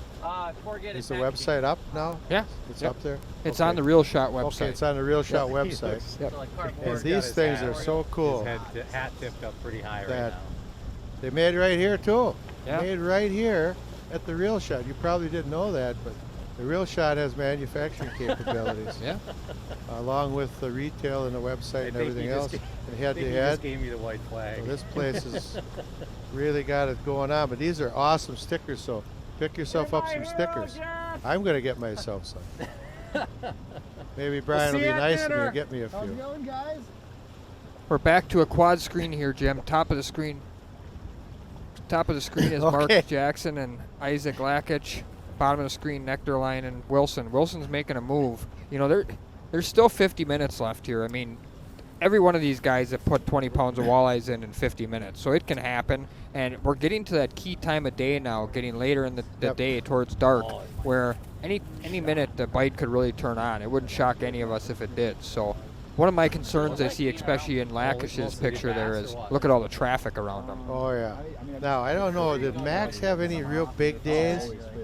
No solid days, but He not won big. with Yeah. 9, 12, 14 pounds. Yeah, stuff 10 like and that? 16, I think, or Okay. something. Yep. But Yep. Jackson, he Yeah. had 30 plus, days. pounds twice. Yep. Now he's 0, so I mean he could pop a couple, 3, 4 fish here real quick. Yep. He's only got 9 pounds to make up, and it can happen. Oh yeah. He's a good stick. He just had no luck at all today. Doug's asking if stinger hooks are not allowed. Stinger hooks are allowed, absolutely. Stinger hooks are a lot more common with live bait, but these guys could absolutely put a stinger hook in their piece of plastic if they would like. Derek Kruger says his wife and himself just yelled after Mark lost that Yeah. fish. Yep. So this is an emotional sport.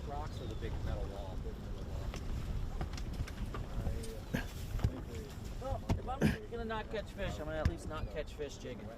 7.2 1.5 ounce jigging wraps. Well, like you said earlier, Jim, Brett Walzer's wife made a comment that she was excited to be able to see him fish. A lot of these moms, dads, sisters, brothers, wives never have been able to see their family member fish before in a tournament. I you know, so it's awesome. It's really a cool format to be able to see these that. families are watching all Absolutely. these guys. Yep, And absolutely. that's awesome.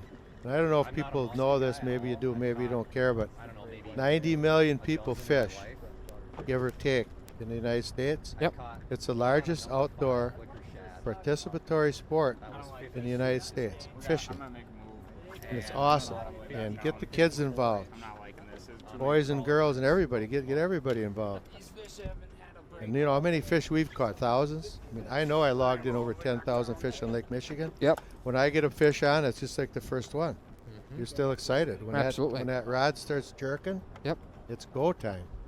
Speaking of fishing, I told you I'd give you the fishing report. Dad got his limit on Bago today. in Oshkosh there. So, it's exciting that spring fishing starting to happen all over the place. Not only is it happening here in Deep here on the Fox River, it's happening in Oshkosh. So, Wow. for people that are looking to go out in the next week or two, there's a bunch of places to go now and a bunch of places to catch fish. I know I wouldn't want to fish against your dad in that Oshkosh River. Oh, he I'll likes tell you that where he place. was. Yeah. Right? He's in that river. Oh, yeah. Pulling flies. Absolutely. Yep. I knew that before you said so. Absolutely. Yeah. And you learned that from him. Absolutely. Yep. And you took second in the NWT. the big NWT. Yep. In the river there. As a matter of fact, I was out of town and I was watching it. Absolutely. So we're back live here with Mark Jackson. Like you said earlier, he's only 9 pounds behind. So a fish or two, and he's right back there. And he keeps throwing different stuff at him, and he's had some hookups. He just can't seem to get one in the boat. Nope. When it's not your day, it's not your day. But Max has got to get some fish in the boat. He's not going to be happy if he goes home skunked. No, he's not. Not in the semifinals. He's gotten up shallow here. You can see on his graph there, he's up an 11 foot, and he's casting toward shore. So he's now going to an aggressive program. He's casting in that shallow water, looking for a big fish or two that's up there looking to feed. Yep. And they're there. This place is full of fish. If you could see, if you went up like a little helicopter or a drone, and God said, we're going to clean this up, just let you see what's in here. Yeah. You would be so amazed at the fish in these river systems. Well, we've obviously seen, Jim, a fair amount of foul hooked fish. Well, the only reason we've seen that many foul hook fish is there's that many fish in the system right now, right? You're not going to foul hook fish unless there's a lot of them down there. Right. And not at this number of them. Right. So that's part of the reason why we're seeing that is because this system is just loaded with fish right now. But it goes to show you, just because they're there doesn't mean they're going to bite. No. And you still have to put the right presentation on. Yeah. Look at that traffic in Nectarline's background right here. And look at all the boats. Look at all the boats, yeah. But the one thing though, they are giving these guys space. Some space, yeah. Yep. They're not barging in on them. I didn't see anybody yelling at anybody about getting too close. But both of these guys got a lot of boats watching, and I heard a lot of these guys have the live app on in the boat. Yeah. They're watching it in the boat, and they're watching the fishermen at the same time. Absolutely. We've had multiple people in our chat today and yesterday say, I'm on my way to Deep here. I'm going to be there in 30 minutes, yada, yada. So, these guys are keeping an eye on the tournament. They're also going fishing, things like that. Here's a compliment for Russell. Joe Manick had the privilege of sharing the boat with Russell Gehagen in Winnebago. The man taught me a lot about pulling flies. Yeah, he was my day 2 partner in that NWT tournament. Good fisherman for sure. Had a great day. Well, once you hit that river and those fish are in there, I go, I'm putting my money on Russell. Yeah. Well, you don't give up. No, definitely not. That was a brutal conditions too. Very cold, like it is for these guys today. Windy, very brutal conditions. But then you went out to one of my hot spots out in Beautiful. That's right. And you actually sealed the deal out there. Yeah, we did well out there to finish off a good day of fishing. I got a few good spots around my house. I should. I fished on that body of water since I've been 10. And that's 62 years, folks. I'll be 72 in June. 62 years, folks. I've been fishing the Winnebago system since I've been 10 years old. I don't even want to admit that because, maybe I look 72, but I don't feel it most of the time. That's good. John Van Norman asked if anybody's throwing crankbaits or can't you. You absolutely can throw crankbaits. You can troll crankbaits. You can throw crankbaits. I have not seen anybody throwing crankbaits yet. I'm actually really surprised. I think once you're in the water. Yeah, yesterday Dylan Nussbaum trolled, as we've mentioned a couple times, trolled crankbaits on lead core. But I'm actually surprised too. Up in the shallow stuff, you'd sure think some of these bass baits and stuff that guys like to throw now for walleyes. I think you may agree with me, but this is the psychology. You lay awake at night. I'm going to do this, right? You get out there, you start catching fish, say on a blade bait. Yep. And you're really hesitant about changing it because you know it worked. Now, you might catch 3 fish the first 2 hours and you might get skunked the rest of the day. Yep. But it's hard to change baits once you start catching fish on one. Absolutely. I know. I've been there, done that. Well, the nice part about, throwing a crankbait, though, Jim, is especially in the case here of Wilson or Jackson where you're struggling a little bit, you can cover water a little faster because the retrieve is so much faster. You can get more casts in. You can cover more water. A lot like you and I like to troll at times, just purely to cover water. But, these guys, I think, are going to what they have confidence in. When they're struggling, they stick with what they have confidence in because that's what's got them there. If I was up in the shallows, pre-fishing, I wouldn't experiment in a tournament unless I was desperate. But I would be pulling salmos. Yeah. Up in the shallows. Yep. Great bait. Right. I'd be up there in 3-4 feet of water, pulling salmos. But it may or may not work. I don't know because I'm not out there doing it. But I know it worked. Absolutely. Boy, Mark's moving again. Well, he looks like he has a sense of humor, though. Yeah, I think he's got a sense he's having of a good humor. time for sure. I think he's having a good time. He's going to win the Beard of the Tournament He gets Award. the Beard Award Yep. for sure. Yep. Brian will have to come up with something for the Beard Award. Look at the traffic out there this afternoon, though. We just didn't have that this morning, and I think that's a big factor on the bite as well. Yeah. Coming into the tournament, we thought, well, like I said before, it's going to warm up, sun's going to come out, the afternoon bite's really going to heat up, but it didn't happen. No, it didn't happen. It just didn't happen. Now, tomorrow we're expected to see mid-50s. We're going to have a morning championship. We've talked about that a little bit. So tomorrow, 7 a.m., start fishing. It's going to go till noon. There is a chance maybe later morning tomorrow if that temperature gets into the 50s and that sun comes out, that maybe we'll have a little better fishing longer through the morning tomorrow. Yeah, and you viewers start sharing this thing, liking it. Get up early enough to get online here at 7 o'clock. That's Central Time. Put a slack in the line and not have it. Max, I think, felt like he missed the bite. Over or something. Said he had a foot of slack in the line and didn't get hooked up.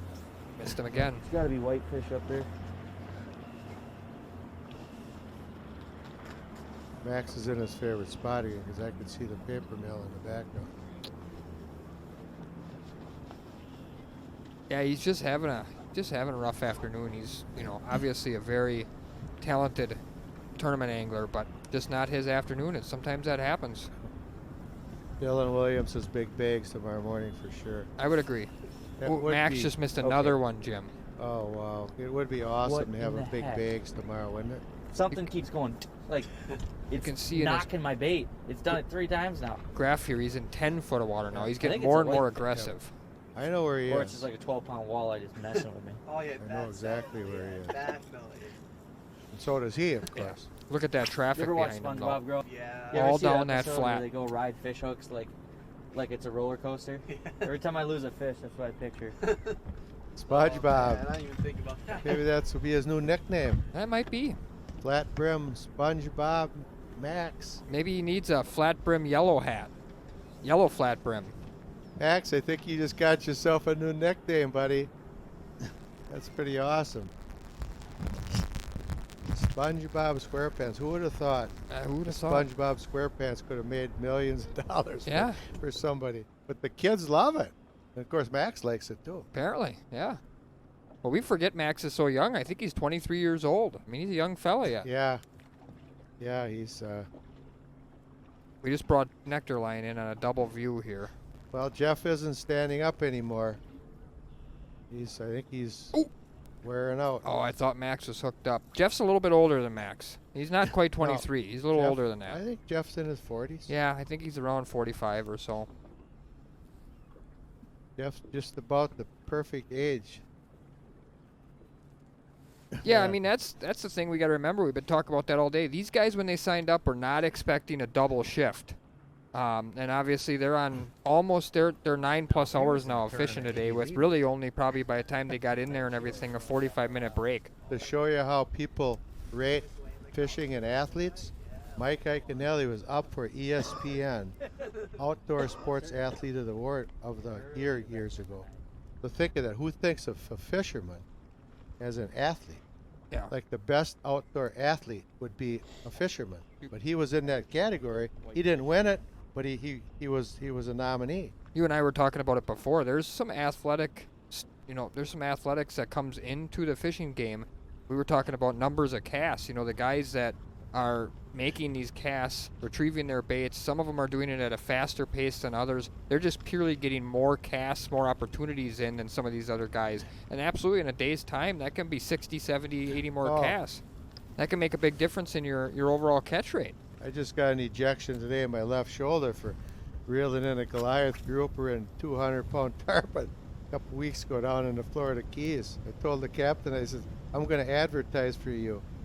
Fish with this captain guaranteed shoulder surgery. Yep.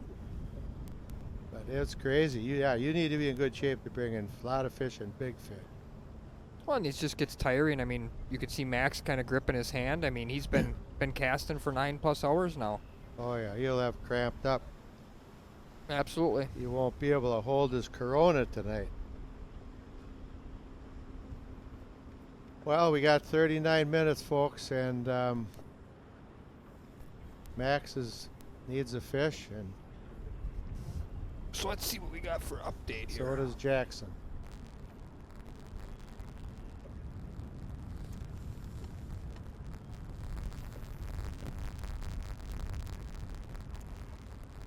So Isaac Lakich is still up 9.5 pounds. Jackson's still looking for his first fish. Max is also still looking for his first fish. And Nectarline's got a commanding 17-pound lead with 38 minutes to go here. Somebody mentioned Ike is awesome to watch. Yeah, he puts, I had the privilege of sitting next to Ike at the National Professional Anglers Association. Ooh, I think Nectarline's hooked up here, Jim. Still got Jim. He says it's a dink. Yeah, it ain't much. Jeff might have found the dinkathon that we found late in the day yesterday. Well, you never know. He said that earlier, and he didn't even weigh that fish that we thought might be a weigher. Well, you never know. He knows 2 pounds is big right now. Really big.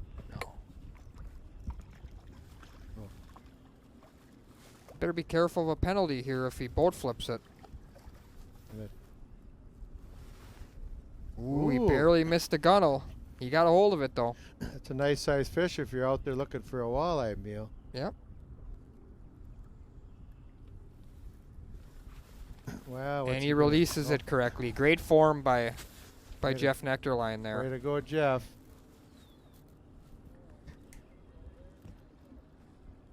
Great form. Benson Shepherd says great format and great tournament, 8-8.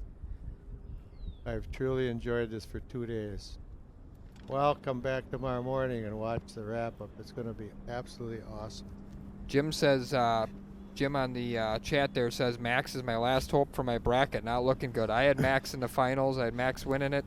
I had Jeff against Max. So those two got me to where I was on one side of my bracket. The other side, not so good. So we're not going to talk about that. But here's Shane writes, come on, 100K plus in the boat, truck, electronics, gear. Got to get at least one in the boat, Max.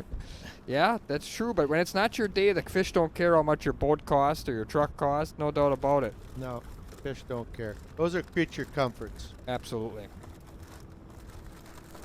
Best format in fishing I've seen. This is my new March Madness, Wes. We agree. We're going to make it more than March. If you haven't, you should go visit our website, h2hfishing.com, and there's a whole list of the tournament dates for both the bass and the walleye series. Yep. And you can sign up for either one of those. I think there's a couple bass events that might be full, but all the walleye events have.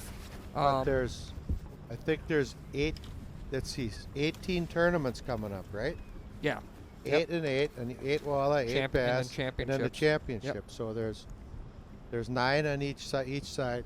Yep. So 18 tournaments coming up, folks. And who knows what Brian Keller will cook up. Yeah, you never do know. There's no guarantee there's going to just be 18. You never do know. After this successful, awesome, super successful tournament, who knows what the mastermind's going to cook up. He doesn't sleep. All he does is think about head-to-head. Eric asked on there, what's the rule? Why didn't the last fish get caught, not weighed? The rule is 2 pounds or more in the walleye tournaments. So it must be a minimum of 2 pounds. If it's not, it doesn't count. Jeff made a decision. He didn't think it was 2 pounds, so rather than wasting the time trying to weigh it, he just threw it back. And that's up to the fisherman. He can do that or not. Length has nothing to do with it. Nope. You could have a little fat, deformed one of those humpbacks, and it would count. Yeah. Right? Absolutely. And No. sometimes you catch an ugly one, Yeah. but it counts. It might win you a tournament. If it's 14 pounds and 14 inches and 2 pounds, excuse me, or if it's 22 inches and 2 pounds, either way it counts. So it has nothing to do I with it. fish these tournaments. Obviously, you get excited, you reel it in, you got a humpback. Yeah. Well, now in some of our tournaments, it's the length. Right. Then you get mad. Yeah. But in this tournament, if it's a fat little humpback, it's cute. Then it's a cute looking fish. You got that right.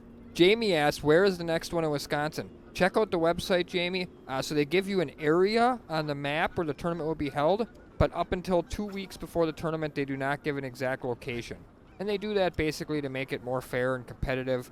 When they're inside of the 2 week time frame, they will notify the anglers that are signed up for the tournaments where exactly they'll be fishing.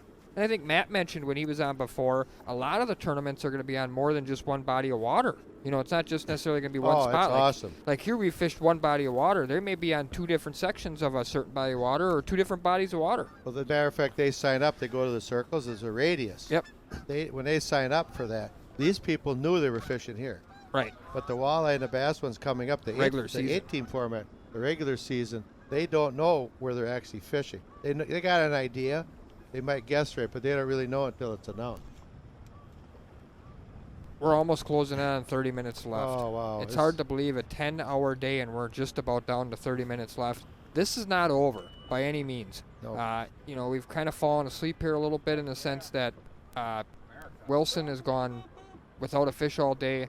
Mark Jackson still hasn't caught a fish all around, excuse me. Jackson hasn't caught a fish all around, but either one of those 2 guys put a fish or 2 nice ones in, and they're right back in the game. But Mark's got to get his lines in the water, though. Somebody asked how many times has Mark it's moved just shocking today? to me. It's just absolutely shocking. He's moving again, and like I've said the whole time, to the audience, I'm not picking on him. I'm just surprised because it's the polar opposite of the way he's fished the last 2 days. So it just shocks me. I mean, some of these other guys have moved around a bunch the whole time, but he just hasn't. Jeff's got the best catch today, right? 17-1 this afternoon, and he hasn't moved at all. Jeff hasn't moved at all. Somebody asked, so 2 weeks out, it's 2 lakes. You tell them both 2 weeks out? Yes. So, we fill in the anglers that are fishing the tournament, whoever signed up, inside of that 2 week mark, exactly where they're going to be fishing. I know there was some sign-ups yesterday, Jim, for the walleye tournaments. I had multiple. So there's guys starting to sign up. We knew once this tournament aired and people could see what this was all about, that people were going to get excited and want to participate. Folks, here's the deal on this. Where else can you get 5 hours, even if you lose your first round? You get 5 hours, constant coverage and footage of yourself fishing. Your family can watch, all your friends. Everybody can watch. Sponsors. The world's watching. Your sponsors are watching. Yep. You can't get that anywhere else. Absolutely. Minimum of 5 hours. And like Jeff now, or say Isaac, they're going to have, 20 hours. Yeah. 20 hours of footage coverage. Jeff's fished tournaments for 10 years. He's never had 20 hours worth of coverage. We've had a couple people ask how many openings left in the first event. I will try to find that out for you guys. Before the end of this one, I'll see if I can find out how many openings are left. But what I can tell you is that I know the first event had multiple sign-ups yesterday, so I would definitely get to the website and get signed up.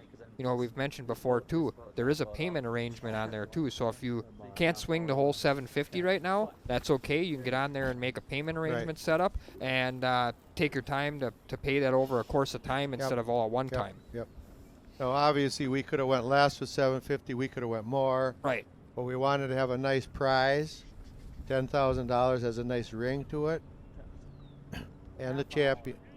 And there's a free championship. Yep. Well, that's part of the reason the $750 makes so much sense. I mean, these guys are putting a lot of time in this. We want it to be obviously valuable for them. But a lot of these guys don't fish for the money. Let's be honest. There's not very many tournament anglers out there that make a living fishing tournaments. Right. They're fishing because they're competitive. They're fishing for the fun of it. All of those above. Most of the time, it's the competitive. Same reason you and I like to fish. We love that competitive aspect of fishing. And you like the plaque. Oh yeah. The money's gone, right? Yeah. You sit back in your office or your shop, and you look on the wall. You see all those memories and all those plaques. And that's a good, very good feeling. Jim, we're down to 30 minutes. We're at the 30-minute deadline right now. These anglers got 30 minutes to try and win these matches. For Mark Jackson and for Max Wilson, they really got to make a move.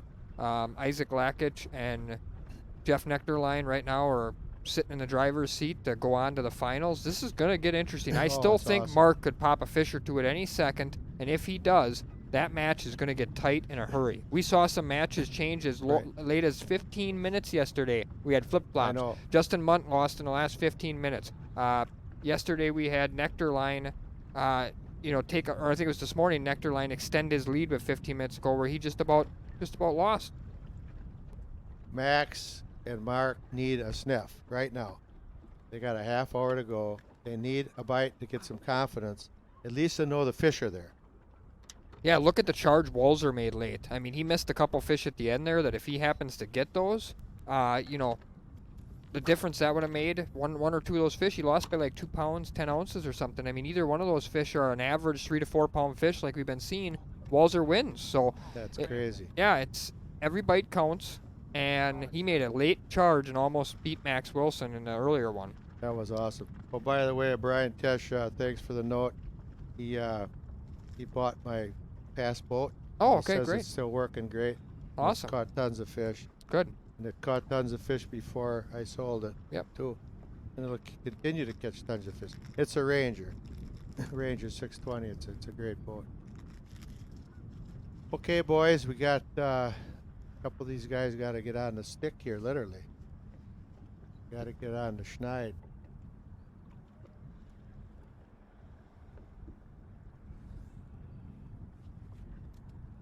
They're not going to believe it either. I mean, we're watching and not believing it. And they're doing it and not believing it. John Van Norman is asking right now, does the one you were competing against know your weight as the day goes on? Absolutely. These guys have the access to the app, and that's the app that these people or that these fishermen are entering their weights in as they catch each fish. So Wilson knows right now he's down 17 pounds.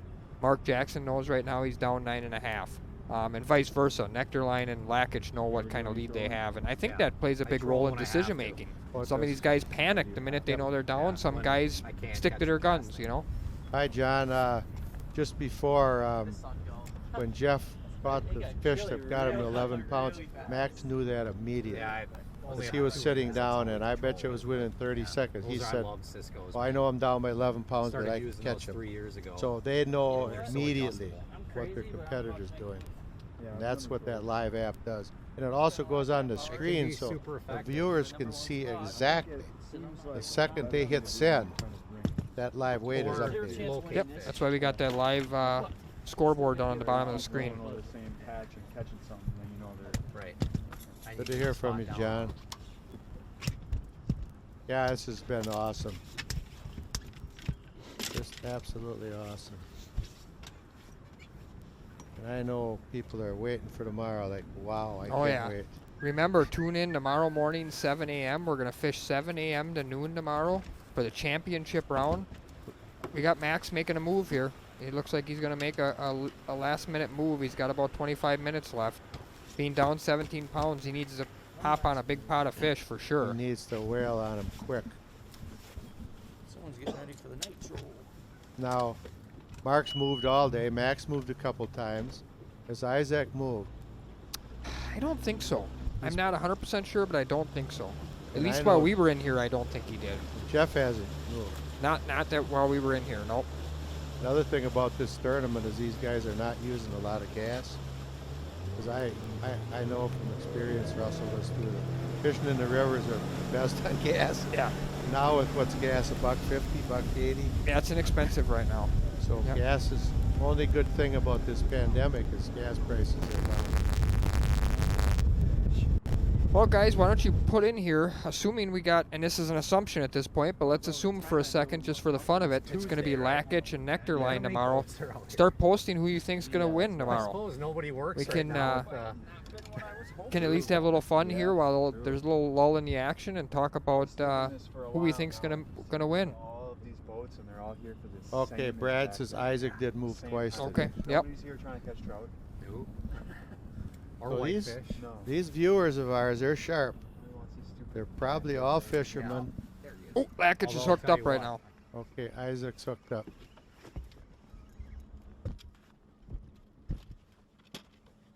Wonder if he's still got that slab wrap on, or if he's gone back to that Lackage Lover custom painted blade bait. We'll see. Ooh, it's a key. Nope, too small. Too small. Now, if that would have flew off and hit the boat, yep, that's 2 minutes. But he took the chance because now he can get rid of it quicker, and he's back fishing. Yep, and he did release it below the gunnel line, so he's good there too. Because he's got a good margin, but it's fragile. You know, 9 pounds is not that hard to beat. He's a former bass fisherman, which this kind of format and tournament is right up his alley. Casting in the river, jigging, you know, that's perfect for his type of. I don't know Isaac. Have you met Isaac? I do not. No, he's one of the few guys in the tournament I haven't met. Me too. I haven't met Isaac, but I'm watching him now for 3 days, or 2 days. I like his approach. Yeah, it just feels like a week, but I like his approach. He's very mature for his age, and he fishes hard, and I know. he just looks like he's I'm confident. starving. I've eaten a granola bar today. Looks like he's confident. Brian Mullendorf says he hasn't got up before 8 all week, setting his alarm. I know Brian personally. He doesn't get up before 8 ever, so don't let him kid you about all week. Even when we want to go fishing, he doesn't get up before 8. So he's ready for the championship tomorrow, and I'm sure a lot of guys are.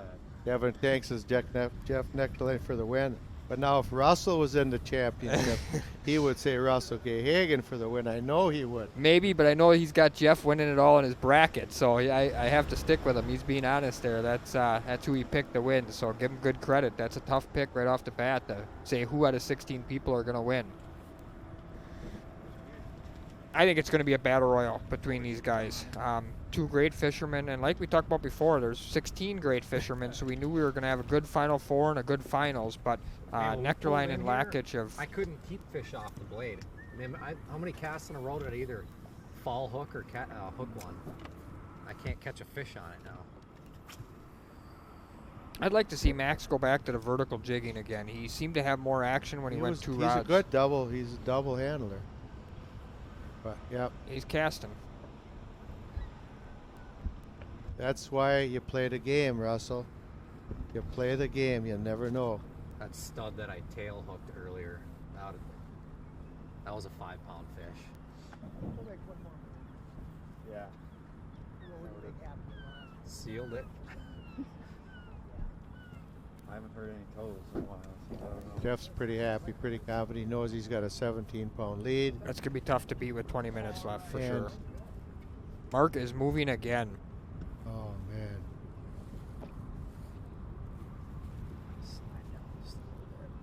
I need that one.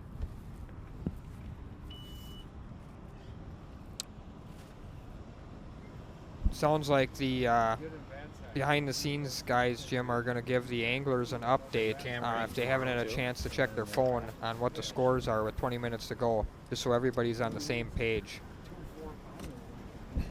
I agree with Jamie on the chat. Isaac is showing great mental ability to handle this pressure for such a young fisherman. Huh? Well, Troy yeah. Kraus, Walleye Mafia, says both guys are going to be over 40 pounds tomorrow. Jim, that would be fun, wouldn't it? Oh, yeah, just one after another. Wouldn't that be something? That would be, and I think there's a good chance of that. A real shootout. Well, also, folks, keep in mind now, tomorrow the winner takes home 10 grand, second place takes home 2 grand. So whoever qualifies today takes home a nice paycheck. And it's 3 times your entry fee, or what, 15, 12, 14, Lackage is hooked up. Your entry fee, so. Yeah, that Lackage kid, he can fish. 100% payback on these tournaments. Yep, 100%. Take 750 times 16, that's 12 grand, and that's what Brian decided to pay out 100%. It's a big one here. That's because he's such a nice guy. Yep, and shop at the Real Shot. So we got here. Ooh, that's a nice one. Looks like a keeper. Oh, There's yeah. a keeper. Lackage is going to add to that 9.5-pound lead. That's going to make it even that much harder. we'll let him kind of take over here. He says he's going to talk, I'm sure. Hey, Frankie. This one's for you, buddy. The Lackage Lover, as I nicknamed it yesterday. That's a custom painted bait by Viper Tackle. Wow, look at that. Isn't that beautiful? Another 3.5, 4 pound walleye. Oh, what a fish. You know, I've caught fish all over the world. I don't know if there's a better looking fish than a walleye. 0-0. I mean, salmon are neat looking in their own way, but a walleyes, they got class. You know what I mean? A walleye's got class. A lot of fish don't have class.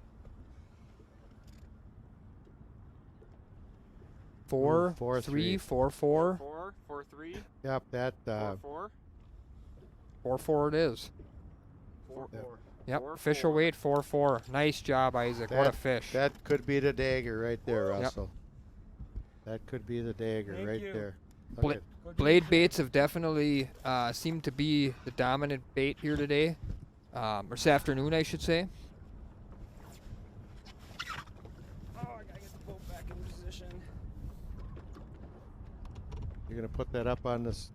Yeah, we'll get some more links to some blade Right at the baits. beginning, like he sat down and I was like, because I was just about to grab it. Yeah. And he sat down before I could see anything.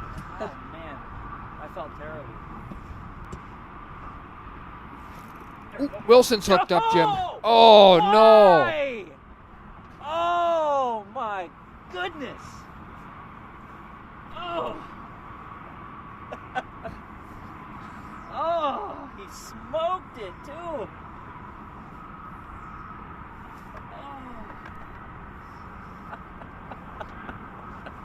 That was a nice one too. Oh yes, it was, wasn't it? Oh boy! Wow. That is how my Okay, Russell, what'd you just put up there? Blade baits. Yeah, I just put some of the custom blade baits in the chat there for people that are wondering what these guys are throwing when we're referring to blade baits. Yeah, and folks, these aren't smoke. These kind of things catch I fish. honestly don't understand how they can hit that hard and not get it in their mouth. Max is still throwing a custom rip and wrap, so we've talked for a couple of days. Custom baits are definitely dominating the guys' rods, other than the guys using plastics. Yeah, I've seen, yep. I would probably say that the rip and wraps and the blade baits would be the dominant bait in this tournament. Plastics has been there too, but I would say you're probably right. For fish caught, it's got to be close. You throw a giant license plate and a fly in the water, and they attack it. I mean, come on. Thanks, John. A walleye would look at that and laugh. I love telling stories. That's my bag.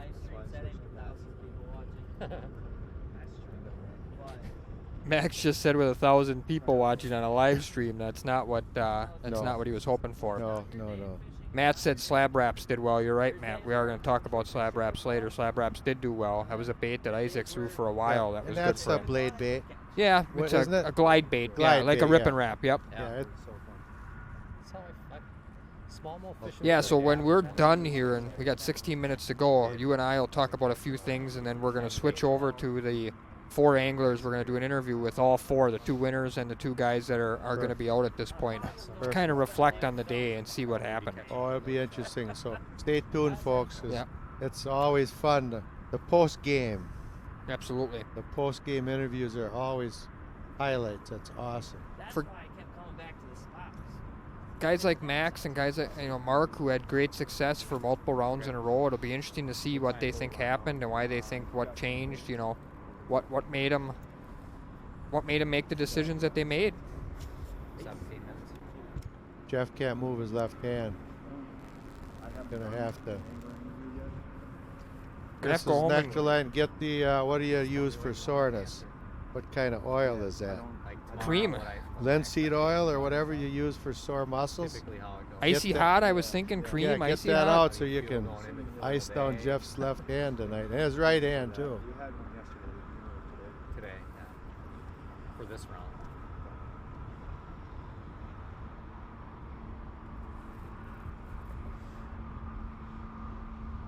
Jeff looks like he's still working that piece of plastic. Isaac and Max are definitely using a stronger cadence with the blade baits and rip and wraps. Biofreeze. Biofreeze, yeah, that's a good one. Somebody agree. says Max must have bought his hooks at Fleet Farm. No, buy your hooks at the Real Shot. Yeah, that's possible. It's definitely possible. We got the sharpest, strongest, best hooks here ever. That might be Fleet Farm hooks. That might be the problem. Just to put the pressure back on me. Tiger Bomb for his sore muscles. A couple guys mentioned that they missed the blade bait info. Right there's the link again. I just put it in the post again if you guys are looking. That's just a link to some of our custom blade baits. Some of these guys are throwing specific colors that they've had people create or whatever for them, but we've sold a ton of these blade baits, and it seems like purples and golds are definitely working. So we've named a few of them there. Yesterday, Randy's Chameleon, Banana Hammock, one other one I saw, Miss Perfect. You know, those are a few names I would say that probably make sense to me that look similar to some of the patterns I've seen being thrown here for the last couple days. Don't forget about the 10% off coupon, guys. If you're new to the stream or you saw, we've been talking about it all weekend. If you're looking to buy something on therealshot.com, don't be afraid to use the 10% off coupon, which is good till noon tomorrow. That coupon upon checkout is H2H10. Just enter that in the coupon code section. You're going to save 10% on your whole order. Now we're at the last 14 and a half minutes left. 13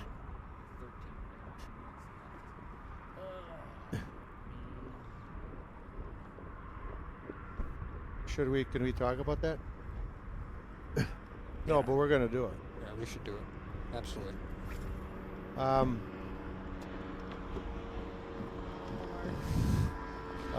Breaking news, all you viewers, is from the boss, Brian.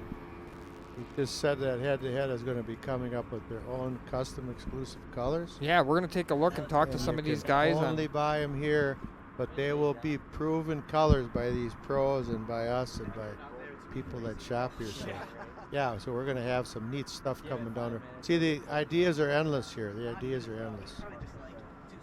It's Wisconsin. Shane just asked, how do we do a head-to-head on Lake Michigan? Shane, I think the way we're going to attack it initially, at least, or the conversations we've had, is maybe try a fall event, right, Jim? Because then everybody's fishing near shore. We'll have the right kind of service we need. I think Brian's open to possibly a 2020 fall event. You know, we're going to look at it. It's definitely something we talked about even last fall, and just didn't have enough time to get it done with the bass event going on. But yeah, we've talked about it. You and I have. You, me, and Brian have. It's something that's on the radar, and if that goes well, maybe in 2021 we could look at a few events. We'll see what happens. Just need cell signal. Yeah, that's it. Just need cell signal. They knew the river was going to be a good cell signal because it's right in town. But some places you can't do if there isn't a good cell signal, because you have to be able to transmit the data. A couple guys are saying they'd like to see Jackson and Wilson at least catch one during this round. I agree 100%. I hope that they do as well. I felt bad for Nussbaum yesterday after he put all that work in, you know, during pre-fishing and struggled at during the episode there, the round. So be nice to see Wilson and Jackson pop one here and tighten this thing up a little bit and at least catch one at the end. Raymond goes head-to-head jigging for kings in the harbor. That would be an option for sure. I mean, guys could jig, they could troll, they could do a bunch of different stuff, but you know, it'd be nice to do that fall head-to-head deal. Yeah, if we get close, you know, if we're in close, you just can't be out 20, 30 miles. Right. But that's why we would do something in the fall, keep the guys close to shore, maybe 2-man only or something. You know, we've talked about a bunch of options. What would you think, Russell? 5 miles plus in? Oh, yeah, maybe at least. Maximum, yeah, maximum out 5 out? miles. Yeah, but the nice part is if you do it in the fall and you make it, you know, maybe kings only or something, you know, they're going to all be near shore. So that's the fun part. We're down to 10 minutes, Jim. 10 minutes and 45 seconds here. That's what these guys got. Long day. A great day for 2 of these guys. And a great day for the other 2, too. Yeah, just struggles this afternoon. Disappointing this afternoon, that's all. This goes to show you how you never do know. If you'd asked me at the break what Mark Jackson would have had, I would have told you 20-plus pounds for sure. This is a shock. He's not only a great fisherman, a guide, but he's just been the most consistent guy the entire time. And the fact that we're coming up on 4 hours and 50 minutes, and he hasn't caught a 2-pound walleye. That's unbelievable. He's had 60-some pounds the last 2 rounds combined. Russell, here's a quick story. Fishing the charter in the morning, I caught 40 salmon off of Sturgeon Bay. I went in for lunch, came out. The people asked me how I did. I said we limited out. We had 400 pounds of salmon. I could not get a bite where I was. Yeah. I called the captain. Those fish moved 20 miles north of town over the lunch hour. I pulled up lines, went up there, and we caught our fish. They moved 20 miles over the lunch hour. So now that's not the same here, but it is in a way. Yeah. Because these fish are on the move, and just because you caught them here this morning or yesterday or whatever, it doesn't mean you're going to catch them there today. Oh, Lackage is hooked up, I think. Oh, maybe not. Or he is in something small. Yeah, it looks like it's something small.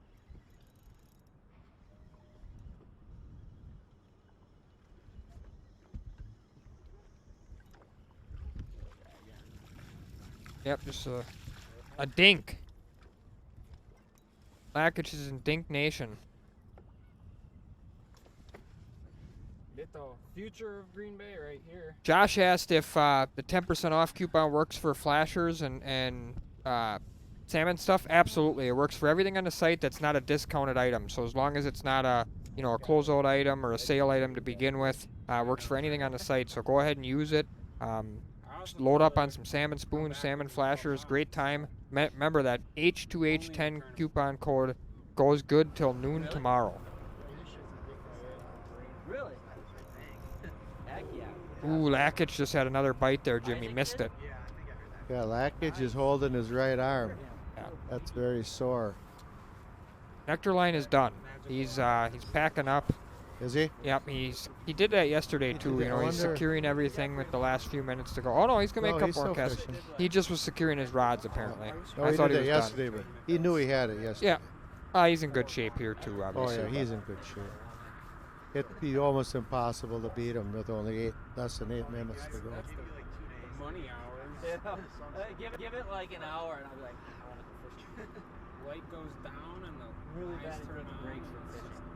Yeah, there's some comments about tournament experience. It does make a huge difference. Mid-October, once hunting season starts, It's a mental game too. I mean, it's not just being able to fish. No, decision making plays a huge It's role. all in about it. decision making, and it's mental toughness too. Like Jeff said, he was spent yesterday, or was that this morning?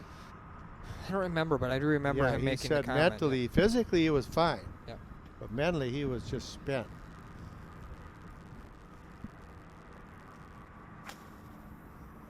Again, folks. Jackson's hooked up, I think.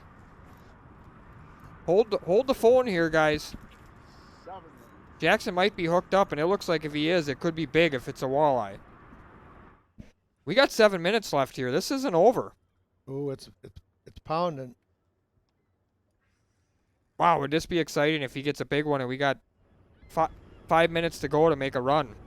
Oh. I'm not excited. I already know what it is. I bet he thinks it's a cat. Yep. Yeah, he does. I think it's a catfish. Yeah, we call that, didn't we? Problem is, if I was him, I would definitely be taking my time and try to get this fish in because you just never know. An 8 or 10 pound Or a walleye 16-pound walleye will do me good too. fights like a catfish for sure. I would love to see him get a big one right now. That would be great. Brian and I won the walleye tournament up in the Marinette River, and we had one on. We thought it was a big cat, and it was a 9-pound walleye. Exactly. Yep, the big ones fight like a cat. I remember catching one by the paper mill right there with my dad in a tournament. It was 9 pounds. And my dad told me 3 times it had to be a carp because it kept running line out. He didn't even get the net. I finally saw it. I said, "You better get the net." Yeah, 9-pounder. Yeah. Yep. Yeah. Oh, no. yeah. Big old kitty cat. There he This is. ain't Yep. no walleye. He was right. He was right. One guy says these guys are animals. Long day on the river. Yes, they It are. is a long day. You got that right. And when you're tired from a long day of fishing, it's a good tired. Yeah. And boy, you don't sleep any better than that either. When your head hits that pillow, you are out. I got a cold. funny feeling Jeff Nectarline. Oh, yeah. I got a funny feeling Jeff Nectarline and I Isaac can catch a Lackage aren't going to catfish, sleep much though. tonight, Jim. They're on the water in around 10 hours. They're going to be out there yay. tomorrow. About 12 hours, these guys will be back out. Yeah, but by the time they get their boats ready, yeah. they get to the landing, Yeah, they they get got to get up. coffee, They gotta be up, all yeah. that stuff. Get him in the boat. Let's be honest. If you were fishing the championship tomorrow, you wouldn't be getting up 15 minutes before the tournament started. No. You and I'd be texting back and forth going, what's the plan for today by 4 in the morning exactly. for sure. You'd be tossing and turning and whatever. Is he giving her up? There goes one rod. Oh, no. He's going to fish it right till the end. He's going to switch to a white-colored paddle tail. Well, I've never seen more rods in the back end of a walleye boat. Me either. Ever. You can't lack him for effort. And he smoked them this tournament. Yes, he did. I mean, he has nothing to be ashamed of. Mark Jackson is one heck of a stick. And, of course, we know Max can catch fish. It just wasn't his day. And I know Jeff thought, oh, I got Max. It's going to be a tough day. Yeah. Well, Jeff's shocked, too, that Max hasn't caught anything. Barry Martin said Jeff's going to hit the ice bass tonight. I think so, too. I think Jeff's probably going to jump in that ice bass and try to get ready for tomorrow. This is going to be pretty exciting tomorrow. Lackage versus Nectarline. Both have been throwing custom blade baits mixed in with some plastics and some other stuff. Lackage has been throwing a little bit of slab wrap. I mean, I'm guessing that one of those guys, if not both, are going to go super aggressive tomorrow morning. That blade bait or a rip and wrap style bait, hoping for a big one early while they're biting and aggressive. Try to get a real aggressive program figured out, and then when it gets tough later in the morning, whoever can figure out their program to slow down, fish a little slower, and stick with their game plan, I think will end up being the guy that wins. Does Isaac fish a lot of tournaments? Well, he was a big... Oh. Max and Isaac are tournament partners Oh, together. I was just informed that Max and Isaac are tournament partners. And they won the MWC a couple times, I think, back to back. Team of the year, I think. And for I sure, knew yeah. that. I just didn't picture those two. But yeah, I knew that. That was dumb of me. You can tell they probably equal each other out pretty well. Max is high strung, excited, exciting. Isaac's a little bit more even keel. I think those two probably make a great team because they equal each other out very well. So Isaac's won a lot of money and a lot of tournaments. Yeah, if he's fished with Max, those two have had some success. Jeff will have his hands full, but yep. So will Isaac. It's going yeah. to be a fun. That's head-to-head right there. Yep. That is head-to-head at its finest. Ooh, Isaac looks like he's hooked up. Isaac's got another one. There's some negative Nellies out Love the way he reels that thing Doesn't in. look to be too big, though. Look at the people watching him. That's a dinker. Welcome to Dinktown. Oh, well, Peter got a 2-minute penalty. That fell off. It's over. Yeah. Yeah, it's just crazy. I think what happens is late in the day here, this evening night bite hasn't started yet, but it seems like the little ones start to bite early. If you remember yesterday afternoon, a couple of the anglers really got into some small fish, some non-weighers late in the day. And then I'm guessing after these anglers go in, a lot of guys don't even go out to deep here till 7, 8 o'clock at night. They night fish, they troll, they jig, cast rip and wraps up by the dam at night, all night long. You troll all night with the pounder. Yeah, I took Lily out a week or so ago, a week and a half ago, and I was making a comment yesterday. We were trolling, and she had a lead core rod in her hand and caught an 8-pounder. I saw that. That was awesome. Nobody loves fishing more than Lily the pounder. No, she does Russell's love it. little 11-year-old daughter. She's a sweetheart. Boy, loves fishing. she's serious.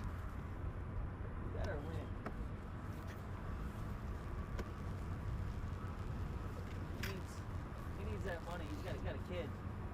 Diapers are expensive. They are. I mean, any type of food now are expensive. I got a pile of stuff to clean up.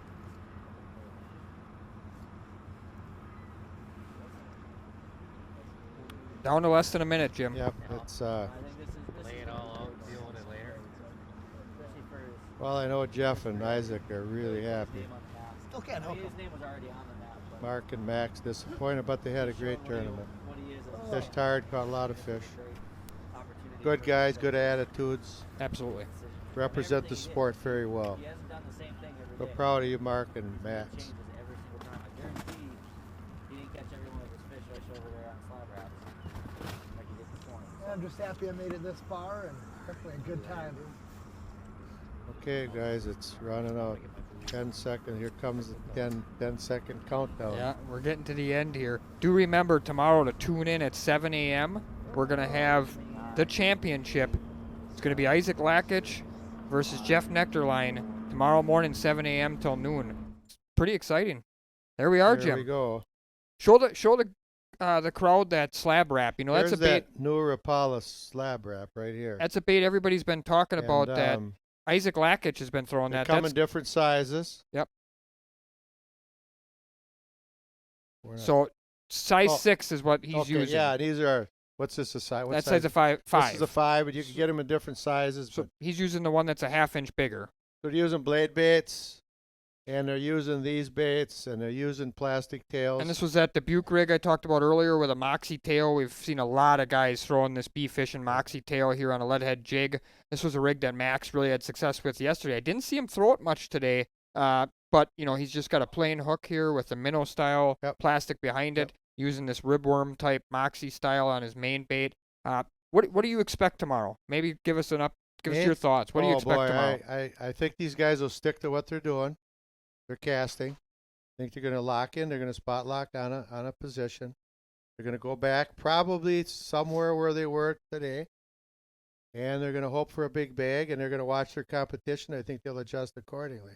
Now, obviously, we're rooting for everybody, but if you had to pick one, who do you give the edge to at least? Oh, Not saying necessarily say who's going to win, but who would you give the edge to? I'm going to give the edge to Jeff. Give the edge to Jeff? Just because he's bigger than I am and he's younger and he knows where I live. So I'm going to go with Jeff. I'm going to take the other side. I think Jeff I said he was one of the highlights this tournament, one of the favorites to win it, but I will be honest with you, I didn't know Isaac before. I knew he was Max's partner. I didn't know him personally, never had met him. He's impressed me a ton. Young kid, looks like he's an absolute stick, and I've been really impressed with his composure. Throughout the entire time, he's maintained good composure. He's made great decisions. As long as he doesn't panic, he doesn't get down early and panic tomorrow, which based on the way he's acted for 2 days, I don't think that's going to happen. If I didn't He'll be fine. know and love Jeff and Ryan and the local and their partners, and I know the guy's a good stick. Like I said before, I'm gonna put my money on Jeff. Okay, well that's good because there are two. But if I didn't know Jeff, and I would go with Isaac in a heartbeat because, like I said today, he is one awesome stick. Yeah, both of those guys, I expect to have good days tomorrow. I think we're going to see a potential 30-pound battle tomorrow. We might see them both get into the 30-pound range. Oh, that would be so sweet. 1 4, 5, 6 pounder, and then mix a 9 in, then a dinker, and then you got this going on, and then they're like 8 or 9 ounces apart. Yeah, and that would be. We had a lot of that yesterday. It'd be nice to go back to that today. Tomorrow. Today we had a little bit more of these guys spreading out, pulling away, bigger victories.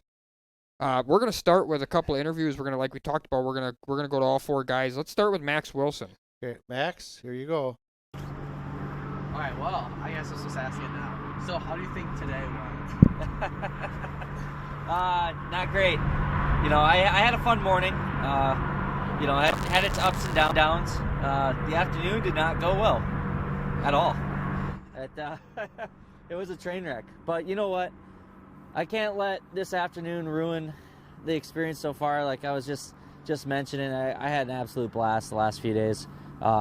This is innovative. This is a whole new concept. I think is going to change walleye fishing, at least tournament walleye fishing. I mean, it was special to be a part of it. To tie for third, as my cameraman pointed out, you know, it was a great experience. You know, I'm disappointed with how the afternoon went. A little embarrassed, but you know what? I'll take this as a learning experience and a great experience at that. And you know, I really appreciate all the kind support that I saw, even the negative ones. I appreciate it. Constructive criticism, but no, I really appreciate everyone tuning in. I really appreciate everyone following along, all the support. My phone's been blowing up for the last 2 days. You know, it's been a blast. It's been a blast to have you guys in the boat, have everyone back home in the boat, for everyone to see what a tournament day is like. I mean, this is what I've wanted for tournament fishing for a long time, and we finally got it. You know, didn't go my way, but hey, that's how tournament angling goes, and just wasn't my round. So I'm looking forward to the next one. I'll be fishing Zone 8. I'm all signed up ready for that. I cannot wait for that one. That one's going to be a blast. And I can't wait to watch Isaac and Jeff duke it out tomorrow. My money's on Isaac. Sorry, Jeff, I got to put it on Isaac. He's my boy, but this is going to be a battle to the end. It's been fun to watch, and it's going to be a fun day tomorrow.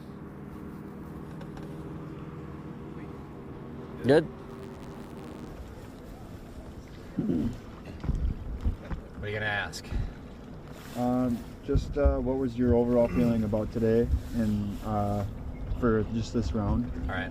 So the my overall feeling on today was I felt I was competitive. I didn't know if I necessarily had the bite that would get me to the championship. I made some judgment calls this afternoon just based on water temp. I figured these fish that I was catching down below have made their way up here with that temperature starting to come up. So it paid off. Fished my 2 favorite spots. This spot right here is what saved me, and moving on to the final round tomorrow morning against Isaac. So feel pretty good. The morning bite has typically been good for me. This morning was a little slow, but I did manage enough fish to get me to this round, and I feel good about tomorrow and these fish setting up here. So I'll be up here again tomorrow. You expecting the water temperature to go up still? Hope so. Yeah, absolutely. So feel pretty good. It's been a long, hard battle.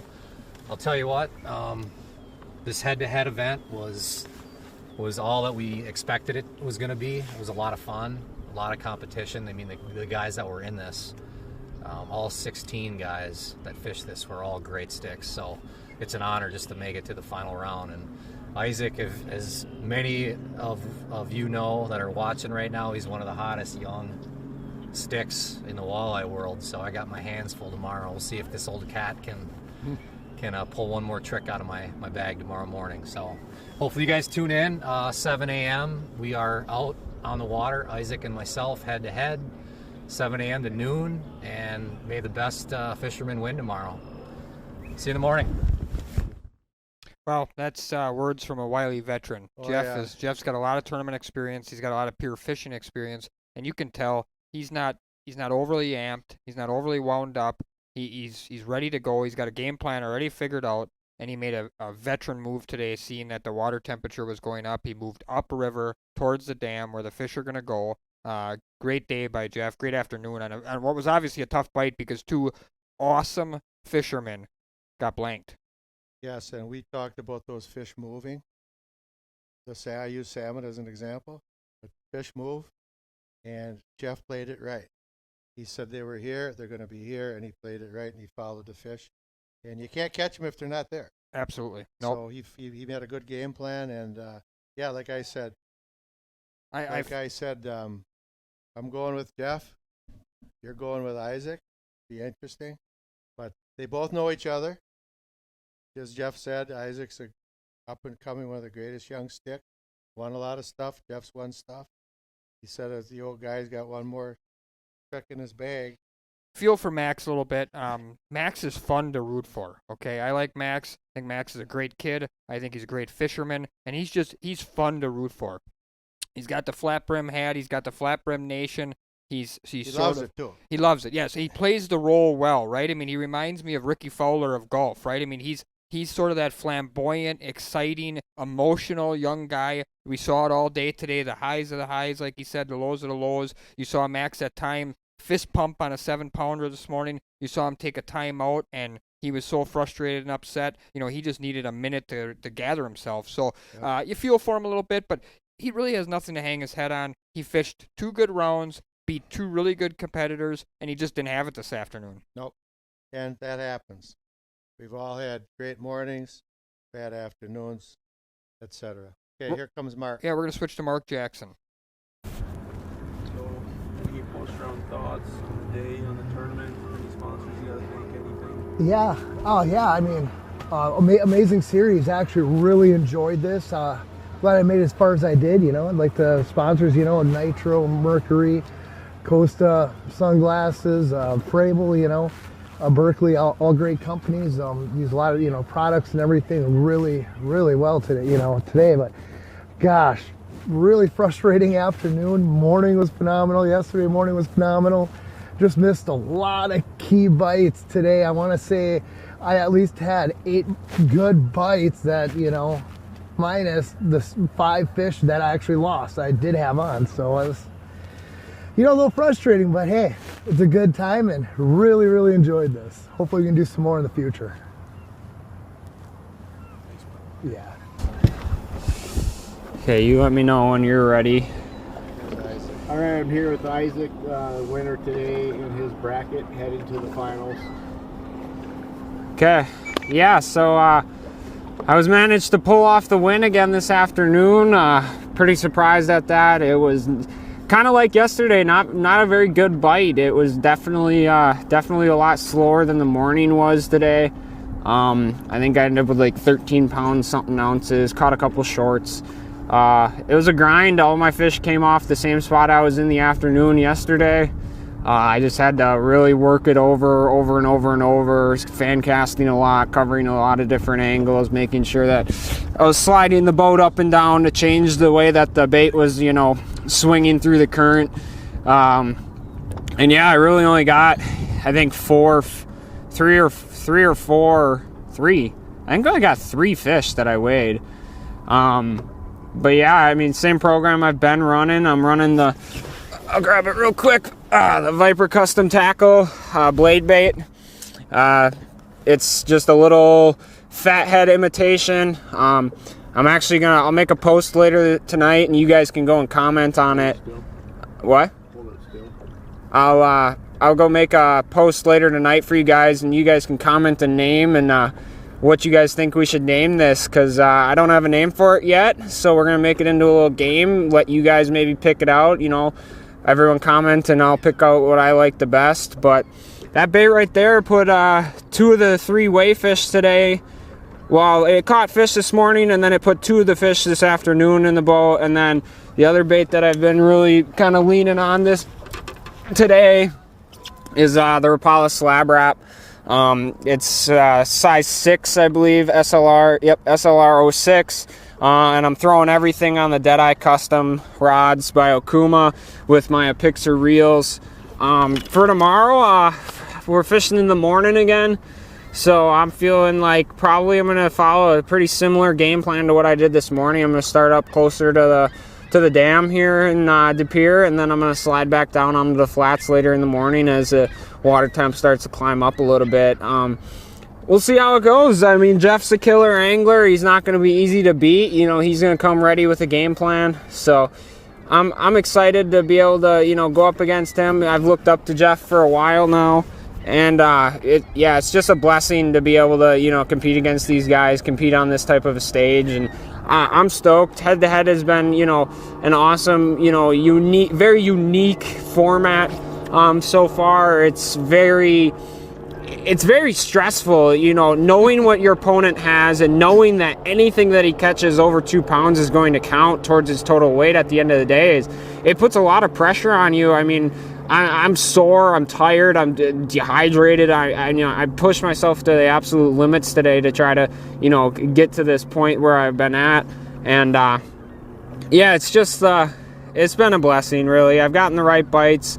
Been fortunate that the few fish that I've lost haven't cost me, big time yet. So tomorrow's championship morning, 7 a.m. It sounds like we're going to be a go. So yeah, should be fun. I'm excited. It's going to be a blast. I hope Jeff and I can give you guys a good showing in the morning. Jeff's been putting up some good numbers in the mornings. I know that. So it'll be interesting to see kind of how it all shakes out, So stay tuned. Live from De Pere, Wisconsin, head-to-head fishing. Catch you guys later. Thanks, Isaac. We're back. So we got Isaac Lakich moving on. Mark Johnson, I thought, did a real nice job in that interview. Class act. He fished unbelievable for 2 rounds there and just didn't have it this afternoon. Great interviews from Jeff and Isaac, and Isaac showed his maturity. He did a great interview. They know they're in a battle. It's a heavyweight fight. And they're going to come loaded. They both have a game plan. They know what they're doing. They're both experienced anglers. And you viewers, get on here because it's going to be a great morning. Yeah, we'll remind everybody. So we're going to start at 7 a.m. tomorrow again. So we're down to the final 2. We're going to have Isaac Lakich against Jeff Nectarline tomorrow morning, 7 a.m. You'll be able to, again, watch this streaming on Facebook. You'll be able to watch it on YouTube. You'll be able to watch it on the head-to-head fishing website, which is h2hfishing.com. Real quick before we check out, Jim, we did do that one giveaway, and I apologize if I butcher your last name, but the winner of that's going to be Alec Kraskowski.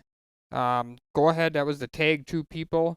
Alec, go ahead and private message, PM the Head-to-Head Fishing Facebook page with your shipping details. We'll get this out to you right away. And I'll be back in the morning. I'm sure Jim will be back as well. We'll have Matt on. Matt will be here. Yeah, we're excited for tomorrow. So join us tomorrow at 7 a.m. for the final round of the inaugural H2H Walleye Tournament. And don't forget, the mornings have been better. Morning fishing has been better. You're going to see some big fish and lots of fish tomorrow. Absolutely. Heavyweight knockouts tomorrow coming, 7 a.m. Central Time. See you in the morning. Thank you for joining H2H. It's been absolutely awesome.